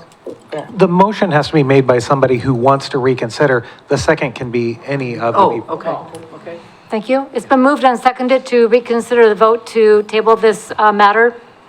All in favor, please signify by saying aye. Aye. Opposed, signify by saying no. No. Motion passes 5-2 to reconsider. So the motion that was made to table this to a work session is back on the table. For any further discussion before we retake the vote? I want to understand Mr. Higgins' idea on how to, like, moving this forward to a work session. What? Yes. You've got to vote to approve the contract tonight, the way it is. And then schedule the work session. Yeah. Yeah, that becomes a That's what I'm strategy asking. session, as was Right, my that idea. I think becomes the one thing you guys have, the aha moment tonight is really you've discovered what many communities around the country have, is really how to fund your improvements on the facility. You know, it's kind of coming up with this, the tax piece, the hotel piece. You've got a great opportunity there, and that really, I mean, that's going to provide a lot of dollars for you if you can get that going. Okay, so we have a motion and a second on the table for to move forward to, Who's the motion? Wait, didn't make a motion. no, we reconsidered, so we're back to the original Oh, motion, back which to was the on the original table. motion. That's right. Which was to table this to a date, to another date. Oh. So we're re-voting on that. Are we going to table this, yes or no? Any further discussion on the motion to table this? Yes. Counselor Christopher? I think we can still do that, and that will give them an opportunity to talk with their folks about the bridge loan. We can still schedule the work session to take place. The bridge agreement, not a loan. Sorry, Just check. went to real estate for a clarifying. minute. The bridge agreement, and we could vote on the contract on the 20th. It's still too late. Okay, well, Any further discussion? Wait, what do you mean it's too late? I didn't say it. That was Marlene did. Counselor Parsons talking about the 20th is too late, based on what we've heard tonight from all the Top organizations. customer. Right. Can I ask a question? Of course. Todd, what was that about your, contracts or your agreements that you had already made? Did that carry over? I remember you had said you had signed a contract or an agreement for tournaments for the next 3 years. Correct, but it's not recognized in this, correct? Okay, I just wanted to. Yeah, we're Adam. not, it's, his agreement is with, for the love of the game. Okay. So that's why he's been, if we don't have for love of the game anymore, then he doesn't have Then a that contract. goes away and it comes back. He's been talking with Mike Higgins, so that's why. Follow, any further Yeah. questions, further Can we- discussion? Can we, if we did the work session, like I just am trying to play every scenario in my head. If we did the work session next Monday, could we also schedule, Special meeting? can we do a special meeting After the work immediately after the work session? So that's question number one. But question number two is, before I vote on this work session, what other information are we thinking we're gonna get in this meeting that we haven't already got here? Thank you. Well, I don't know. I'd like 5 minutes to think about it and reread the contract with the information we've been given tonight. And I'd like to know more about this bridge agreement. I think the bridge agreement, I think that makes me feel better. But we don't know if that's a deal. Point of order, this is we can look at our options and so forth. Right now, the motion on the table is whether or not we are tabling this for another date. That's why I'm asking my questions, so I That's what she's talking understand. about. Okay, want to make sure we're staying on Yeah, that. well, Because that's then we why can I'm- talk about the other options, that's separate and apart, because we're only reconsidering this motion. Is a week okay, Todd? We may lose him this year. Keep in mind the most baseball, I think he mentioned it, but I mean, September is kind of when you go to market with tournaments. When the teams are formed, tryouts are in August, and then basically the teams start booking their tournaments, and, I mean, he is so far behind, I mean, I can't speak for you, but I'm just painting the picture of how it is out there for. Any further discussion? Oh, this is. Give us a minute. Just give,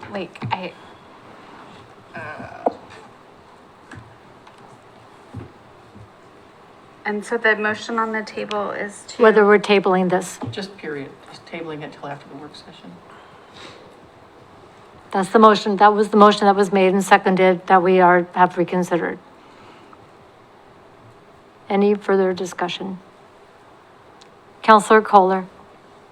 Thank you, Madam Mayor. I think that we need to kind of think about the question that I ask, am I wanting to take a vote on this tonight based on Todd and his being able to make money on tournaments? To me, that's a very irrelevant thing. That's really not what I'm looking at. I'm looking at the KLL and the MYB and putting something together that's going to be long-term for Kaiser.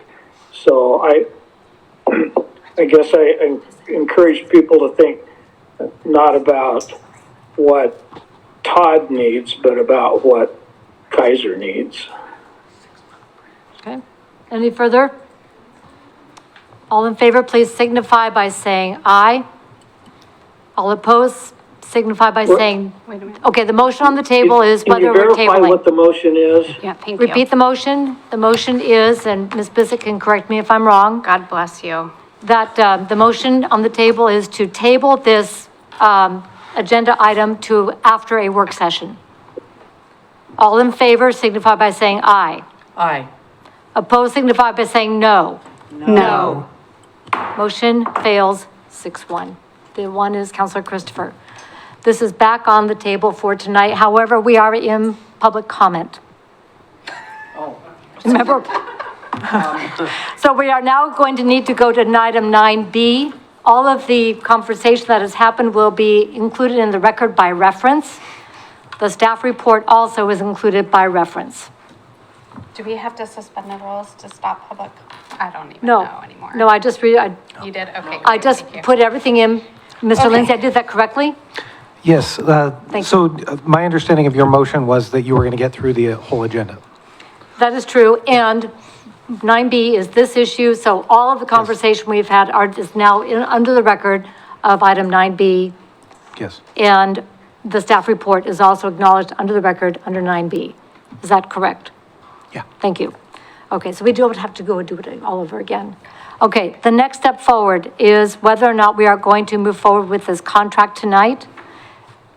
And so, and in what form? Can we, do we even try to put a motion on the table and see if something sticks? So I will, Can I offer up maybe Oh, God, just please. a little bit of understanding that I have about the difference between our current outs in this contract and what a 90-day out would be? Because my understanding of the way they're set up is that money goes in and we spend first for that first few months until we're actually generating revenue. So a 90-day out almost ensures that you've spent your money and haven't made it back. Whereas what we put into our contract was, A at 6 any month. time, we can just tell them 6 months from now, we're done. And then therefore, we thought that at least would mean we would get through a whole season, get back all of our profits, and then we could be done if we were super nervous. So that's the way, that's the that's 6 why we month. have that in there. Is that a 6-month revisit or just? No, it's a 6 month out. Either one of us can have it. And so that sort of, legally speaking, I think that's a little bit stronger than just, because if you're nervous and you've already spent the money, but you haven't made back any of the money. Bridge agreement, it was their money. Oh, I don't think they were, No. I don't think they were saying that. No, They've- it's just it's a shorter agreement, basically. That you're out. Yeah. Counselor Lindsay's 100% correct. You know, there's a cash flow period there, and you want us through the season. You want us to get through and maximize revenue through the season. So any out would be at the end of the season. Because we did go around with them and we've tried to lower the management fee. We've kind of walked that road, and then we also tried to, they initially had a year-long, and it was a year-long penalty built in. You did a So good job, We've got it down Counselor. to 6 months with no penalty to get out. So we have Very good. tried to cut down some of the pain. It's still a risk, but it's, you know what the risk is from the workshop / now record. You're welcome. Can I have One more. I'm gonna stop. Yeah, no, yeah. Can we, when we have that 6 month out, if we move forward tonight, 6 month out, 6 month, can we also add in, a week before we have our 6 month out notice date? Can we put it, is it an option to put it in that we have a report out work session with the group and with us, and we have all the financials? I know in the past, all we've required is a report for Love of the Game, not necessarily them coming. I didn't like that. But I would like, in addition to that, if we move forward with this, in addition to that 6 month out clause that is in the current agreement, a 3-month revisit and report out on how things are going, and a 6-month.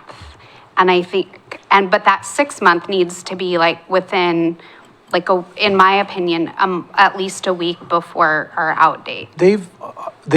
Their contract says that every month they're going to Yeah, it's already, give but, all of our stuff, so we would have to bring Yeah. it to you. Counselor So you could- Starr. That we wouldn't even have to contact. But I want, no, but I know, but we've gotten those reports from For the Love of the Game before, but it's just literally been in the form of a paper report. Yeah. I'm asking for like an in-person conversation. Oh, I see.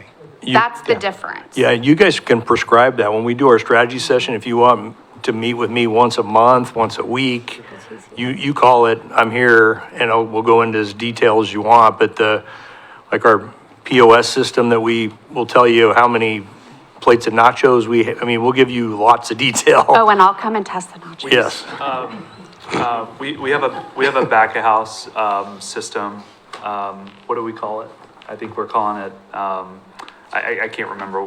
It's changed names, but you guys will have access to a version of that, and obviously staff, to go in and see those individual reports anytime you want to.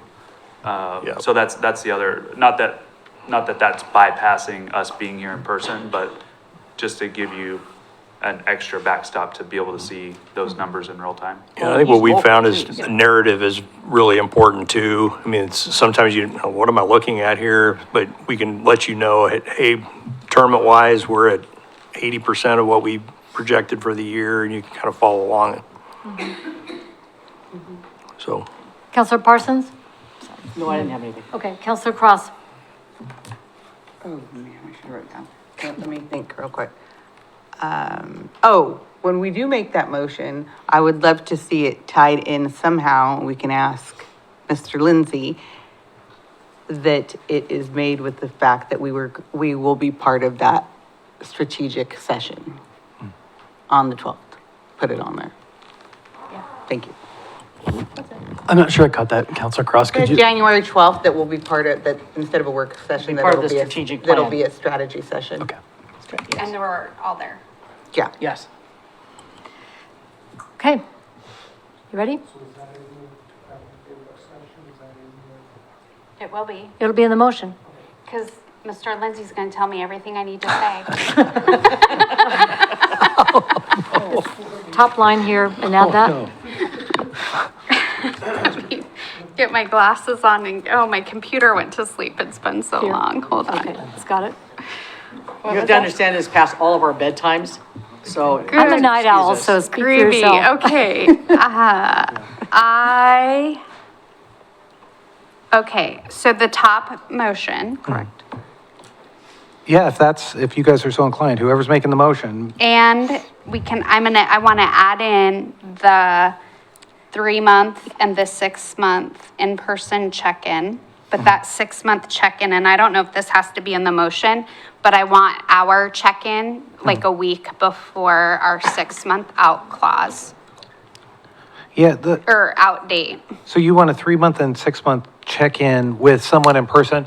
I guess the question I have is, it's expensive to fly certain people out here? Well, our local person. I Okay, think. so the local Yeah, I'll person. be Mike's here. Mike's here. Yeah, Mike's here. Yeah, yeah, Yeah, so. okay. And then that we're part of the strategy session that will happen on January 12th.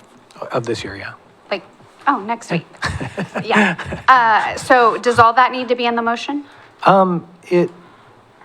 If you, I mean, it's your motion and you can make it. It's plainer to say, you move to adopt that resolution as amended to add in a 3 and 6 month check-in in person. Prior to our 6-month out date and okay, here we go. Here we go.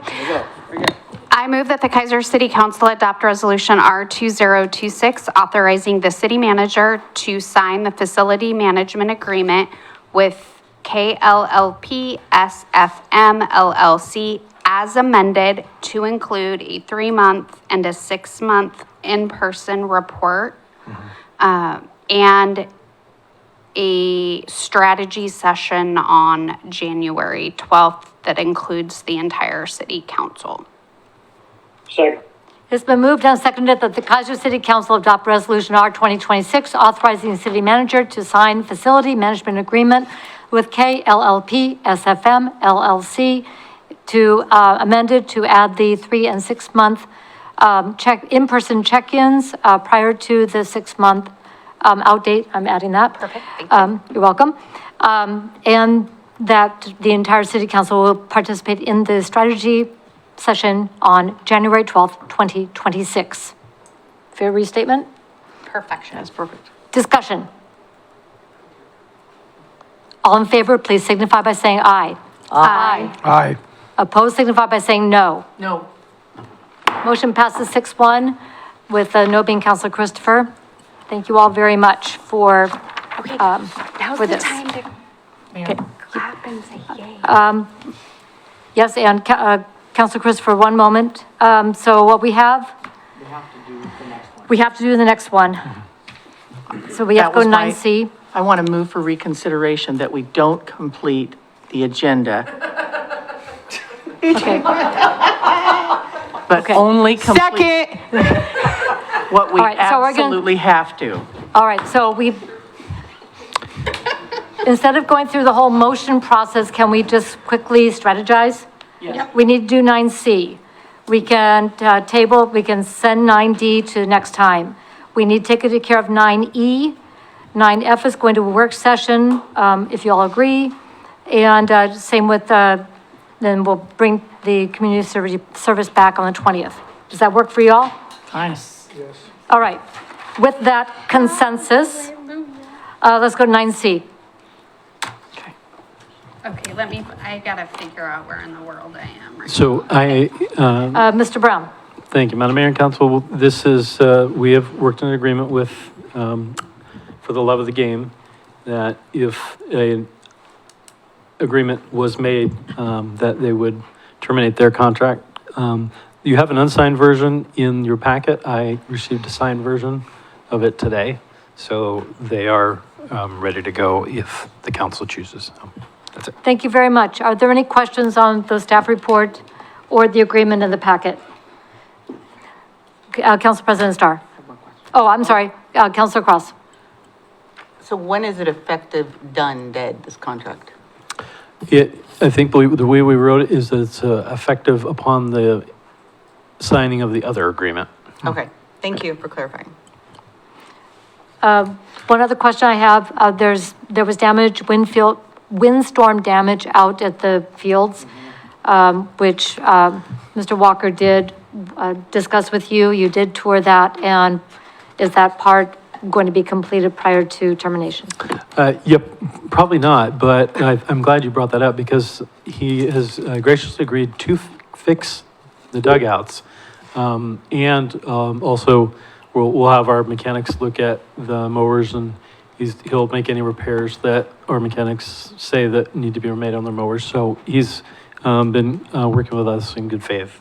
Okay, thank you very much. And he'll gift that mower back to us after it's fixed, which is good. That's true, because the language in his contract says that we gave him that mower, so he's gifting that back to us. Okay. Yeah. In the neck. Yeah. But otherwise, it terminates immediately upon signing of both parties. Okay. But, so Mr. Brown, you won't sign until everything's been addressed? He should sign before, sorry to jump in, he should sign before we sign another person so we don't have two people under the same contract. Like, because you want to execute on the one so you don't end up with a weird situation of, I didn't mean it. So can we can we write an addendum to that termination thing, or It is says our it- conversation here enough? It says he's agreed to do those Okay. other things, take care of the wind damage dugouts, Okay. fix the mower, all that. And then Okay. he, no other obligations or liabilities except for what is mentioned above, which is that. Okay, Okay. Yeah. all right, then I'm happy. Okay, Council President Hart, want to put the motion on the table for us, please? As soon as I can read it, I move that the Kaiser City Council adopt Resolution R 2026, authorizing the city manager to sign addendum to Parks Management Agreement between the City of Kaiser and For Love of the Game. Second. It's been moved and seconded that the Kaiser City Council adopt Resolution R 2026, authorizing the city manager to sign addendum to Parks Management Agreement between the City of Kaiser and For the Love of the Game. Discussion. I do have one comment. I want to extend my thanks to Mr. Mickey Walker for the work he's put in out of the field, working collaboratively with organizations, with the city, in this facility.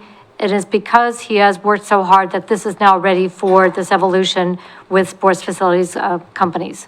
So thank you very much to Mr. Walker and the people who've worked with him and the volunteers. Anything further? All in favor, please signify by saying aye. Aye.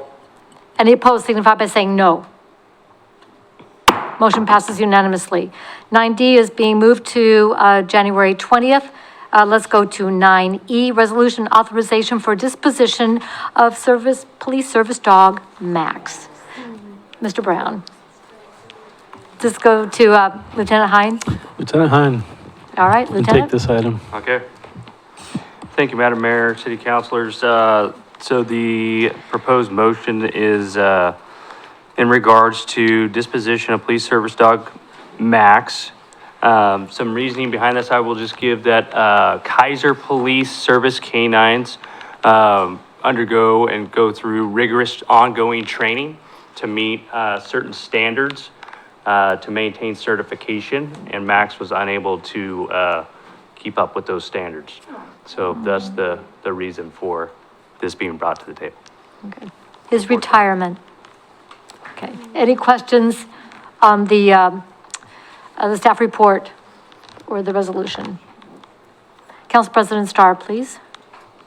I move that the Kaiser City Council adopt Resolution R 2026, authorization for disposition of police service dog Max. Second. It's been moved and seconded that the Kaiser City Council adopt Resolution R 2026, authorization for disposition of police service dog Max. Discussion. And for people who are, oh, go ahead. No, go ahead. For people who are wondering, he will be going to his current handler, Officer Jeremy Darst. So he's going to stay home, but he gets to go inside and on the couch. Absolutely. Yep. Is there going to be a retirement, like he gets his last from dispatch and all of that, right? I'm not sure. We're going to do something special though. They He needs both to get deserve his it. last, like, Yeah. yeah. Okay, perfect. Thank you. Awesome. Anything further? All in favor, please signify by saying aye. Aye. Any opposed, signify by saying no. Motion passes unanimously. Let's then go on. F is going to go to, it sounds like, go to a work session to be scheduled. And I believe that we've had conversation with the city recorder on when that might be, Mr. Brown? Yes, at the agenda conference, we thought we'd propose that February 9th. That was going to be, we can push the long-range planning committee to the 4th meeting in February. And also, I just want to praise that committee led by Councilor Christopher. Awesome job in 3 meetings, working through the strategic plan, so it's ready for your review. Thank you very much. And then, so let's go to 9G, 2026 Kaiser Community Survey. Does this need to move forward tonight, Mr. Brown? We can wait for this one. We can Okay. push it forward. Let's push this one to the 20th. Other business? I think we've done enough tonight. Okay, so let's go to, is there any urgent updates on the part of the staff? No. Any urgent updates on the part of the city council? I have 2. Okay, Council President Starr. Mr. Brown, where are we at on the police data request that the police fee task force has been waiting for? So we ended up getting a copy from the state police that was not useful. Not useful. It was a PDF copy, which would require us to manually enter every piece of data point in. I mined the data myself, though, and gave it to Kaiser PD last week. So I think that we should be in a pretty good spot now. Okay. To get the report out, and when will we expect that? Chief's gone through next Monday, I think. excuse me, I think he's back, the 12th. Yeah, so Monday. So I can connect with him and see how long, and maybe with the command staff to see how they're doing with it. Great. Thank you. Great follow-up. Appreciate that. There's one other question I have for City Council. This coming Thursday, we have two things at the same time. The Community Business Education Leaders, CBEL, is meeting at the same time as Latino Business Alliance. Can anybody be at Latino Business Alliance? I'm sorry, but I'm on an airplane. I'm already covering for COVID. At 8 o'clock in the morning? Oh, no, she's, no. Yeah. I'm your wrong girl. Madam Mayor, I think I can You can be there? cover it. Yeah. All right, thank you very much. And then I believe we do have a quorum that will be attending the Merkley Town Hall at Chemeketa on the 9th. And I just want to let you know that the decision was made, I think it was today, that the legislative gathering for the Council of Governments that was scheduled for January 12th will be canceled. So I'll make sure that you take that off your calendar, and there you go. All right, agenda input. So we have changed our work session to be the strategy session around the Little League Park Management. That'll be on January 12th, starting at 6 p.m. On Tuesday, the January 20th, we will meet in regular session because Monday, the 19th, is Martin Luther King Day. We will meet in work session on the 26th, and that's when we push out the urban growth boundary Bailey Road. Is that correct? Right. Okay. And then we will meet on February 2nd in regular session. That is all I have. So I have my little thingy here. Here we go. My script. Okay, the city council will now meet in executive session pursuant to ORS 192.660, parens 2, parens E, to conduct deliberations with persons designated by the governing body to negotiate real property transactions, and ORS 192.660, parens 2, parens D, to conduct deliberations with persons designated by the governing body to carry on labor negotiations. Representatives of the news media shall be allowed to attend.